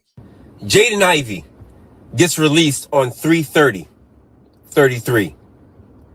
All over some very soft comments he made about the LGBTQ community by calling Pride Month, celebrated in the NBA, unrighteousness. And then he goes on this rant about other athletes not being Christians or knowing Jesus. And then he points out Steph Curry. And then everybody else chimes in and believe that Steph Curry is some golden child that knows Jesus because he dropped a couple of scriptures. And you should know by now they're all Freemasons. They're all liars. They're all Luciferians. They're all Satanists. Because there's no way in the world that you're allowed to have such faith being broadcasted if it's not for mockery purposes or Facts. to lead Facts. the masses astray. Facts. So outside of that, I really wish professional athletes would shut up, especially when it involves scripture. But I know they won't, because their whole point is to bring up this argument with Christians versus the gay community when Christians versus Muslims is put on the back burner for now because it's Pride Month. But it's a dumb argument. Just as gays do Christmas and Easter, Christians do Christmas and Easter. And they're not So when you get other athletes like Trayvon Henderson talking about blessed are those who speak righteousness or persecuted for righteousness, shut up. Because there is no true righteousness or set apartness in religion. If you're doing what everybody else is doing, that means if Freemasons are doing what you're doing, Luciferians are doing what you're doing, You're not set or apart. gays doing what you're doing, any community that this religion attacks, if you're doing the same things that they're doing, you are not righteous and you cannot call yourself righteous. You are a liar. But I know they do this for a purpose because they want churches flooded with the acceptance of one sin. And no one talks about the sin of idolatry. No one talks about the sin of these pagan feast days and these pagan gods attached to it. The Israelites went into captivity time and time again, not necessarily over homosexuality. They were sent into captivity and destroyed numerous times because they would not stop being in other people's religion and worshiping other people's gods. The same gods and the same religious doctrines that people mingle in their respective religions, they still do today. So you cannot call yourself self-righteous or think anything you do is righteousness on social media, especially you professional Christian athletes. Just shut up. He got a point, you guys. He has a point. I don't really disagree with him with what he's referring to and talking about, the idolatry and doing things that we still practice and do, which would still be considered unrighteousness. So he has a strong point. Like he said, the pagan holidays that many Christians still do. I've done it. So he has a point. A valid point.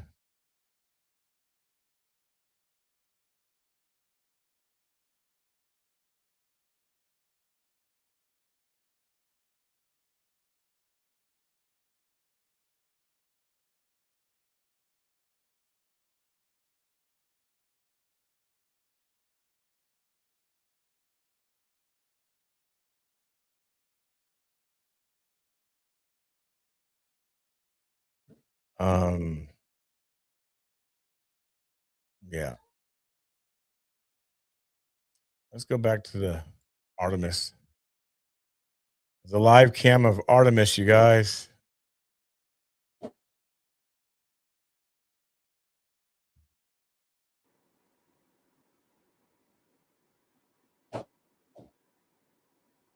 All right. There it is. Cape Canaveral's Kennedy Space Center. Kennedy Space Center. It's a cool museum, cool place to go and check out. I'm sure many people who live in Florida have checked it out. It's a very cool place. So, all right, you guys, I'm going to, let's see. I might just leave this on. Actually, I might leave it on. I gotta step away. I do have service tonight. But I'll probably step away. Just keep this on here. See if there's anything breaking, anything else. I'll come back after service, which probably around 9. It's about 4 hours. I'll check back in before that though. But yeah, if you guys don't mind, just kind of keep this on. Historic day coming up. First time back to the moon in 50 years. 4 astronauts are going up. A couple of them look like they weren't even alive 50 years ago. Is that when was the last flight to the moon? Let me see that. When was the last flight to the moon?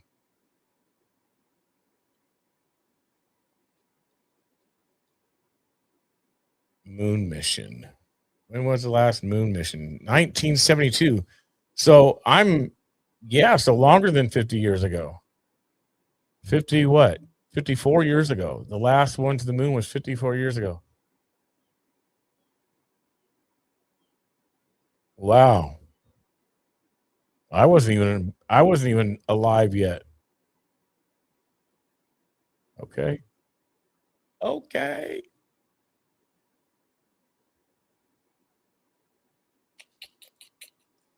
Dum dum dum dum dum dum dum.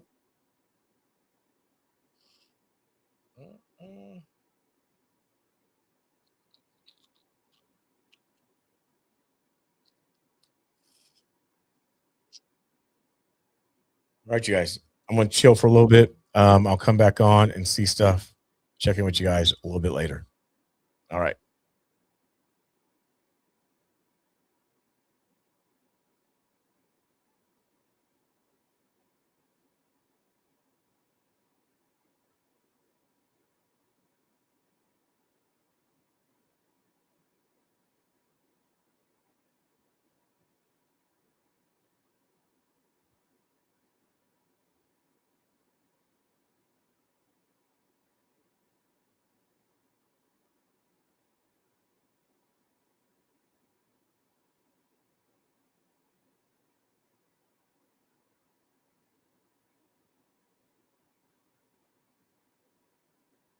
Simply newsy. There is no feeds of Iran. There's a feed of Beirut, but it's the same thing, and Tel Aviv, but there's not really anything of Iran. I'll double check real quick. Let me double check. I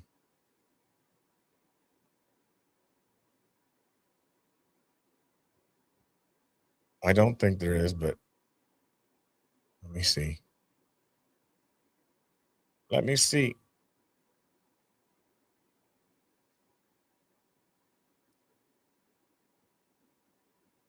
No, there's not really. No. No Iran feed.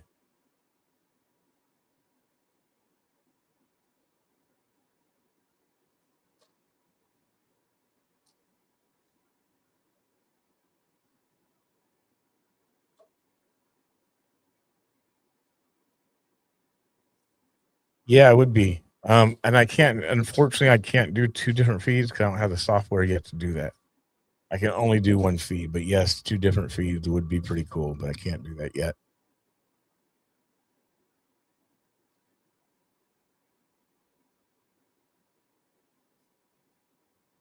I have to work on that. I don't know if it's another bill or what, but I'll look into that and see.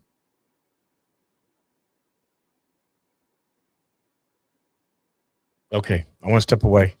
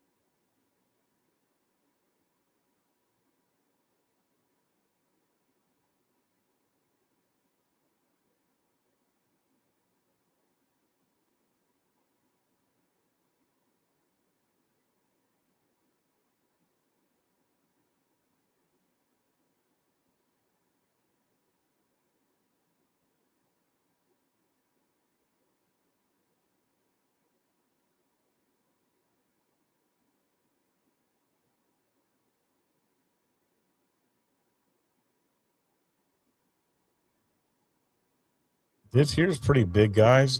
Breaking Russian combat units just officially declared they will deploy to Iran to fight alongside Iranian forces if the U.S. launches a ground invasion. They claim their support comes as a holy jihad against American power. The conflict is expanding globally. See, I want to say so much, but it's just like it's pointless because especially after we heard what we heard today from Pete Hegseth, and we'll never know. And maybe we shouldn't, maybe we should, who knows? But here's the video of this. Let me show you guys the video of this. As a religious war, and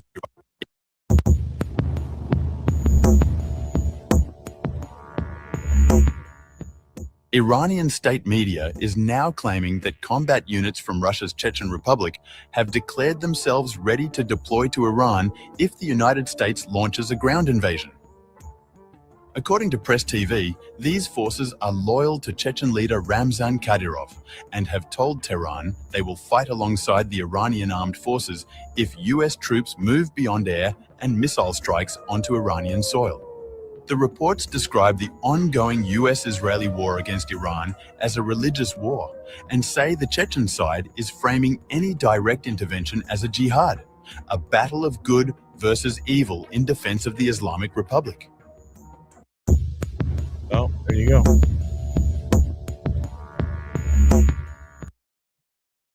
There you go. You know, it was breaking. And then about an hour ago, this also happened.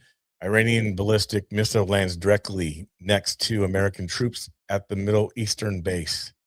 So this just happened a little bit ago. Well,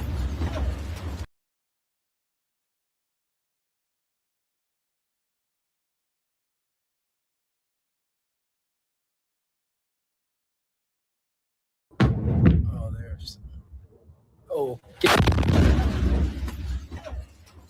wow. Everybody over here is good. That bad boy dropped fast, Saw that didn't one come it? in. That missile. All right. Everybody okay? Yeah. All right. Oh, there's. Oh. Glad everybody was okay. Everybody's good. Everybody over here is good. Wow. I saw that one come in.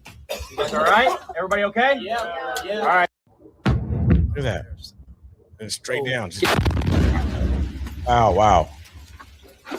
Within seconds. Everybody's good. Everybody over here is good. Yeah. Good. I saw that one come in. Yeah, I saw that All one right. come in too. Everybody okay? Yeah. All right. I saw that one come in too.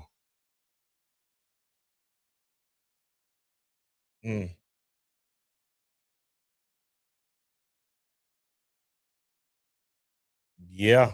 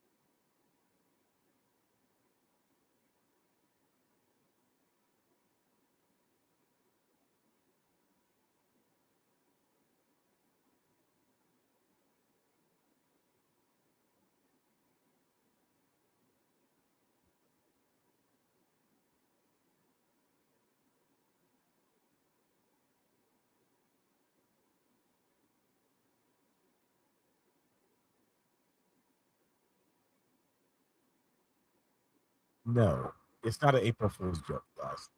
Not an April Fool's joke. I'm back. In case you guys are wondering about this awesome, amazing picture that you see here, Artemis, it's launching tomorrow. And in case you guys don't know, Artemis is the new, what you want to say, NASA rocket space shuttle. It resembles a space shuttle. If you guys remember the Challenger, Endeavour, Atlantis, it resembles that because the fuel tank on those were orange and the booster rockets were white, and then they had the airplane type of thing that was attached. Anyway, Artemis is going to, with a 4-man crew, theoretically, the plan is to launch tomorrow, which will be about 3:30 West Coast time. That's the plan, and they have a 2-hour window to launch, depending on weather. Right now, it's like an 80% chance that they can launch, and they have a window for 6 days. And then if they can't launch in 6 days, I don't know when the next time that they can launch. I don't know how all that works. I mean, I guess it works with orbiting and stuff like that. But that's what you guys have been watching. I was at church, had some dinner with the fam. So that's what I just have it on here because it didn't seem like there was much going on overseas with Beirut. So, Patriot Road, it was not a joke. I even forgot that it was April 1st. I actually did. I totally spaced that it was April 1st. And I'm not a good jokester anyway, so it was like no big deal.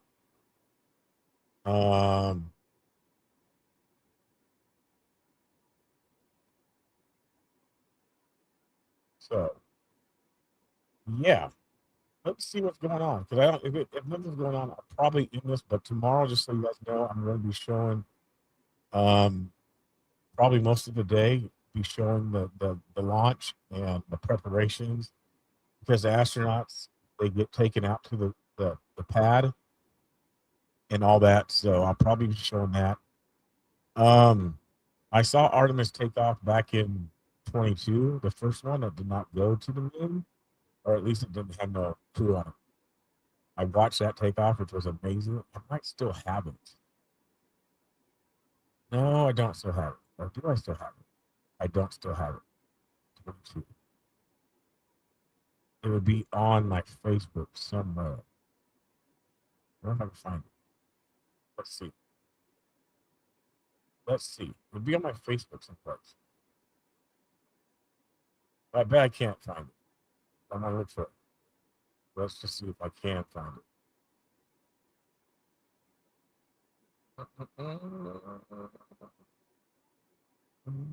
Search it. I don't find it. Let's see.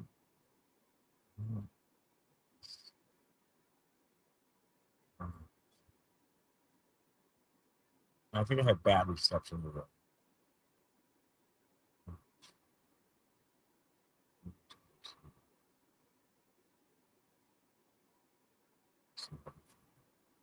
Let's see if I still have it on that page anymore. No, nothing. Wait, do I?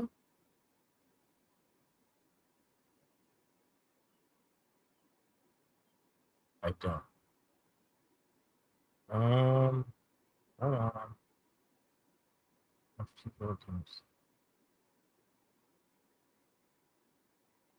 Oh, I did have some. Oh, I did. I'd have it on Facebook.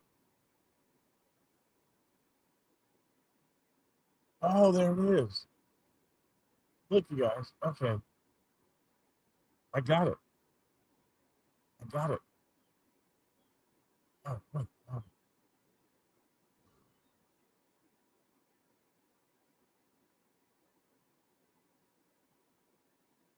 Okay. Look. Oh, it's so amazing. It was so amazing. I kid you not. Um,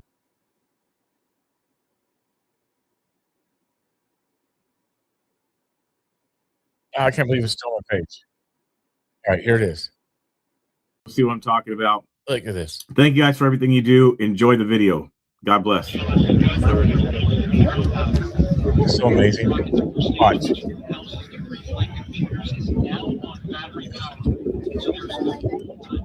All right, open up.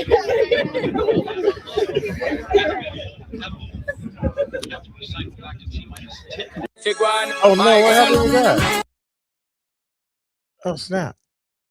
What's up, you guys? What's going up? on, deal? I What's the know I'm still on the journey. I'm still on my way to the moon.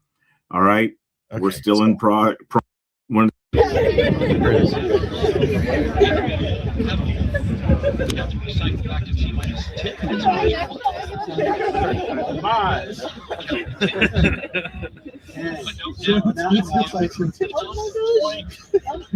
This was the night. Is it?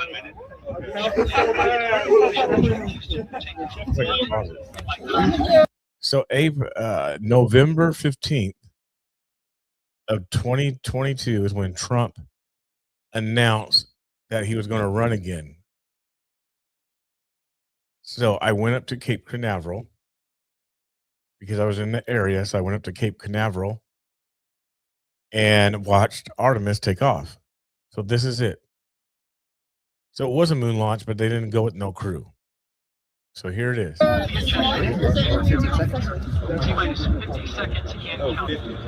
seconds. Yeah, I had this. Oh, it's amazing. Look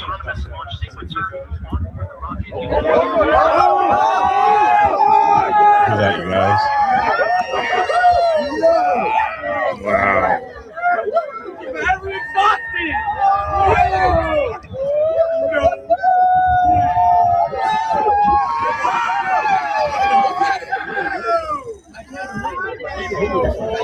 Ten miles away. Look at it.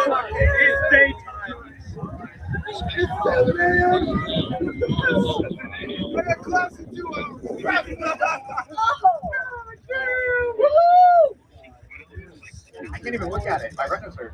That is so cool, guys.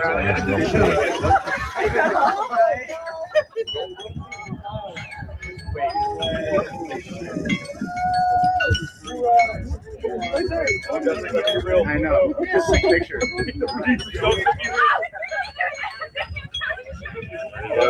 Oh my god. That is perfect. Oh yeah. Oh, that is so awesome. No, so ripped. It's not going. Oh no. Jeez, look at that. Yeah, that's a solid rocket boat. There's an alarm going off. Oh wow. No, it's definitely a Samsung. Shut off your alarm, Marty. I can hear it.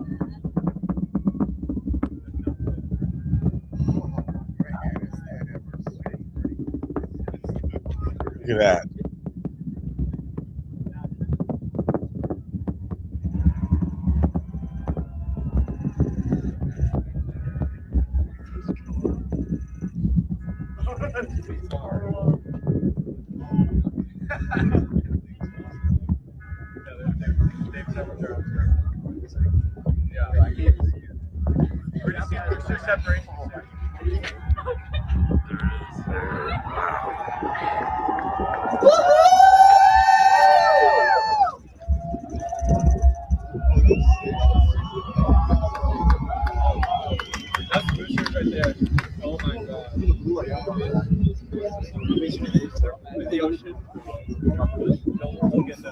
They go fishing now.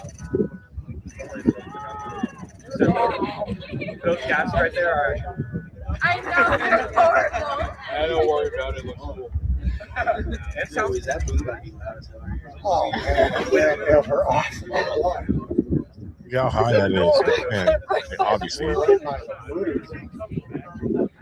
that's not the people. Gotta get this picture now. That's crazy. There's no people in there. No people. That's so cool.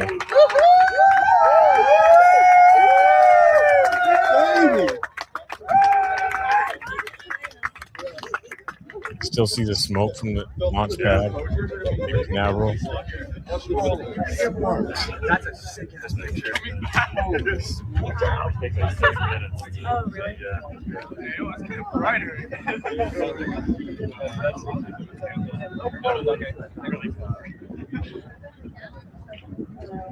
That's where you could see the turn. That was so. You could see it turn. The battery on my camera died. Had ignition. Holy crap. At that point, is going along the curvature of the Earth. It is insane.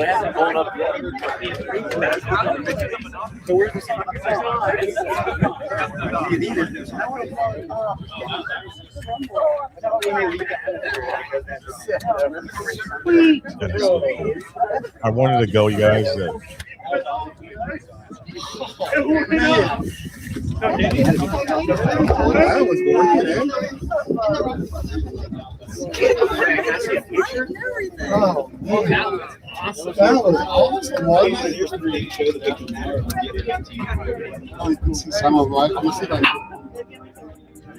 Well, be careful driving home, man. Yeah, likewise, man. It's still just going along the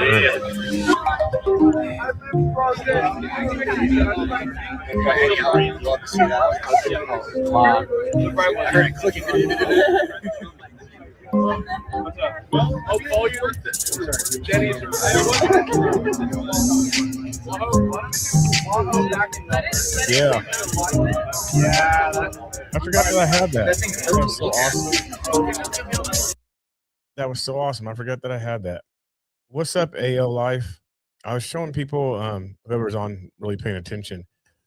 That was at 1:47 a.m. Eastern time. So what? That's 10:47 Pacific time, November 16th, 2022. I made it up there right in time because Trump announced, and I had to drive up to Orlando from Mar-a-Lago. Oh, it's so amazing. It was so cool. So cool. I would do it again. 9 miles away from the launch pad. And there was thousands of people, thousands watching and cheering it on. So, anywho. Yep. They closed roads, everything. Here's another piece. What was it?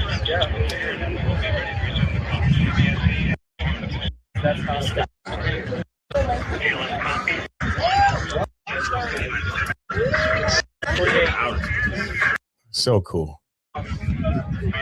You feel the heat? No, you don't get to feel. No, you don't get to feel the heat. But I don't know if you saw the beginning of the video or not. You don't feel the heat, but you do. It becomes daylight. When it's night, it actually becomes daylight. They have you 10 miles away, so you're not going to feel no heat. But it is a sight to see. Yeah, it looked like the sun. I mean, that thing it's bright. It's a spectacular event to watch. So that's what I was having on while I was gone at church, just kind of like basically it's sitting out on the launch pad, getting ready to take off for tomorrow. If it's clear, 17 hours and 36 minutes before it takes off. First time back to the moon in years. First time back to the moon in years, if you believe it. So,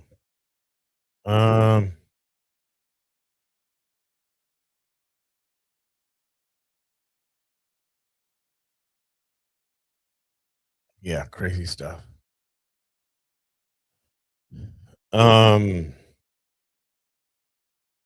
I don't know if there's anything really else popping off for the night. Let's see. Let me look around.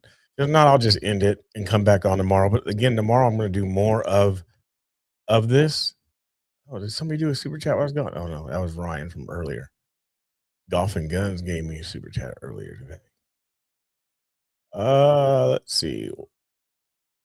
Anything else? Anything else? Oh, Mr. Bill is on. He likes showing this one girl. I don't know who the girl is that he likes to show a lot.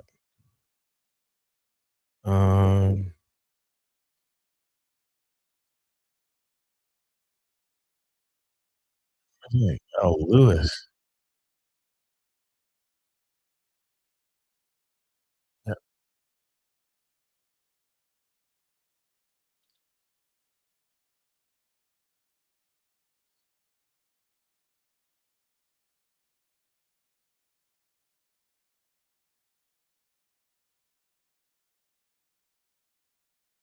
Called him and Louise.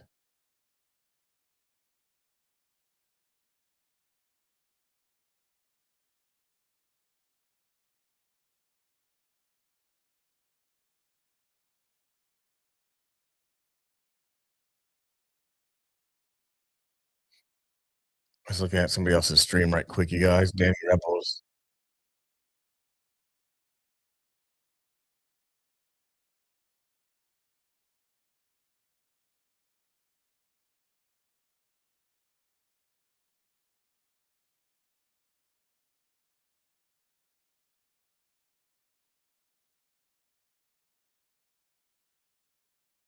He was showing old footage where we were at. Where was that? Where was this at though? That's a bottom side, so that's something new.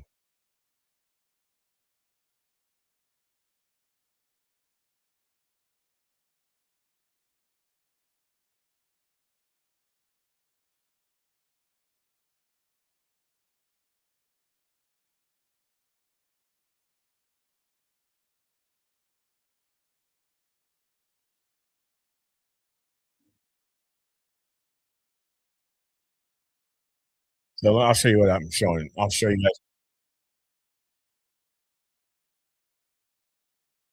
That's 5 years ago. We saw you in that a little bit ago.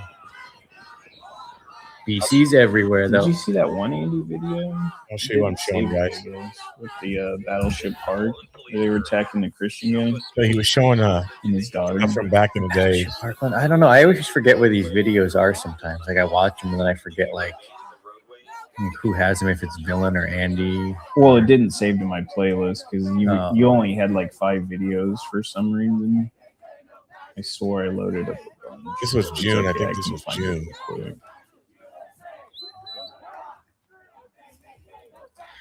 It's a great video if you want to talk about pepper spray and fights.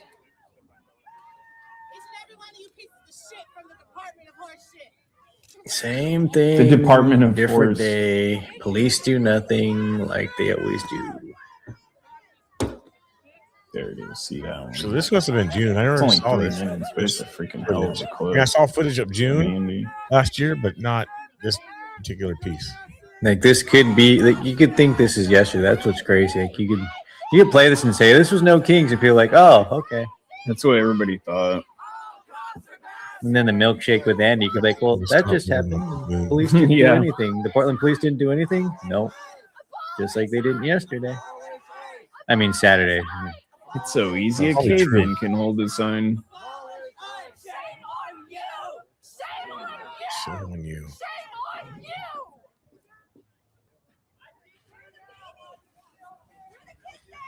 See, she must be just like it must be like Groundhog's Day for him, like watching all this shit again.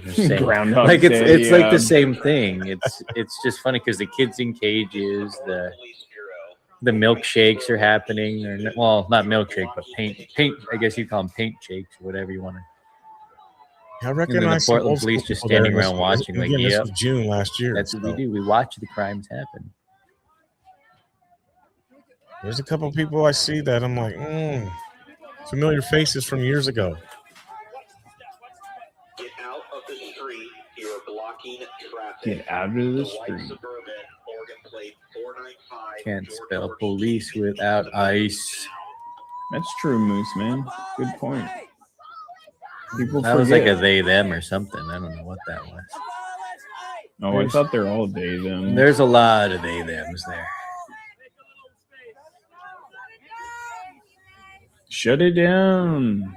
We got a giant crib made of pallets. Ew. I don't remember this. What were they doing? Well, with they got the foil. Limbo. Remember they did that? That was a couple weeks ago. They bring out all the foil blankets, the Mylar blankets, and put them in front of ice. It's similar, just a little different. Right. Instead of laying them on the front of ice, they put them in the Same crib. old thing. And their whole thing was about kids. I remember him. I haven't seen him for years. In cages. The guy with the camera that was just there with all the that native chick yelling and screaming about it. So if you pay attention to this crowd, if you guys have been watching, a lot of these people is not the same people. She even sounds like that freaking chick. She has that whiny voice just like her. There, she was on the megaphone the other day. She don't like Andy. Yeah, you could pull up the next video. You could always get something to eat real quick. I know. I wanted to get some food. Never even. I tried to grab. I just didn't know where you in the video. Where is it? Where is it at?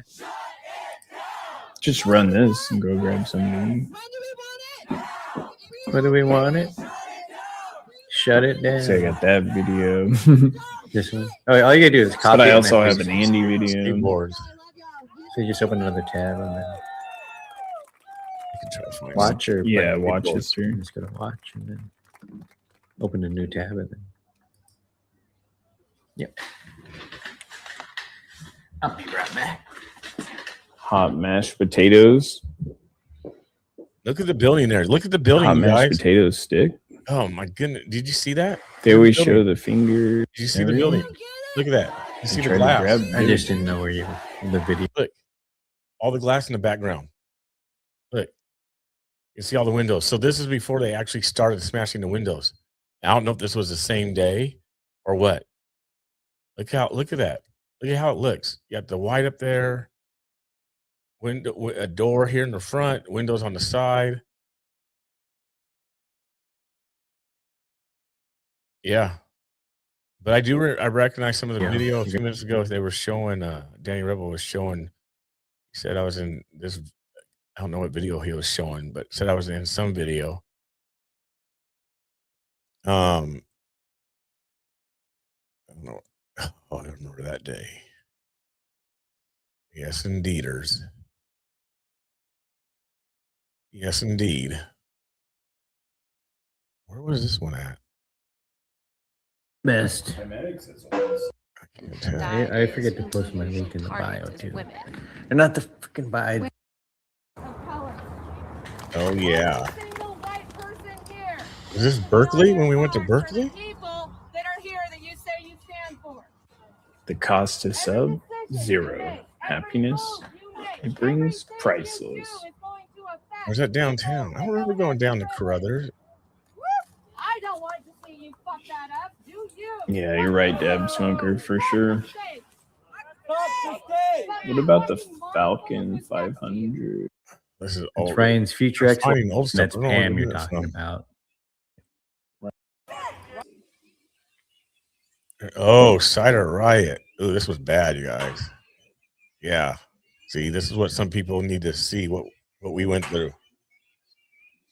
This was bad. Yeah, it's crazy the amount of pepper spray they use too. Told y'all. It's the first thing they'll do. They're yelling at Andy now too. I don't know why they think it's Andy, and I don't think Andy Mel was there that day. Oh, they're yelling. Plant is dead. No, it wasn't Andy though. That's right. It Yeah, wasn't this was a crazy day. I thought it was Andy, and it wasn't Andy. Hey, what's up, Gail? Coming over from Climatics. Nice. Yeah, I was watching Climatics earlier. I was like trying to watch the stream. I figured I'd start before they end, and we could go through some stuff with comparisons to 2019. This got bad. It's very similar, so I thought it was interesting. What's up, Sinner? USMC. This is how they were. That's what I'm telling you. A lot of people haven't experienced. They're yelling, "Hold the line." It reminds me of asp Portland. in their hands over That's there. hilarious. Tons. See, they come to our. You hear what Joey just said? They come to our stuff. We don't attack it. That's what it's the thing. It always came.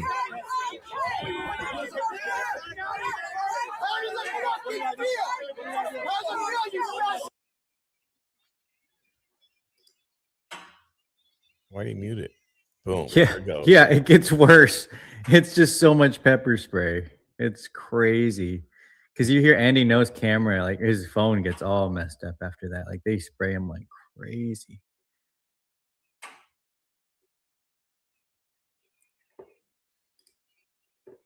This is the day he got Andy No got attacked. It was in June. Every single white person here, their speeches always start. I don't like the spaces for some reason. It's weird. It's hard for me to like. Oh, talk Louise. to them. We don't have a Zebra. I have to play Something. a lot of this stuff, you know. Louise. I'm just going back and looking at stuff you guys that they were showing. Yeah. Anyway, I'll catch Show back like up to the, it. you know, past to I present. feel like they keep going. The similarities and the differences. It's kind of nice to see. Because a lot of people haven't seen a lot of stuff. I mean, a lot of people know about it, but there's still a lot of people that haven't seen. There's Haley.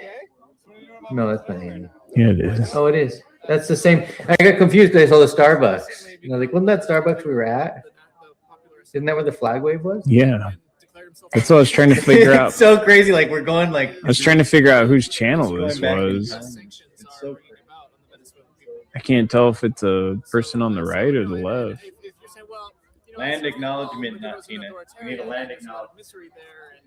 Yeah, we're missing out on land acknowledgements. I know a lot of people are like probably not even paying attention right now. At least tell them they're not doing enough land acknowledgements out there. I've been It's a off big like problem. the past 4 hours. I think ICE would probably stop deporting people if they did more land acknowledgements.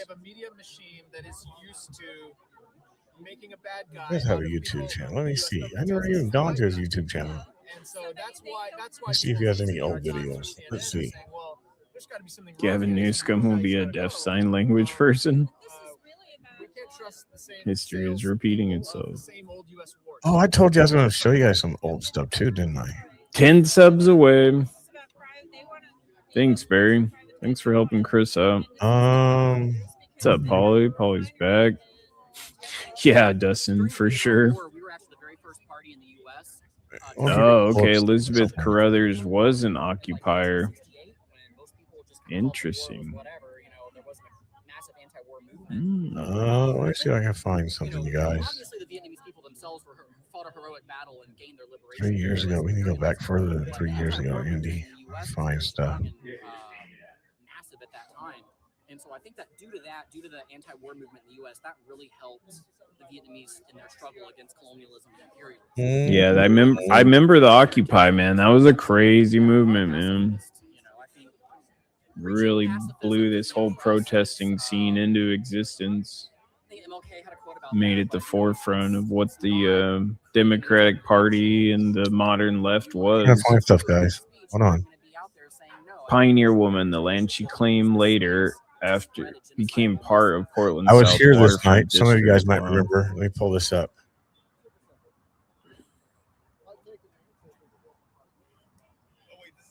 So she basically claimed the land. When Ted Wheeler got gassed. Occupied. You guys remember when Ted Wheeler took it? Tried to take it like a champ. I thought you were, based on where you dressed. Sorry for the wrong. This was Go live in Russia if you like communism. See what happened. Why are you out here? Why am I out here? I'm supporting everyone. I'm supporting what this is. Do you support the Antifa cause? Do I support the what? Cause of the Yeah, why haven't they demanded that the park get renamed? That's a good point, Tina. I was there on the bridge that day. streets of Portland, I feel like that everyone in Portland needs to grow a pair. And how do you feel? Okay, here, you guys, check this out. Yep, I remember this. Take it, Ted. Take it, Teddy. Take it like a champ, Ted. It's so messed up he made his folks go through that.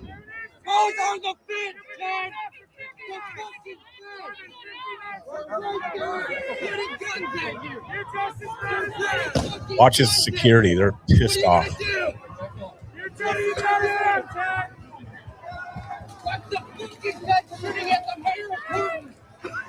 are you gonna do? Nothing. That's you. Nothing. Tear gas. Wait a little bit, boy. Wait a little bit.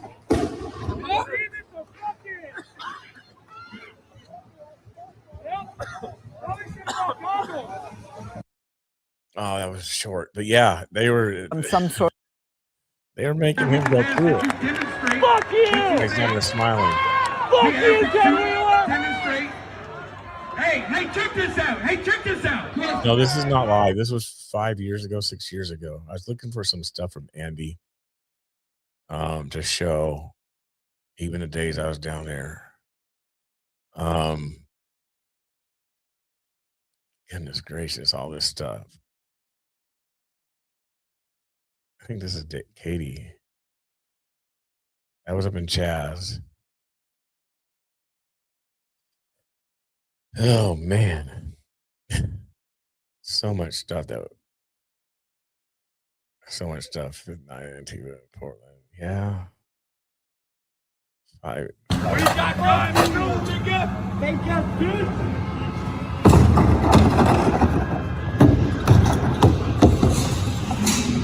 We got guns too, nigga. Not the same crowd down there, you guys. Not the same crowd.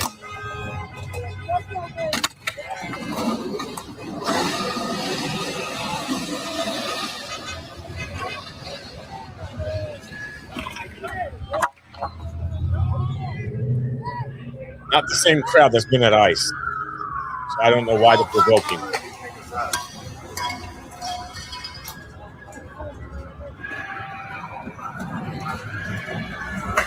This is the Portland Police Bureau. This is a civil disturbance, and we have declared an unlawful assembly. Leave the area now, or you will be subject to uses of force to include riot control agents and impact munitions. Leave now. Yeah, you guys, not the same crowd at ICE that you've seen the past 4 or 5 months, maybe 6. You can see that's totally a different crowd. That's like, yeah. Yeah.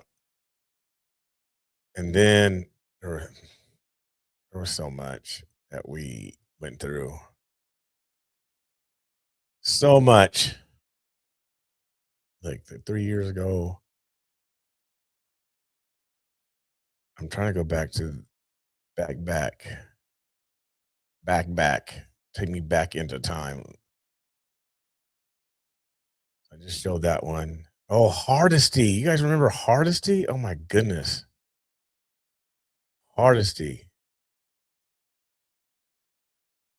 Oh, look at this. Look at that. Look who's there. Louise. 5 years ago. Oh man. Oh, look at little Nick Fuentes. Look at him. I mean, he was still young, not grown up yet. 6 years ago. Man, this brings back a lot of memories. I remember him too. Oh my goodness gracious.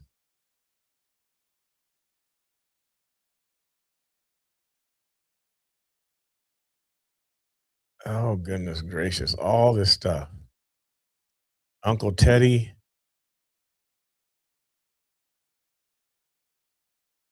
Uncle Teddy. Who else?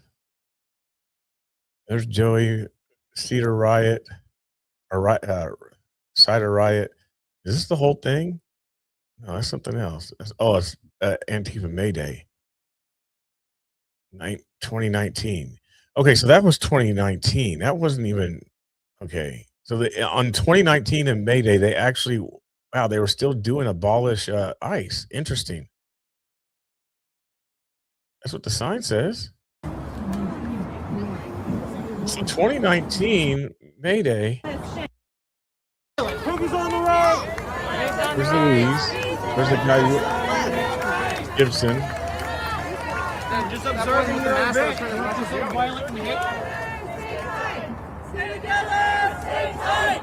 I wasn't at this one. That Andy guy's not me.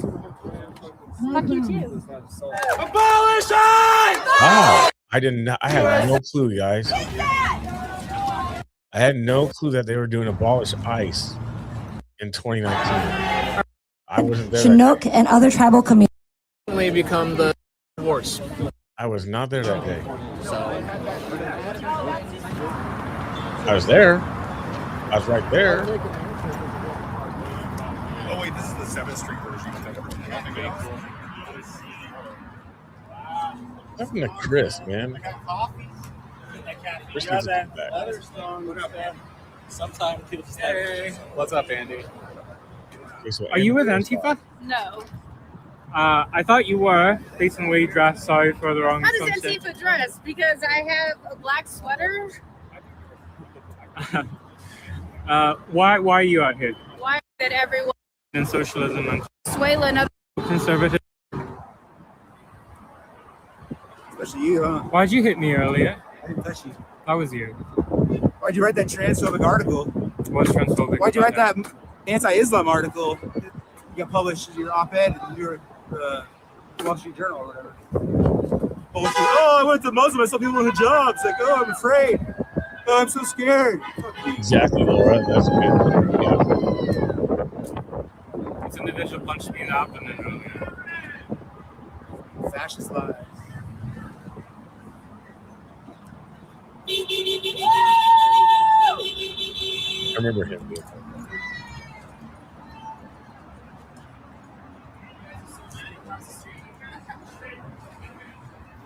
You ain't doing shit except running your fucking mouth, calling people names, Remember him. calling Jews fucking white supremacists. You're a lost cause. You're a fucking piece. You're the fucking fascist, actually, too. You're a fucking gaslighting piece of fucking shit. Yeah, you're a diarrhea fountain with a human head, and that's all you are. Okay. A diarrhea fountain with a human fucking head. Oh, who's that? Hey, you're not. This is private property. You're not allowed to film here. This is actually public property, a sidewalk right here. No, it's not. It's private property. You can't do it. Fuck you, Joey! Hey, Joey, fuck you! Hey, Joey, how's your friend Chris Foster? Public sidewalk. Public sidewalk. Hey, de-escalate a little bit. De-escalate. The public sidewalk. Hey, it's Antifa bar right here. Antifa bar. Right here, side right. Everybody look. Look at Antifa bar. Go ahead, Joey. Everybody look. Everybody look. Look at Antifa bar right here. Hey guys, no one needs to Peaceful protest. You need to leave. Go for it, man. You want another MI? Go ahead. It's ticking. It's ticking. It's a mild cardiac infarction. It's a fucking heart attack. You want your head already? What's different? Even the Damn it, I already did. You did? I did. You did? Yeah. You're so proud of yourself. I am. You're a fucking pussy. Is that right? Is that right? Yeah, I bet. Yeah. I want to be honest, this is not the same crowd that's been at ICE. It's not the same crowd. That's deal. That's deal. Yeah, two more.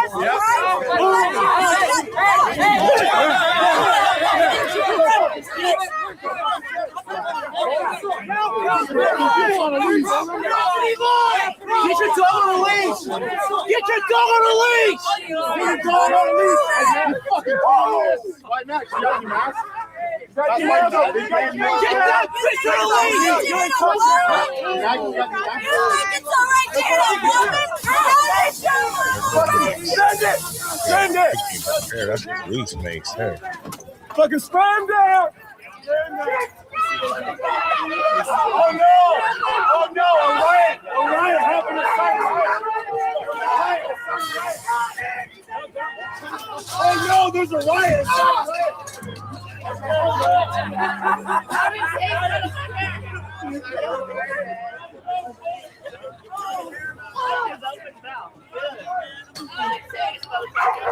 Go back to basics! Chris.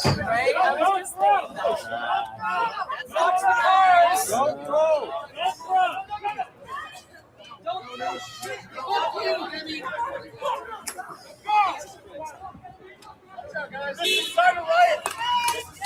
They're violent. They're hateful. This is inside a riot right here. Autos are throwing. You're 101. Do something. Do something. Yeah. Right here. 101. Do something. All you guys went inside. All your bitches went inside. Look at you hiding behind your fucking wall. Get the fuck out. Come on over. Come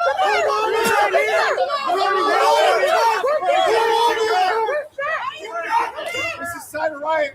And they're pepper spraying us, they're assaulting us. This is an establishment with alcohol.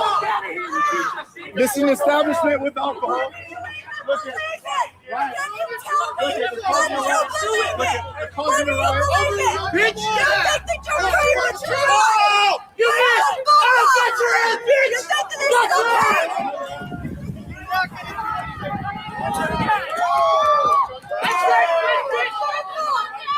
You know you can make it through our lives through journalism. Andy, we break the journalism fucking sucks. Hey, how are you gonna edit this one, Andy? How are you gonna edit this one? Are you bored? Are you bored though? Why did you come here? Why did you come to our event? Why did you come to our event? Think about what you're saying. Why did you come to our event? Get a fucking job. You hate me too. Why? Why do you come to our event?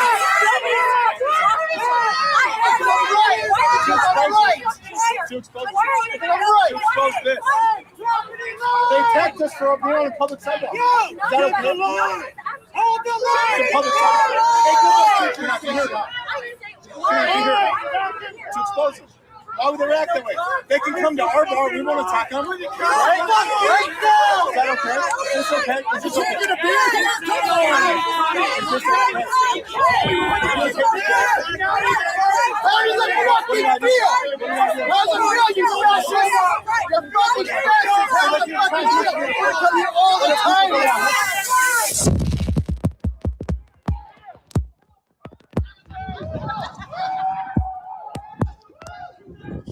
Oh man, the good old days, right? The good old days.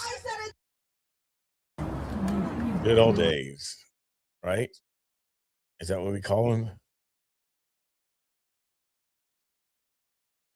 Man, there was so much stuff. And I think that was like one of the first times that maybe I think that Joey and Patriot Prayer went to one of their events, quote unquote, like their event. It wasn't something that was like a normal thing that happened going to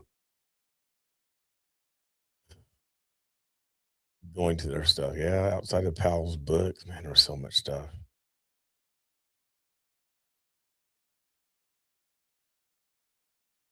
There was so much.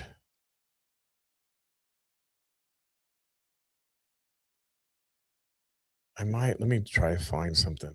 I know I told you guys I was going to show you more stuff that I had. Oh, remember this?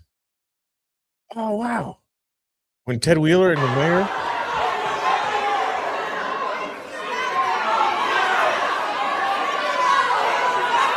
This was, you guys, this was at a church. This was at a church, believe it or not. The mayor was there.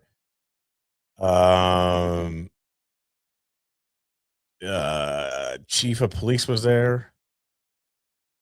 Who else was there? And you had Antifa and like maybe a handful, very small handful of right wingers, conservatives, whatever.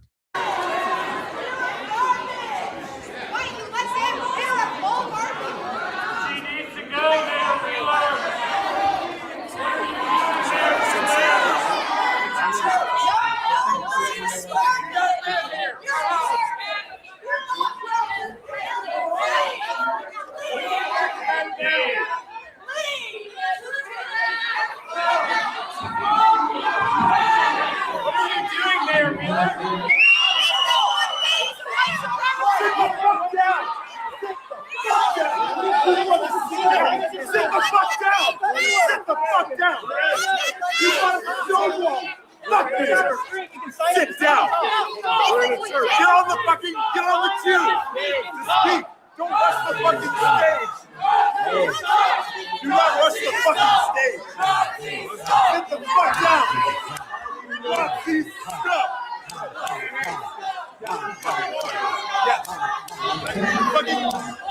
Haley raised her hand when people were attacking queers on the fucking street. What the hell? I'm talking about you sitting the fuck down. Yeah, you sit down. You just signed up to speak. Do not rush the fucking stage. Do not rush the fucking stage. Sit down. Sit down. Everybody sit down. Sit down. I will sit down. Sit down. Sit down. Sit down. Sit down. Sit. I do still have the same time. What's this? You guys. Some Christians you are. I'm an atheist, actually. I'm not talking to you. Sorry. Have some respect for the church. Have some respect. They don't. Patriot prayer, right? And you're disrespecting the church. You call yourself patriot prayer and you're disrespecting the church? How dare you? I did that. Yeah, you I didn't get to talk. Yeah.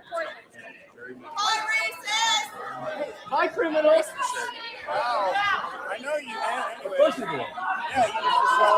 What about your officers at command level that dress up in Nazi uniforms and put swastikas in parks and put up memorials to Nazi soldiers?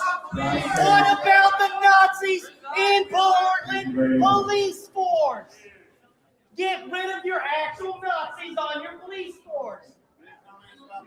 What about these Proud Boys and these stupid fucking alt-right groups that are actually part of the policing apparatus?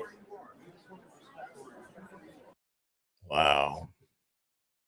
Wow. I don't know why she did that though. Why the hell? I don't know. 7 years ago, 2018. What was this? Fuck out. This guy. Gonna be here. Don't touch me.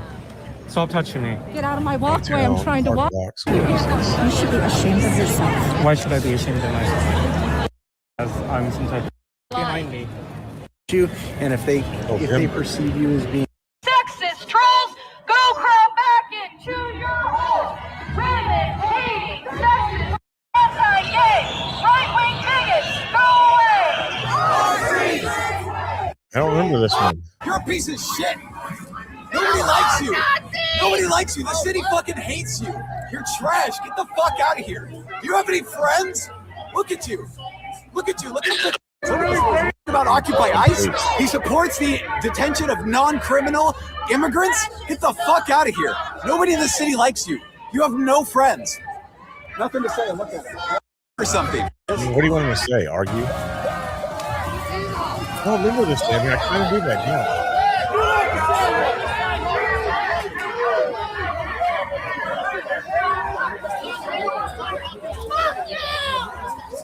This is the Portland Police Bureau. The sidewalks on Southwest Madison between 4th Avenue and 2nd Avenue are closed. Move back into Chapman Square or any other place that is not closed. Get in the park.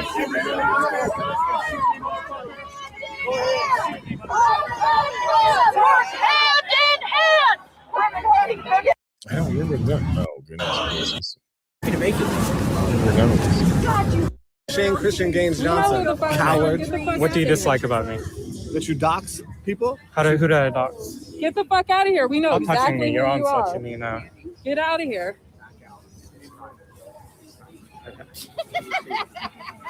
Bye.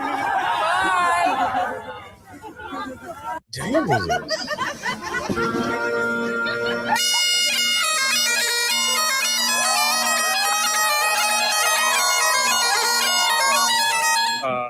They sprayed it all over my equipment and my camera, myself, and I'm stepping back because the police asked me to. I have it on video, so I'm just appalled that people can treat somebody like that, especially somebody they don't know. Whatever. You're a little anti.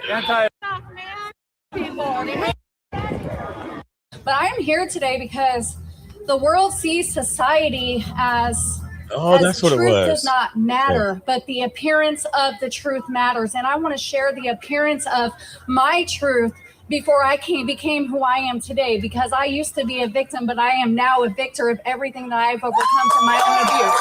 So I just want to thank you, and thank you for letting me speak this to you today. When I was 14 years old, I was involved in gangs. I lived on the streets. I was in and out of the juvenile detention center. And because I was involved in gangs, I was gang raped. I was gang raped by over 25 men. And that destroyed me. That destroyed who I was. That took me down. Aiding in a demonstration today are directed to stay out of the roadway, not to impede traffic. Failure to obey this order may subject you to a citation or arrest. This is the Portland Police Bureau. Those participating in the demonstration today are directed to stay out of the roadway, not to impede traffic. Failure to obey this order may subject you to a citation or arrest. Stay left. They come across the truck. They come across the truck. Woo!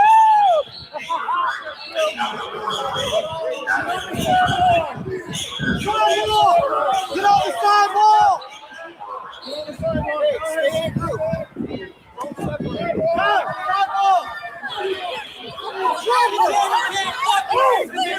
Sidewalk.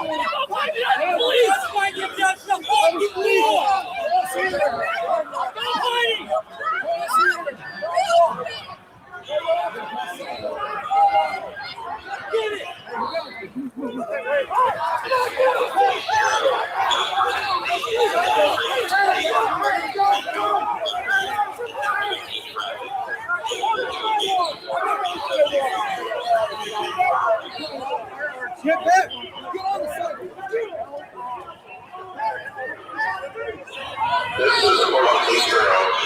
Those participating in the demonstration today are directed to stay out of the roadway and not impede traffic. Failure to obey this order may subject you to citation or arrest. What's going on? Hey, back up. No. It's not what we're here for. It's not what we're here for. Go to your cars, guys. You see, look at this. This is how we held each other accountable. We weren't doing this stuff. It was all defense. It wasn't the provoking. Our own was holding us back, saying we're not going to do this. And so when I made the comment, like the roles have reversed and changed, this is what I mean. We were trying to go to our cars, and so much different now. That's why it's like, people can, all these new people who are on X and stuff, like they don't know the history of stuff whatsoever. They do not know the history of what's going on, and they think I'm blowing smoke, and I don't know what I'm talking about. We completely always did defense. Always did defense. Of protecting. Always. And that's why I say that the people, the quote unquote big scary Antifa who have been down at ICE for the past 6 months, allowing people to be there and talk to them is nothing what you see on this video. Ooh, but they're dangerous and they're violent. They're being provoked. They're being provoked, agitating. Two different things. Go to your cars. Go your cars, man. No, it's not what you're here for. Not what we're here for. Go your car. Go home. Fucking thought, bitch. Go home. Are you attacking us? You guys go home.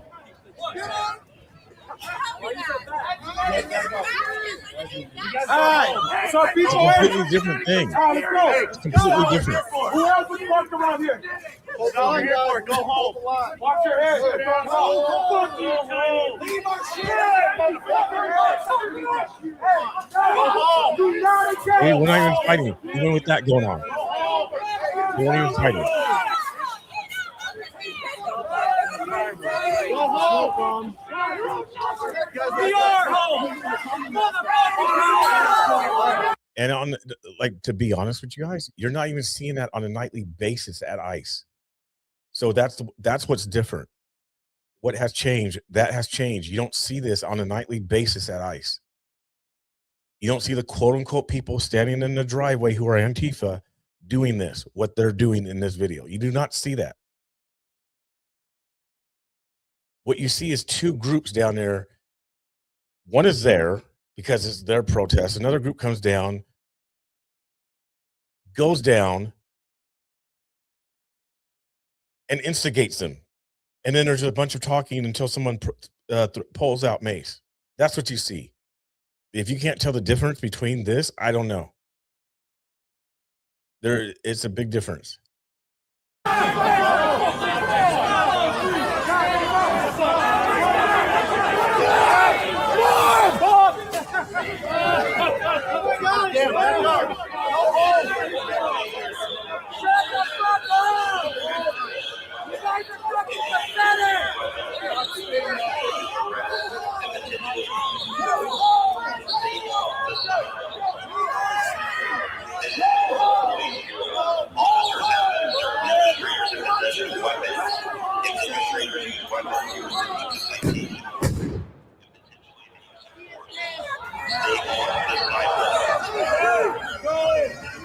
Out of the street.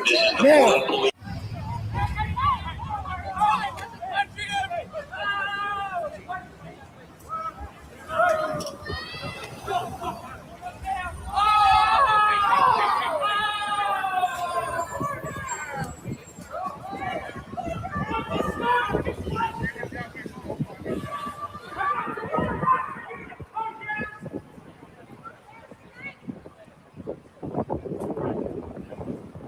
Keep on going. Hey, I recognize you. I'm a token. Fuck yeah, you're a token. Yeah. I'm a human. I got a heart. You're a fucking human. You're a punk. Is he a token?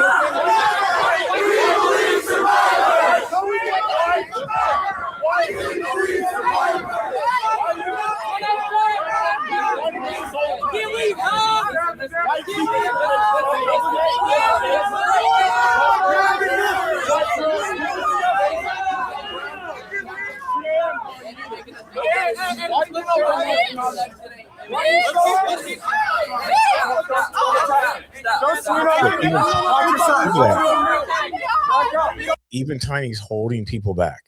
Like, we're not here to do that. Even Tiny's doing it. That's restraint, you guys. It's restraint. Not there to do something. Not there to.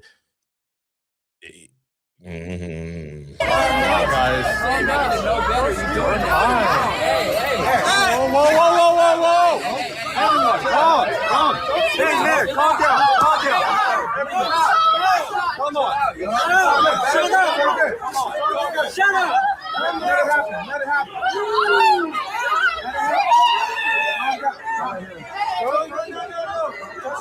It's all good. Don't touch her. Let her attack. It's all good. See, that's the thing. What? You only look at one side. You only look at the same. I'm taking pictures. I tweet it all out. It's all being recorded. No. Look at those fucking eyes. That's fear. See these eyes? That's the fucking eyes of a warrior. You got fear. Bullshit. Yeah. You know the fucking fear, bro. You look scared. Tell every single person. You need to calm down.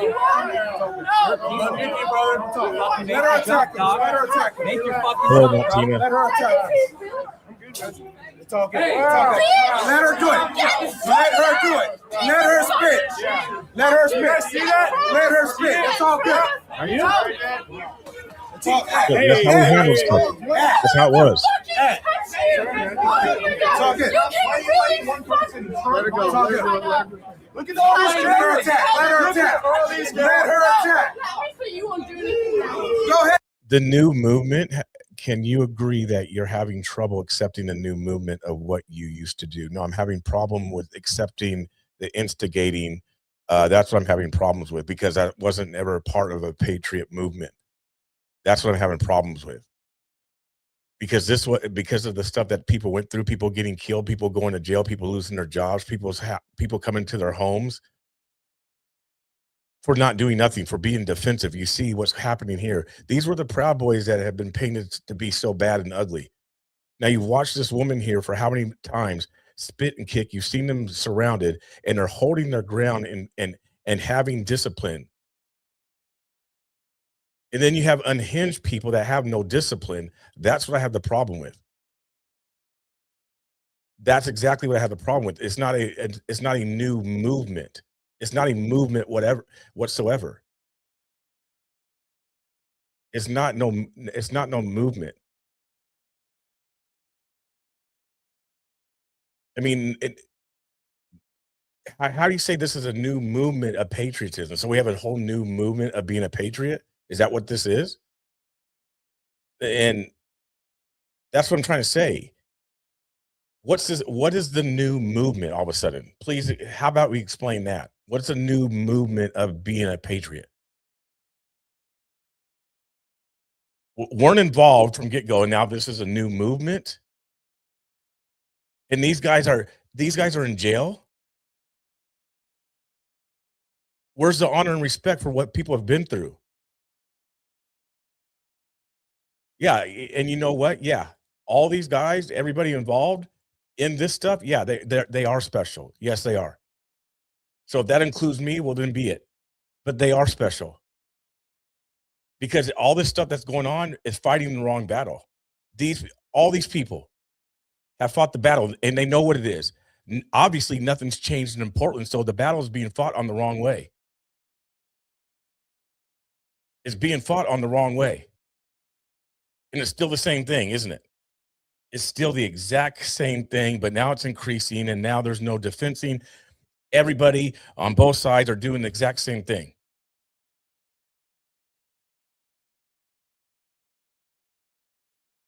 No, it's not. Nobody's doing what we did. You can accept the people doing what you once did. No, they're not doing what we did. Are you watching what we did? Defense. No one's doing defense. No one new is doing defense whatsoever.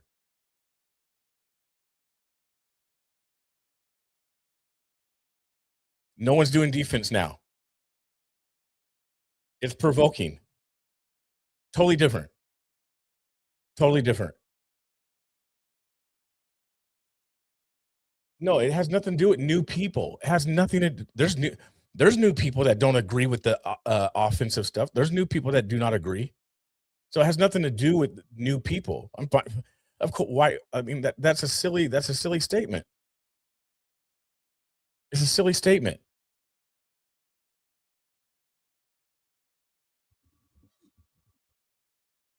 It's a silly statement. Patriots had restraint. Exactly. Patriots had restraint. They weren't provoking. They weren't just out saying stuff and going to their events, going to their rallies. It wasn't,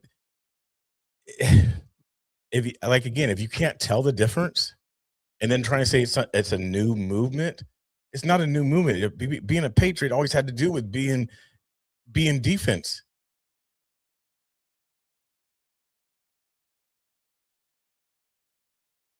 It always had to do with that. Hit me, and I'm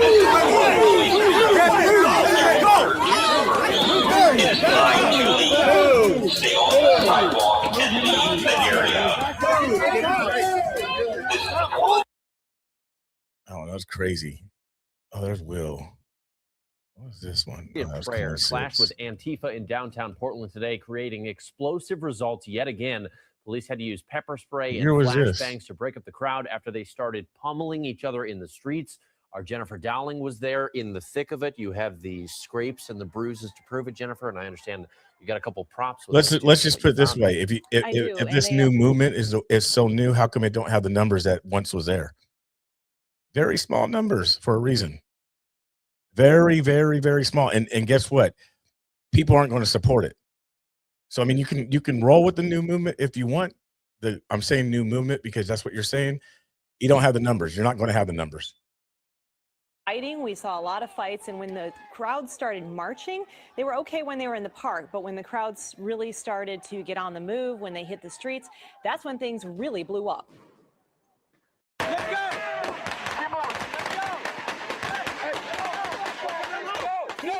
That's fine. At least I'm bold enough to stand on my grounds. Portland police calling That's it fine. a riot. But watch what the Lord does, bro. Water bottles and fireworks were thrown into the crowd. I have 23 numbers because I'm being honest, and people don't like that. People don't. Us as men, we get pride, we have ego, we don't like to be called out on stuff. That's the problem. Because I stand on principle. People don't like that. I'm fine with that.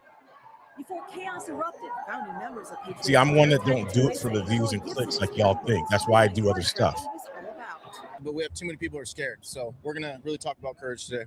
A lot of people are saying, you know, like transgender and queers and all these Wow, people. we've been saying that for a long time, haven't we? In America. No, they have their festival. 3 days are dedicated for them.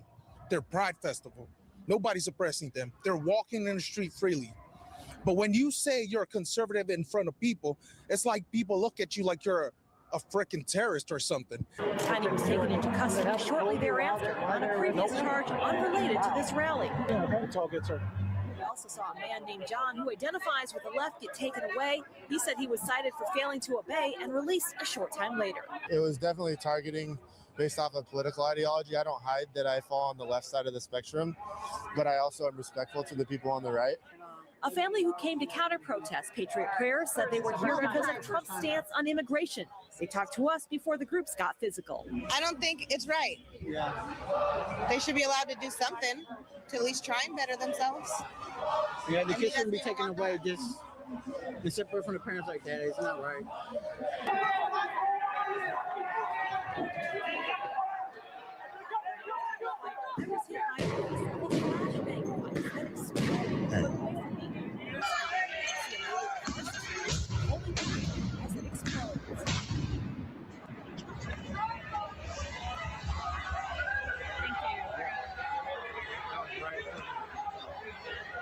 You want to know what the truth is? Here, I'll tell you the truth. If you really want to know the truth, and you already just proved my point. You said this is why I have low numbers. Let me say it this way. The reason why I have low numbers is because I'm not constantly showing drama and fighting. That's why I have the low numbers, because I'm actually showing content and challenging people to think about stuff. I'm actually challenging their thoughts and their ideology on things. That's why I have the low numbers, and people don't like that because I actually go against the grain. I'm willing to do that. Are you? That's why I have the low numbers, because everybody wants to abandon because I'm not showing all the drama and all the click stuff. That's why I have the low numbers. So the truth be told, that's why I have the quote unquote low numbers, as you say, because you probably want to see the drama. You like the drama. You don't want the educational stuff. You don't want to really get down to the nitty gritty and say, wow, the people in front of ICE really aren't the people that we're seeing in these videos. Maybe BCP is correct. Maybe we can actually have cameras around this type of stuff as we've been having for the past 6 months. It looks a lot different. No, I'm definitely not all over the place in my positions. I'm definitely not all over the place in my positions whatsoever. I've been very clear about my positions. 100% conservative, 100% Christian. I see stuff, what's going on. Being boots on the ground, being on the streets, I see things, I say it. Still doing what I was doing. Still the same. Still the exact same. Still acts. Still the same. That's the difference. Not all. If you say I'm all over the place, name where I've been all over the place. Name where I've been all over the place.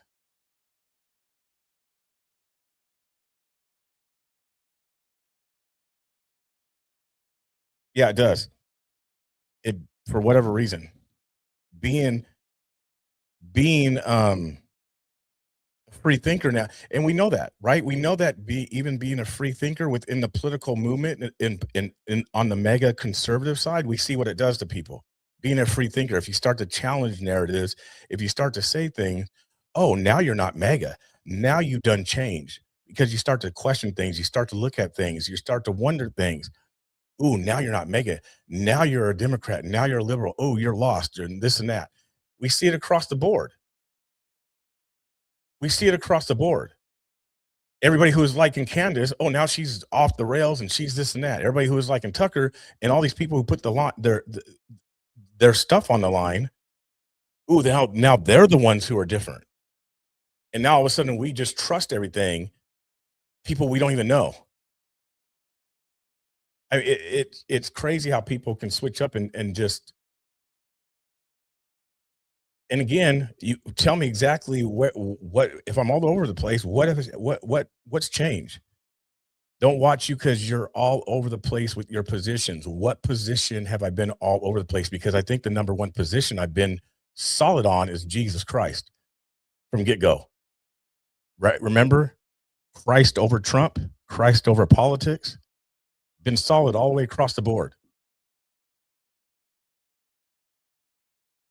So if I'm that way, that means people on the right are still just as bad as people on the left, solid across the board.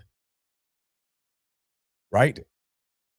It's not this side is evil, this side is good and righteous, and we're fighting against good and evil, while everybody's out there saying stuff who are the righteous side, and everybody on the quote unquote evil side is just evil. No, everybody needs Jesus, bro. Every single person needs Jesus. Every single person must repent. I've been solid in my position the whole time. Nothing has changed. Nothing has changed. I still roll with patriots. I will still talk to the left if they're respectful. Okay, but what you're seeing in these videos are not, again, the people that you've been seeing on a consistent basis at ICE building. They are not the same. It's not the same behavior. It's not the same people. And again, that comes from experience. And if you've been following anything for 6 years as you claim you do, then you would know and could see the difference. It is not the same thing. The people at ICE actually will talk to every single quote unquote patriot who's down there if they're respectful. Yeah, I go super religious all the time. Isn't that part of the movement? Remember, we're the party of God, so why wouldn't you go religious? Or is God just the cover up? Is God just the cover up to make it sound like we're the righteous group? Yeah, I'll go super religious. I have no problem with it. I'll go super religious. All the time.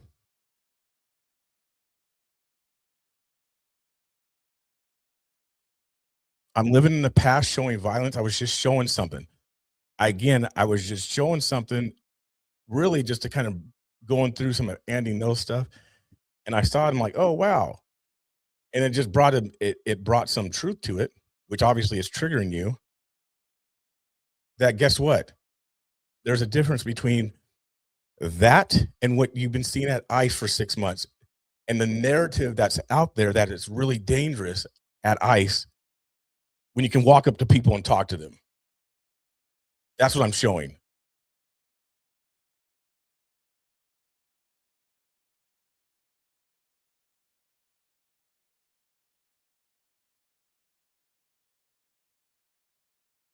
I'm old school and new school crew. This man, BCP, and I argue every day about this stuff. We are still friends. Quincy is 100% real. Haven't you always been about Jesus? Yep. Always have. That's not new. So nothing's changed in that position. Yeah, I'll flip tables all day long. Quincy, who was the guy flipping tables over in the temple, it was Jesus, because guess what? The people thought they were righteous, but weren't. Because they actually didn't even believe that Jesus was the Messiah. They were Jews, right? So they didn't believe in him. They were preaching the right thing, but he flipped tables because they weren't believing. That's what they were flipping tables about. And so maybe tonight, only original, maybe I'll lose some more followers. Guess what? I'm okay with that. I'm okay with that. Because the real ones will stay. There will be people that stay and actually agree with what I've been saying, and there will be ones who don't. Right? There's millions of people in the world. Millions. I'm still going to report. I'm still going to do my thing when I get a chance, Lord willing. I'm still going to get places. I'm still going to report on everything except just one place. That's what it's going to be. You lose some, you gain some. Fuck out. You Go. lose some, you gain some. Don't touch me. I'm not touching you. Don't fucking look at me. Andy, no. Andy, no. Jesus got a whip out. Yes, he did get a whip out. Jesus had whip out. But he was knocking over. He was knocking over the things in the temple because they were selling stuff. And he didn't want that to be, hey, this is my Father's temple. This is my place. What are you doing bringing your worldly stuff into the temple? And nowadays you see that in the churches. Everybody in the world can go into the church and there's no changing.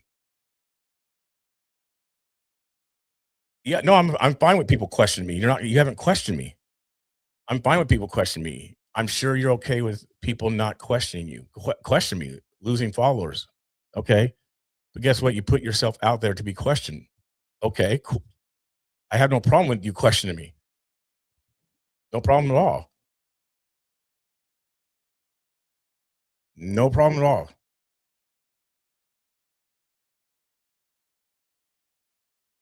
Now it is the new patriots that are ones setting up the tables.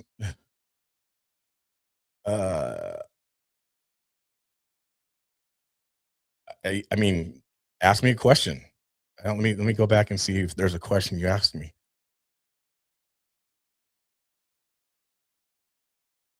I haven't seen no question. Wait, no. You just said I was all over the place. You said what the truth is. I've been saying what the truth is. There are people instigating. You probably don't agree. Maybe you do. I don't know. Okay, there's a place there. This is why you only have 20, 30 people watching you, Q, all over the place, bro, with your views and beliefs. So small numbers. That's not really a question. You're the one living in the past. I've watched for 6 years and have been a part of it. I've been around gunshots during these. Okay. You haven't asked a question.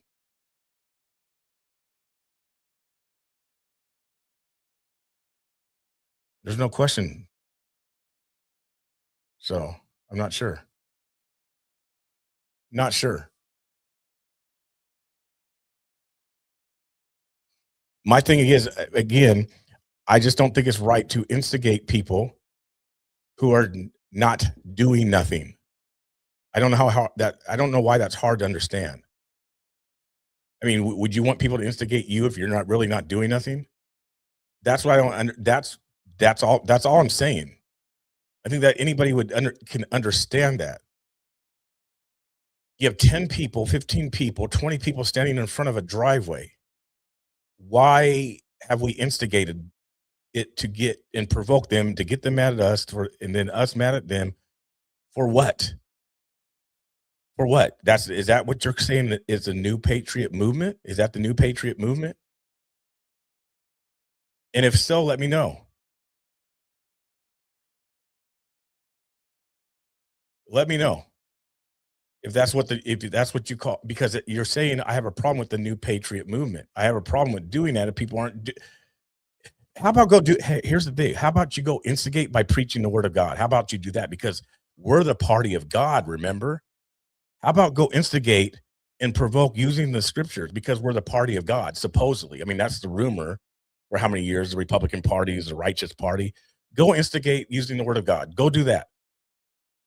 Go instigate and lead people to the cross. Let people know about their sins, that they need to repent. Do that. Instigate that way. Right? Go care about their souls. Perfect instigation. Perfect provoking. Perfect. 10 people to 100,000 people. Go do that. All for it. But if we're just doing a carnality versus carnality type of provoking, what does it accomplish? Obviously nothing, because we were watching videos from 7 years ago with the same sort of things going on, and nothing has changed. And we think it's going to change now. Somehow we really believe it's going to change now. And no one's even fighting the right battle, because the right battle is with the government and officials, not at a building. Not at a building.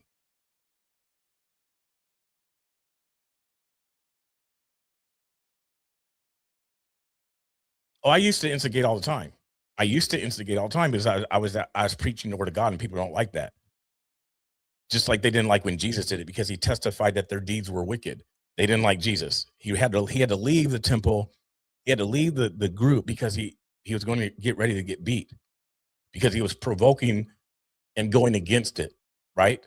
Preaching the word, saying the word. He was instigating, right? He was provoking the crowd, making them think. They didn't like it. They wanted to beat him. They wanted to stone him.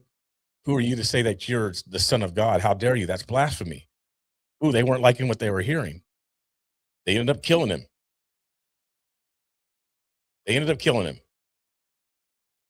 That's not what's happening. No one's preaching the word of God.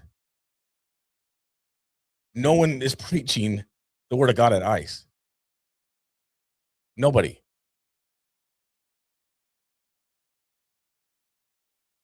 So I used to instigate like that, 100%. And I at the same time, because I have people in my life who are men, actually called me out on that stuff. They actually called me out and said, hey, maybe this, maybe that. Maybe watch how you're saying it so it don't sound this way. You know, it's called eating humble pie at times as a man. You sometimes have to do that in order to grow.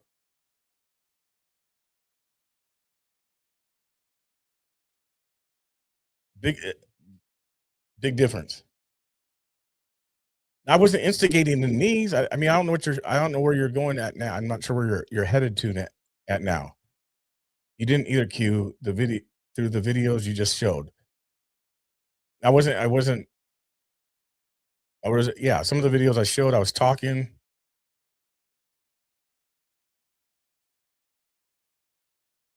So I'm not sure. I'm just saying there is a difference. And I mean, it's fine if you don't agree. I don't care. I don't care if you don't. I don't care. I don't do this stuff for people to agree with me. I don't care if you agree with me or not. Some people do. Some people finally end up saying it. Some people say, hey, thank you for making me think. Some people are totally against it, and I lose subscribers. Oh, well. Oh, well, I'm not one to brag about how many people are watching me at the moment. Some people do. I'm not one to brag about the money I'm getting in. Some people do. I'm not one to brag about, oh, I got, 20,000 people watch me. Okay. Jesus said it's all about the one. I'd rather have that. I'd rather have something meaningful than, hey, just watch for entertainment purposes. Like, honestly, I've always been that way as well. I've always been that way. That's why I've had people come on shows who and I have panels, great discussion to make people think.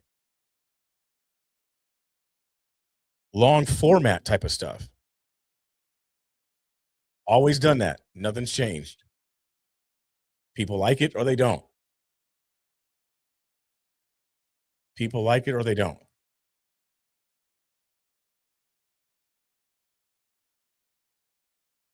What was it? Oh, that's what I was going to show, but I don't know if I'll get a strike for that one. When Vice followed us around, I don't know, I'll get a strike for that. I probably would. because it's Vice. So it's probably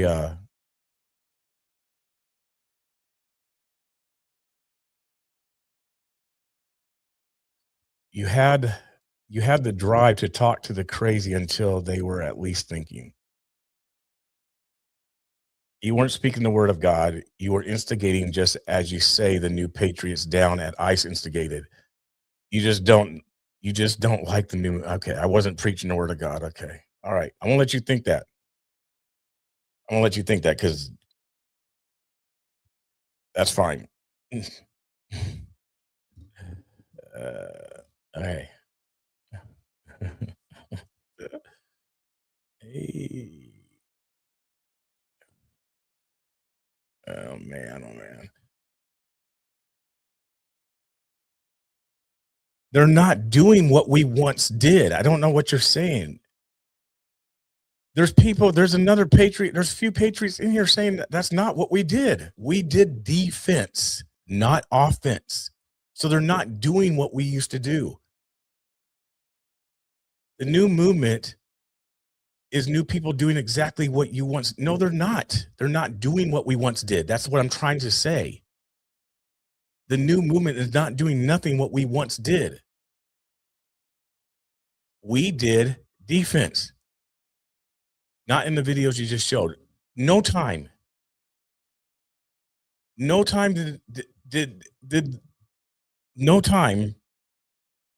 the new people, or whatever you want to say, doing what we did. That's not happening. We had our own rallies. We were not going to their events. We weren't going to the ICE building at their protest. We didn't do that. So how are the new people doing what we used to do if we did not even do that? We didn't do that.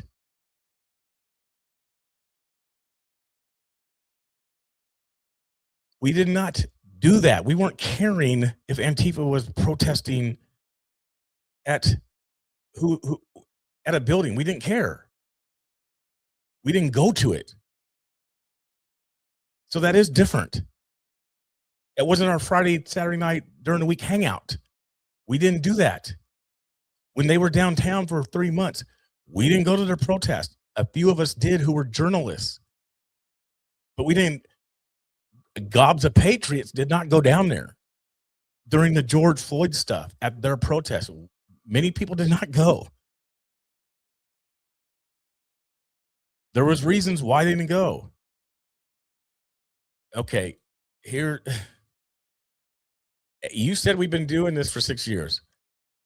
I went to things because I was reporting. If you've been following, I did things. Many patriots didn't do it. There was many people that did not do it.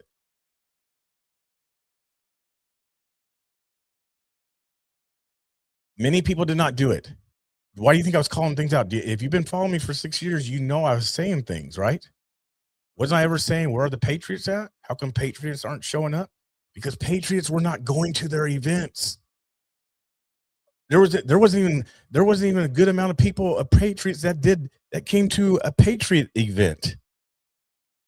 You know how many right-wingers and conservatives and MAGA people that didn't even come to their own events in Oregon? And then you're going to think that so many people went to their event, to Black Bloc events. Not happening. It wasn't happening. Trust me, it was not happening. Many times we had to go out there looking over our shoulder because there was only 2 or 3 of us who were, quote unquote, on the right, going there and reporting. And that's a fact. And if you want me to name the names, I could name the names who did it. By ourselves, having to watch our back, being chased out, all sorts of things. So yes, a few of us went to their event because we were reporting, not instigating, not up in their faces, not trying to provoke them, not trying to challenge them, not saying all sorts of things about them. We were there reporting. Half the time being quiet. Like, I don't know how hard why is that hard to understand? And if you have something different, then show me the videos where a bunch of patriots went to these events of theirs or their protests going up into the middle of their protest and starting to, yap off to them. Show me. Because I guarantee you're not going to find it. You're not going to find it. Every conservative, Republican, MAGA, whatever rally that was going on, they would come to us.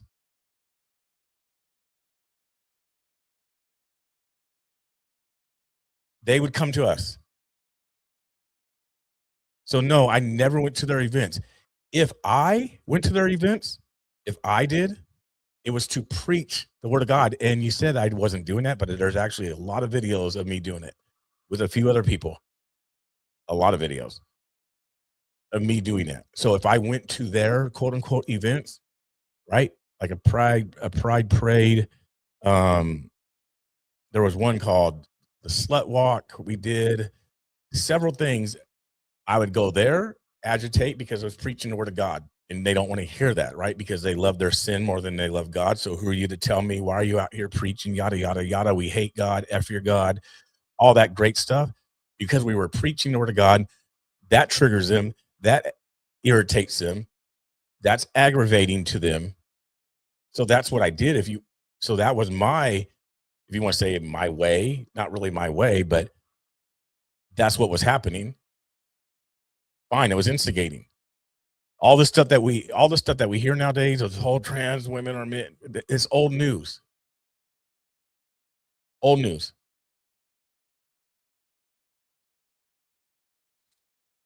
No, I'm not talking about angry. No, I'm not talking about angry.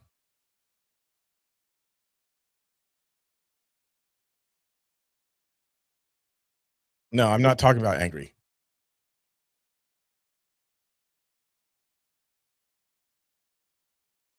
No. I go down and stream too. I go down there and stream and film and document just as much. I also, like I said, I know the difference, right, with the people that I've dealt with and these people. And the people who have been down at ICE have been fairly respectful to me, and I know how to handle it if they're not. Like, I don't care. I'm one, if you guys don't know this by now, I'm one that's not triggered by words whatsoever.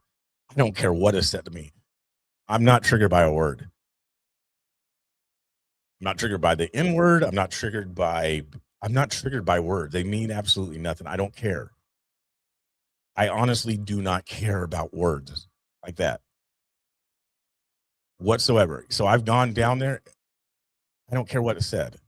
I'll still treat you with respect, because obviously if you're saying all these type of things, the real problem is with you then. If you're that triggered that you have to say all these type of things about me, the real problem is with you. Why am I going to fall into that?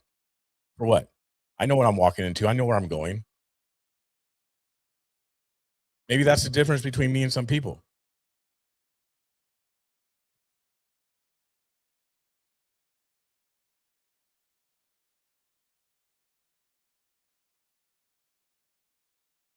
Yeah, that might be the difference. I don't know.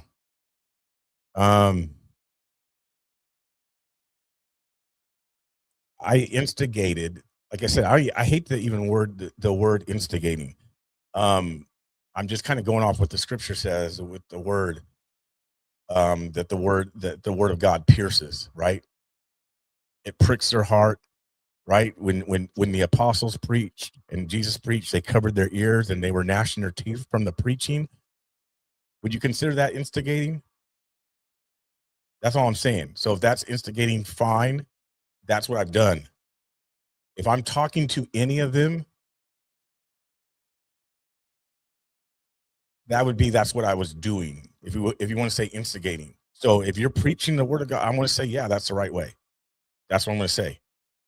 Period. 100%. I'll say it over and go over. You're preaching the word of God, then yes, that is the right way. Yep, 100%. 100%. Other than that, it's just carnality. It's just flesh against flesh. Why one is trying to say, hey, we're of God. We're of God.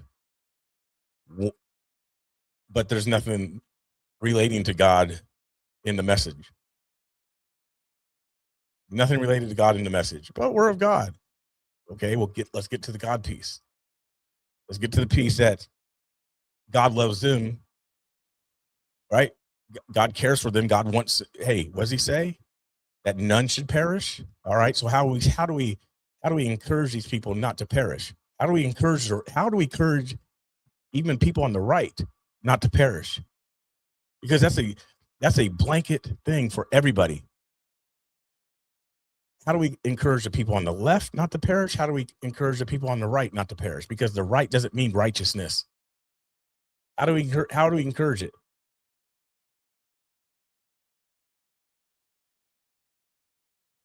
Honestly, how do we encourage it? There shouldn't be no new movement. That's the thing. That's what's weird. There shouldn't be this whole new movement. Well, I agree to disagree. I don't like that you sit back and judge the new movement that you once a part of that are doing the same things you and your friends once did. Doesn't sit right with me. Okay. I'm sorry. And again, there's other people in here who've been, I guess, as you're saying, what me and my friends used to do. Again, there's at least two people in here, myself and Angry is saying that we didn't do that. We did defense. So I don't know if maybe more people need to explain that, but we did defense. So if you're saying I'm judging, okay, that's fine. I'm trust me, as much as I've heard about judgment for the past 15 years, I'm okay with it. Believe me. And there's nothing wrong with judging because everybody does it. Hey, you guys judge me. That's why I lose subscribers, remember? Because you guys are judging me because you don't like something based off of judgment. Judge me. So I'm okay with being judged or me even judging.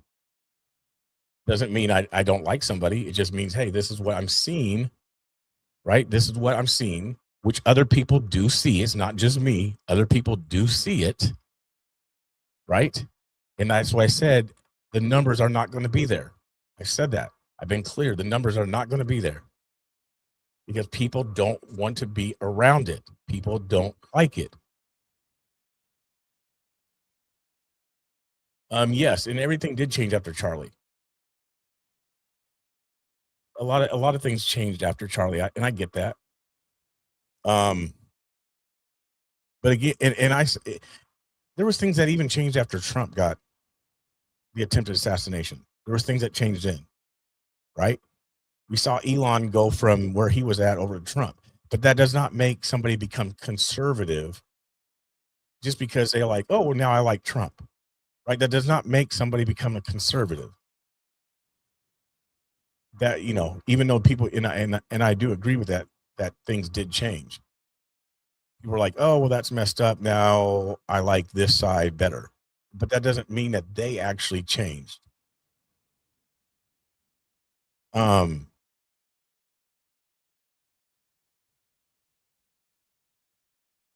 have I seen you do that, always praying for people, not instigating. I haven't always, and to be fair, I haven't always prayed for people. A lot of times I have prayed for people out on the street, but I don't like to because it talks about that in scripture, not to be praying out openly to be seen by men. So a lot of times, honestly, I'll have that own person pray. But I mean, at the same time, I have prayed. I'm not saying I never have. I'm more aggressive now in regards to Jesus. Yeah, see, to me, that's where for me personally, that's where I'm okay with. I'm okay with that because of the principles of that, and Jesus is testifying against all unrighteousness. See, within this political movement, which is so bad and it's so horrible, because in this political movement, people just view the left as people. Here's the thing: people don't even know what evil actually is nowadays. They don't know what wickedness is, right? We just think that, well, we're not against, or we don't believe in changing a child's, sexual stuff, right? We don't believe in transgenders, so we don't believe in abortion. So we're the righteous people. There's so much more. There's so much more. But that's what we think because the political climate has us believing that. right? Just like the political climate has them over there believing, oh, well, these guys over here are racist because there's been a few people that might have some racist tendencies, which there is, okay?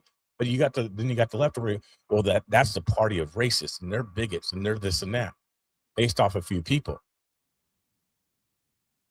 So you have this whole political thing going on, just messing up everybody's ideology and truth, to be honest with you. It's messing up everybody's truth. Oh, they're evil. They're evil. Look what they do. Look what they do. Okay. Have you been born again? What have you repented of? Like, honestly, so how is that more evil when evilness really just comes down to a complete separation of God or a lack of obedience to God? That's really what evil is, disobeying God. And there's a lot of things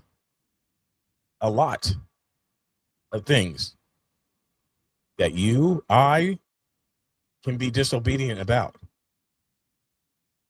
which then we need to repent. We need to ask for strength to change those things to become what God wants us to be. That's left and the right. But we're so stuck on this political stuff that the right is good. We're the good party. We're the party of good. We're the party of... I'm like, no, not really. I've seen it. Nope, not at all. I don't know. Reagan would not have called Trump a conservative, but nowadays we consider Trump a conservative. Reagan would not have called Trump a conservative because Trump was never a conservative. He was always Democrat. So how did that switch? Has there even been a testimony? Does anybody even know how that switched up? How Trump became a conservative? A Republican? When did that switch? How did it happen? When? I want to hear that story. When did Trump become actual Republican conservative? When did that happen? That's a valid question, I think, that we should ask or know. Shouldn't there be some sort of testimony or documentary about it? When did that happen? Because he wasn't a conservative. So when did that happen? Just honestly, just wanting to know. I didn't say that. I'm asking when. People can change. Yes, people can change, obviously. I'm just asking, when did it happen? Because he wasn't a conservative. So when did Trump become a conservative? Do you know? I don't know. I'm asking. Just because he came down the escalators and said, hey, I'm running as a Republican. Okay. When did that change? I don't know. I've always wanted to know myself. I mean, that's a valid question. I've always wondered that. When did that change? Because I know that Reagan wouldn't consider Trump a conservative. So when did it change? And why can't that be asked? I mean, if we're going to say we can ask about me, well, shouldn't we be able to ask about him? Or is he just such good that we don't ever question Trump? And that's another thing that's going on, because the tribalism. Ooh, don't question Trump. Don't question these patriots. Don't question this. And if you do, well, now you're going to lose followers like Candace Owens and like BCP and like Tucker Carlson. If you go to question anything, you're going to lose your fan base. You're going to lose your money. Oh, well. Why not question stuff? Why can't we? So the question is, like, when did Trump become a conservative? And I still voted for the dude 3 times. If you want to include my wife, well, then I voted for him 6. So when did he change? When did he go from Democrat to Republican? Valid question. I don't know the story.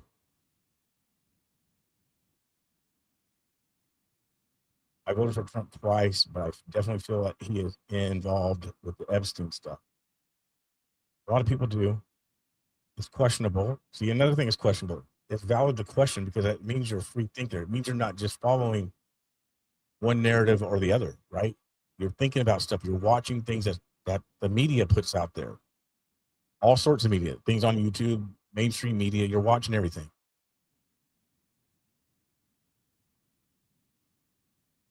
Right around the time when JFK Jr. died.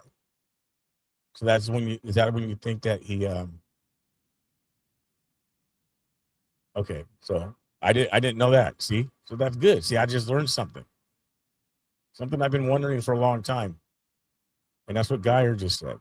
Donald Trump registered as a Republican in 1987, but his party affiliation shifted multiple times over the following decade between Democrat, Independent, and Republican. Google says he became a Republican in April 2012 ahead of the 2016 presidential run, which would make sense because you want to get that in there. And here, even with my opinion on Trump being a Republican now, and I guess here it says that he used to be independent. I think he should have ran as an independent. In this past cycle, he should have ran as an independent and would have won. I truly believe Trump would have won as an independent, probably the first one in history if he would have ran as an independent, and he didn't. I think he should have. I think Trump 100% should have ran as an independent. Remember, it was the party that screwed him over, the Republican Party, all this type of stuff in 2020.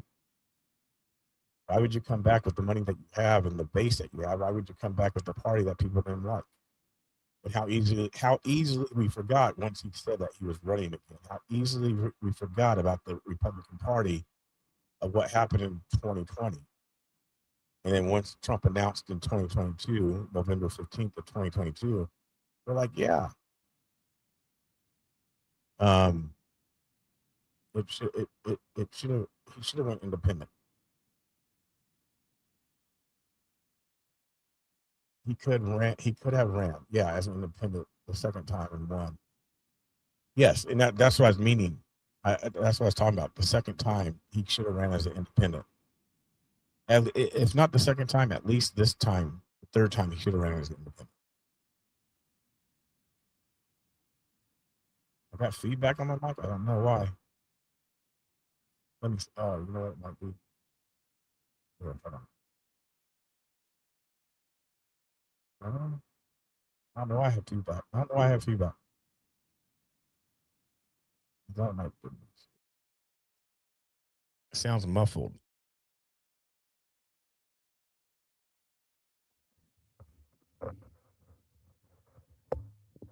Come on, guys.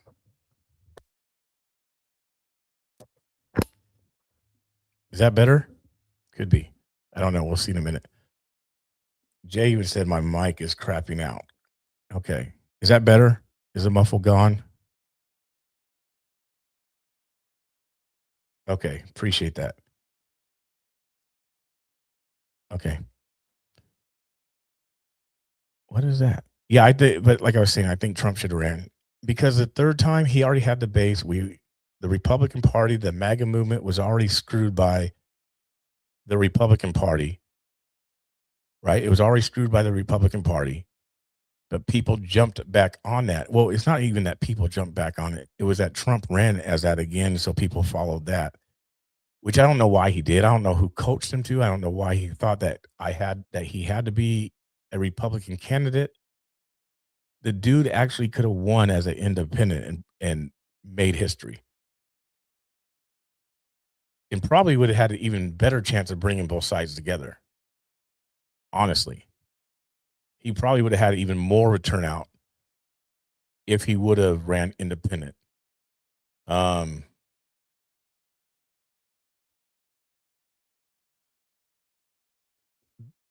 I don't know. It's just the whole political game is very interesting right now.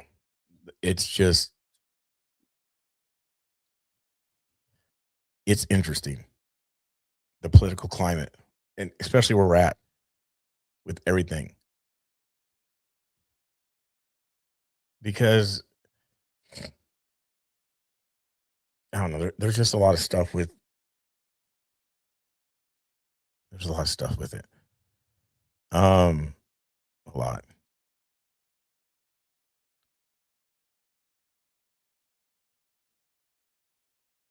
I got a surprise for you, Jay.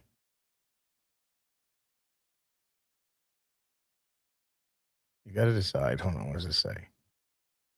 You've got to decide what you're going to be.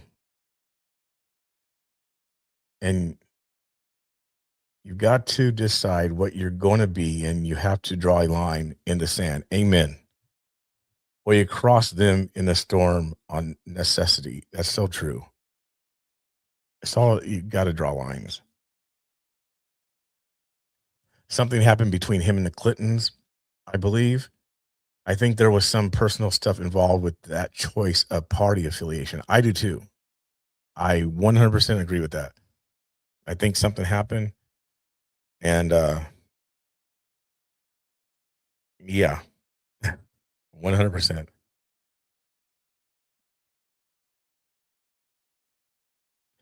I've been meaning to show you guys some of this stuff. I told you I was going to do it, and I haven't done it since last week. And I need to do another flashback, maybe inauguration night of 2021. I'm not going to do it tonight because it's long. But I'll do that. The inauguration night. I'll definitely do that. Storming north of the Capitol. I got the Capitol J6, but it's blurry. It's very glitchy. Like the very first part of it. I'm not going to show that. And it probably involves the infamous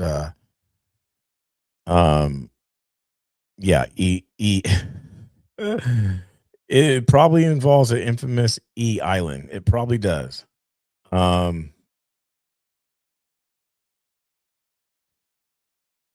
You know, I still love you for you, Q. Thank you. That's why I'll always follow you. You let me speak my truth, have fun, and Discord with me. And nice right along. Love it. Well, I appreciate it. Like I said, I'm just gonna hold my grounds, my foundation. And I mean, yes, what you said, it's true. I mean, like I said, I watch my analytics, so I know that I lose subscribers, but I also gain. I know. Let me put it this way. I know I'm fully aware what's going on in transition of stuff. I'm okay, but it works itself out.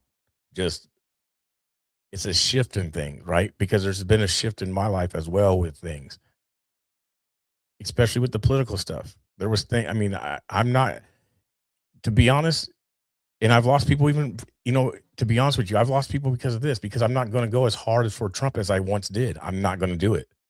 I'm not going to do it. And I've lost people because of that. I lost people on my platform last year when Trump got back in office, because I saw things within the first or second day of Trump being in office. And I'm like, yo, this is not cool. I lost people because of that. And you're going to lose people at times, because not everybody's going to agree with you. And some people are going to some people may not have as thick a skin as you do. And I'm just being real, right? So, I mean, you said you've been following me. You're still rolling with me, even with some disagreements. Angry or Oregonian's been the same way. I'm sure even some of my mods have been the same way. They probably don't agree with everything I say, and yet they still mod for me, right? Last year when Trump got back in office, I'm like, yo, I'm not liking this. This isn't the Trump that I voted for in 2016. He starts pushing the AI stuff, $500 billion in the AI. Then I see him do a whole thing and promote it up on the White House about the whole him and Gaza and Netanyahu sitting on the beach, and they got transgender people in it, and they have all sorts of satanic symbolism stuff in it. I'm like, I'm not liking this. Gold statues of Trump, I wasn't liking it. I'm like, dude, this changed, in my opinion. I lost people for that. I lost subscribers because of that. I lost subscribers for that. So I'm okay. I'm okay. I mean, it's okay because it happens. I do see it. It does affect me, but I'm like, okay, I'm still going to stay true to who I am and what's going on in any convictions I have. And with what I talk about at the ICE facility, right? What I talk about, I will talk to any of them dudes down there. I'll talk to any of them. I'll talk to anybody on the left, anybody in front of that building, anybody who's protesting. If y'all want to have discourse, we can have discourse. I will talk to you guys. I will build bridges where I can build bridges at. I will minister and preach the word of God to them personally in their life or open air. Either way, I'm going to be true to who I am. That's what I'm going to be.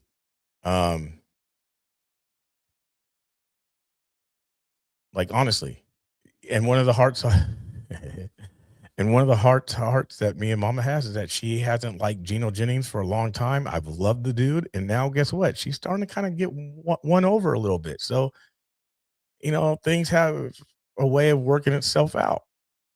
Glory to God.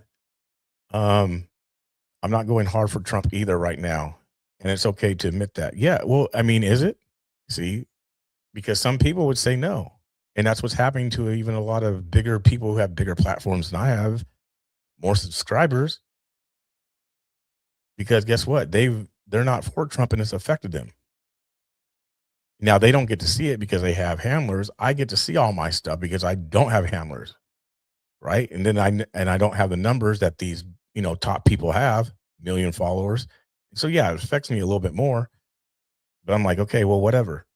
Continue to try to do what I do, continue to go where I go, if people want to help and contribute to that, still go report news, still go show stuff.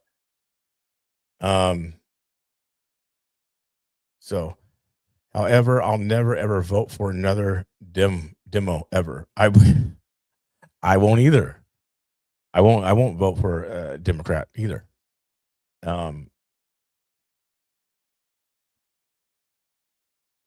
Yeah, it might be a thing where I just don't vote. And because of the freedom of speech, I'll still be able to talk about it even if I don't vote. So I may not do that. I don't know. We'll see. I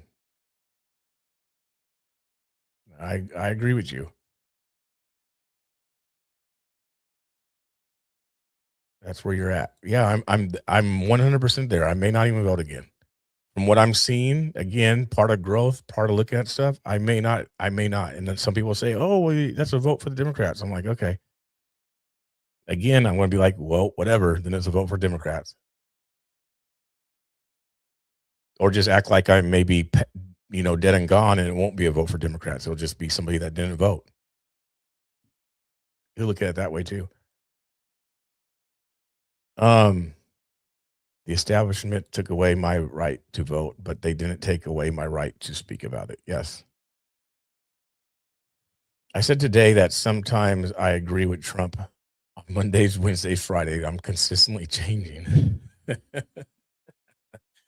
I like that. That's good, Patricia. I like that. Sometimes I agree with him. And sometimes I do. Yeah. The whole Trump thing is it's different. It's different. What did I want to show? I was going to show something real quick, but it's not. What folder is it in? Is it in this one? Nope. Where's it at? Where's it at? Nope. Where is it? Hold on. Is this it?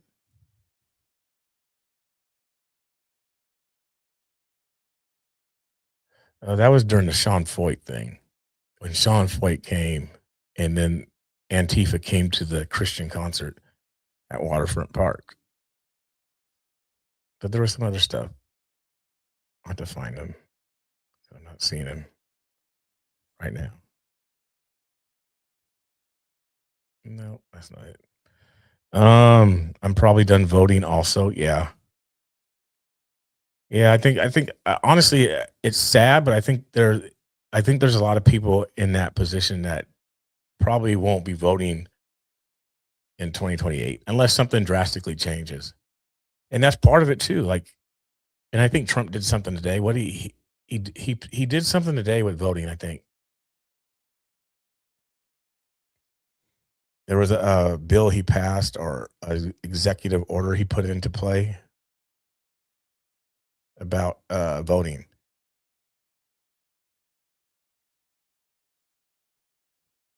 I personally think Charlie's passing really divided us, which makes me think there may be something to it. I agree. I agree with that. No other idols but God. Amen. Amen.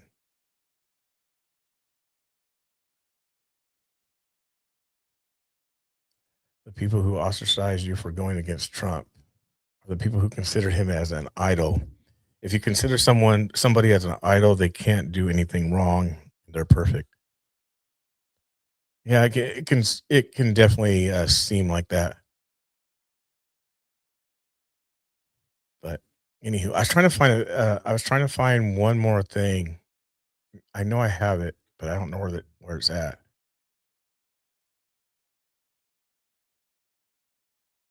I don't know where it's at. I saw them.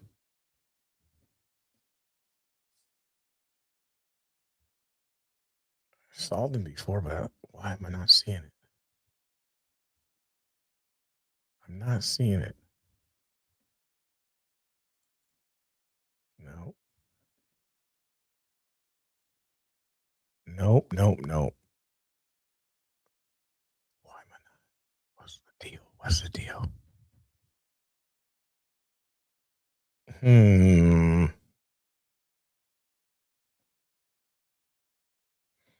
That sucks. I'll have to find them. Oh wait, maybe they're in this. Maybe they're here. Hold on.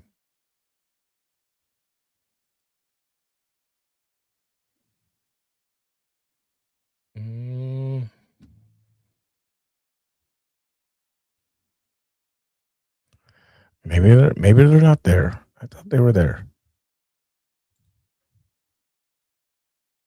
No. Oh well. I'll find him. So, I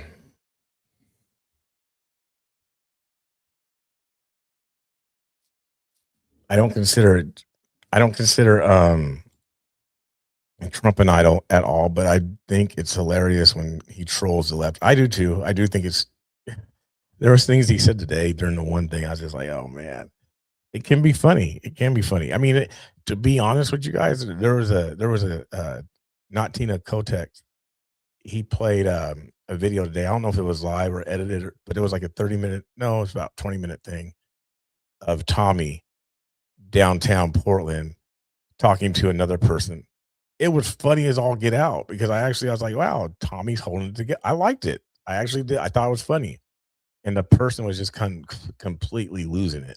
And Tommy was he was keeping his composure, his posture. I actually enjoyed it. I thought it was great. I loved it. It was funny because that's how you kind of show if you want to say the mental of some things. I thought it was great. And it was funny. It was definitely funny.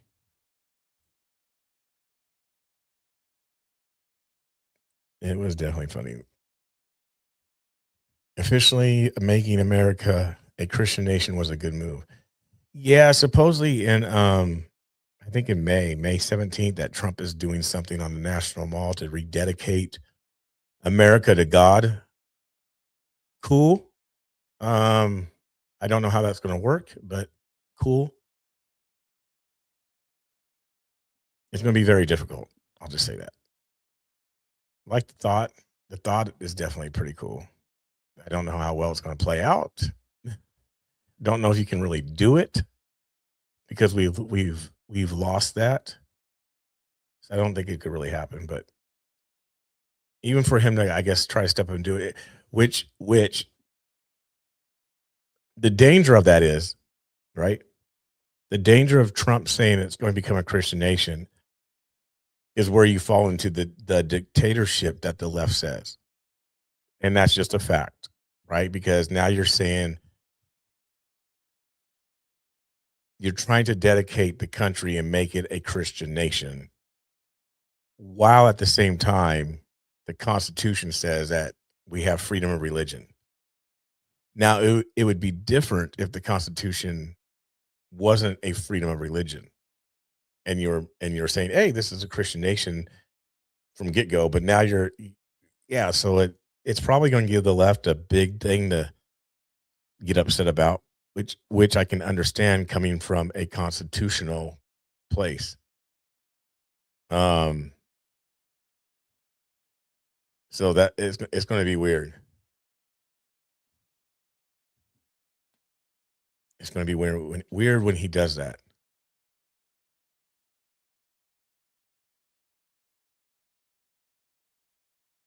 I'm just saying the left is going to be very upset. The left is going to be upset. Yes, a lot of people have been turning to God, especially the youth. Yes, people have been more and more, without a doubt.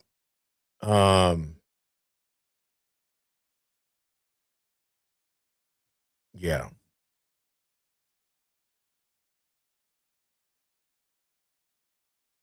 If God is truly sovereign in America, sovereign America will always get the leader she deserves.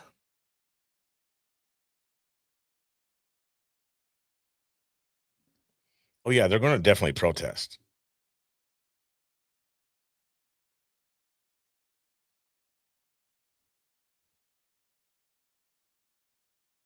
They're definitely going to protest 100%. Especially on that one. What is it, like May 17th? Let me look and see when that is.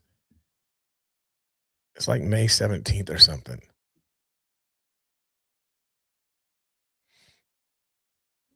And I do want to go to that one as well. I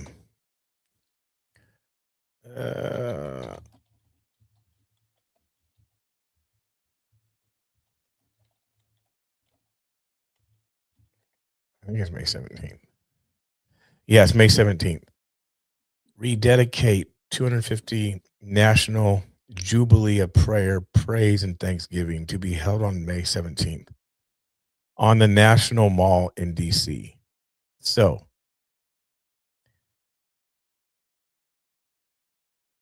got to get there May 17th. What, we got like a month and a half, you guys? Got a month and a half to make it happen. So that's going to be definitely something I need to be there to report and stream and get stuff, because there is probably going to be opposing parties and people there. I can only imagine, because he's trying to say this. He's trying to, again, say America is a Christian nation, and the left is not going to like that, and people aren't going to like it. Even probably independent people won't like it, because of the fact of, like, how can you dedicate America to God when we have freedom of religion and all religions are here? So there's the conflict right there. That's the conflict. Even though I might like it, that's the conflict in regards to the Constitution. Only Original, thank you very much. Thank you for the super chat. Honestly, thank you. Thank you for the discussion. Even if you were heated, I couldn't hear your voice, but I'm just saying, if you were, some emotions put into it, some emotions by me put into it. I wanted to hold my position. I did hold my position, my ground, what I believe in, and I'm not mad at you. If you did want to leave, I wasn't mad at you. But I appreciate the $10 super chat. Have a good night, my friend. Till the next time. And thank you for still rolling and hanging with me. Appreciate you. God bless you. And again, thank you. Sorry about that grenade. Not really. What grenade? Tonight, watched Tommy's site, and it was like 3 middle schoolers talking about Shane being a great fighter and men pushing 40-year-olds acting like teens.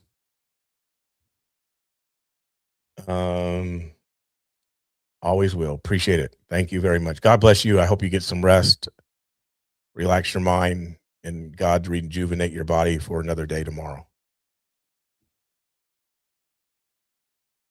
So yeah, so it is May 17th, you guys, 250th anniversary. DC. Now that would be a big event.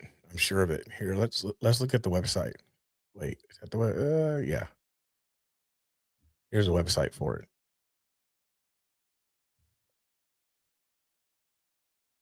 So National Mall. Here, I want to open it up. There we go. 8 a.m. in the morning to 6 p.m. So a 10-hour celebration. 10-hour celebration. Help make this historic day possible by serving alongside others. An invitation to prayer and rededication of the United States as one nation under God in preparation for the 250th birthday of our country. On January 1st, 2026, the United States began our year-long commemoration of an important milestone in the history of our 250 years of America, freedom, and independence.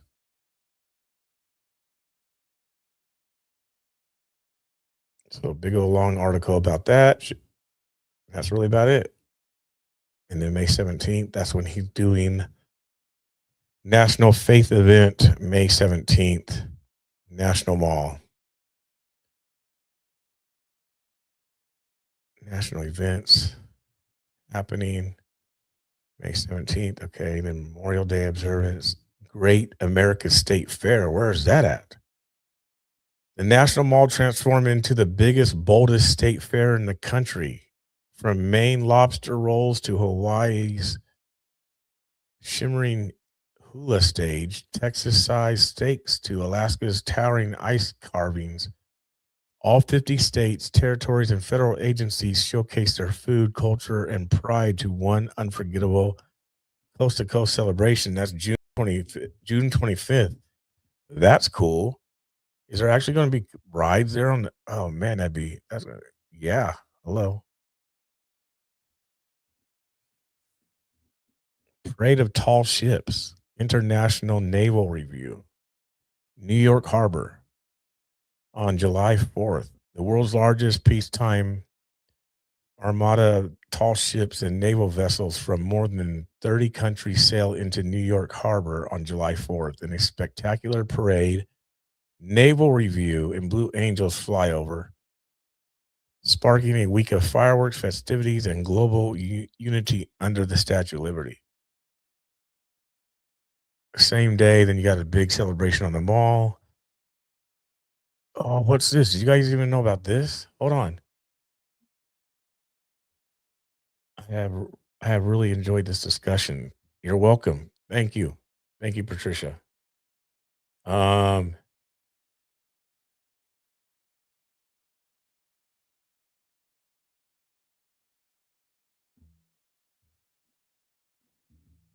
Freedom 200, a Grand Prix in DC, you guys. How nuts is that going to be?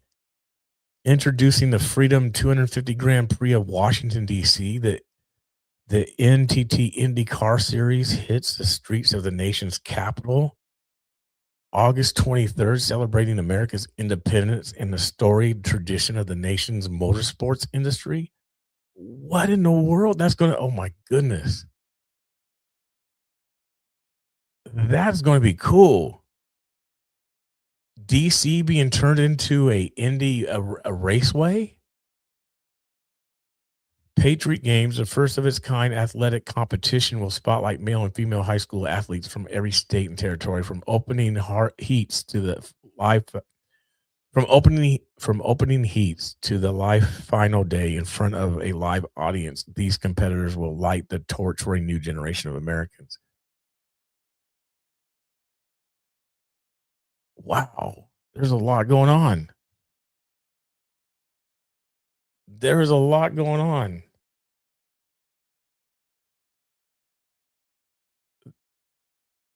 wow, there's a lot going on. Like this whole area from like basically May all the way through August, that is going to be dope. An indie thing in DC on the streets of downtown D. Oh my goodness. That is cool. That is cool. You know, those are the type of things I can appreciate about Trump. Like, to be honest with you, that he does go outside the box of things that have been like traditional stuff. Like he pushes the envelope in that. I do like that. Like he actually does do things, you know, even like when he was doing his rallies back in 2020, you know, I'm like that stuff was dope, you know? Yeah, he is all about entertainment. That is for sure. But okay, so here's the thing.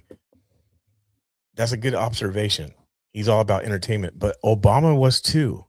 And people didn't like that. And I don't know if it's I don't want to say it's because he was a Democrat, but Obama was all about entertainment as well.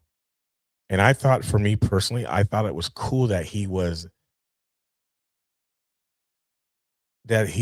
doing that and pushing the envelope and being outside the box of kind of, if you want to say, relating to the people. Obama did that. I mean, like him or not, there's things that we have to admit. Obama did do that. He was outside the box. He was out engaged. He was somewhat doing what Trump did as far in that regards.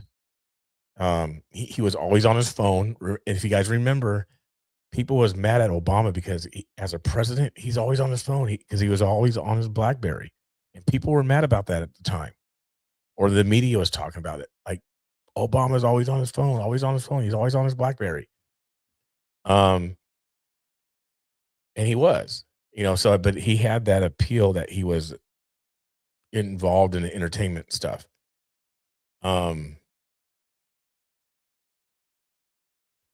Yeah, he got me in in the beginning. Obama was a smooth talker. Yeah. Yeah. Obama with Key from Key and Peel at the White House ball was funny regardless of political sides. Yes. Yep. He was about entertainment. And he was kind of a fun, honestly, youthful president. Like I said, if you take away the political stuff to it, the dude had it together. I mean, he did. He had his family together. I mean, you know, I'm saying that Michelle was Michelle. Okay, that's where I'm coming from. Just looking at it in hindsight. He had his daughters.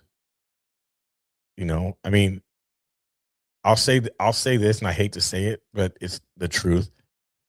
For in the Black community, he was a figure based off everything that we've heard regarding the Black community. You know, dads aren't around, this and that. He was a representation for the Black community, definitely 100%. And again, the coolness, which they probably made him be that way, smooth talker, and appear that way. He was about the entertainment stuff, just like Trump is. Trump's always at the UFC stuff, you know, and Trump's all about entertainment. I was actually surprised that Trump. Did y'all see this? I don't know if I can show it. Oh well. Maybe I'll end with this. How about that? I'll end with this. And then tomorrow, you guys, I'm going to be showing Artemis 2, the launch, all day long, starting at 9, 10 o'clock in the morning. So hopefully you guys, I'll be cool with you guys. So I'll end with this and I'll get off. 4 o'clock at night, 3 o'clock someplace else, and 2 o'clock at some other places. But Trump is all about entertainment, all about it. Love it. I love it so much.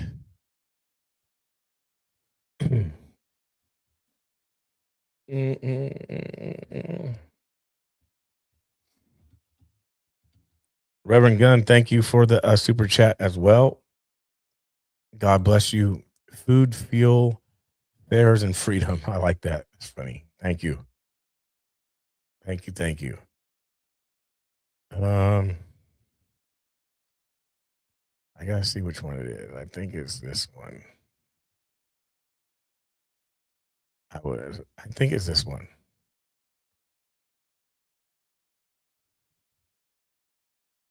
It is this one. Okay. So I'm going to end it with this because I want to get in trouble.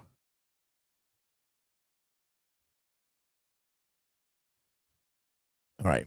So this was in Portland, Oregon.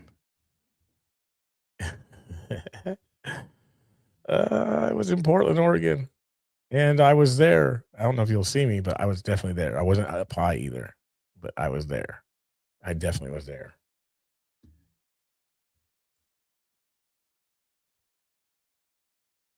I was so. We put it very. What? Yep, copyright. Okay. Yeah, I'll just take it down.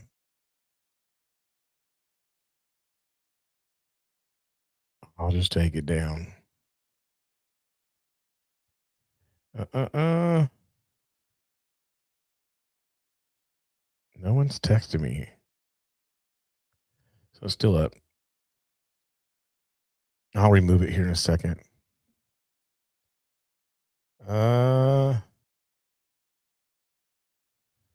Check something.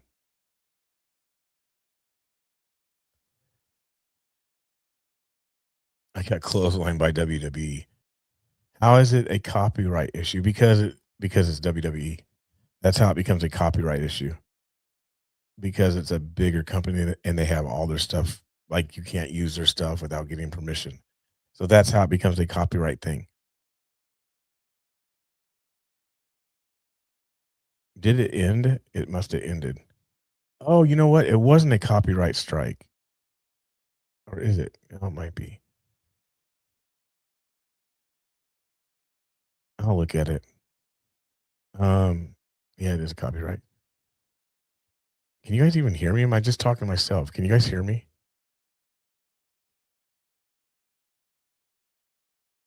I'm probably just talking to myself.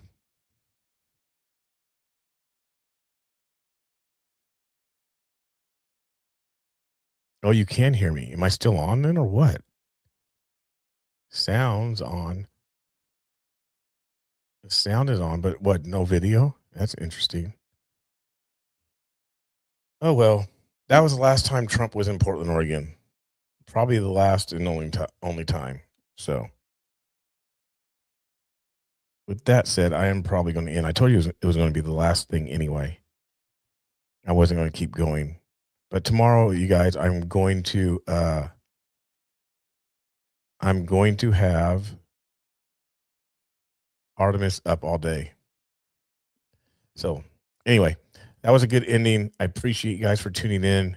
Get some rest. I will see you tomorrow morning, 8, 9 o'clock. We'll recap and see what's going on with this whole Operation Fury war thing that Trump keeps somewhat lying to us about, I believe. He did say today it's going to be like 3 more weeks, so we'll see. We'll see. We shouldn't be there, but anyway. Let me get off of here. I appreciate you guys. Love y'all. Thank you for tuning in. Thank you guys for the super chats. Awesome night. Thank you guys for the conversations. I will see you tomorrow. Get some rest.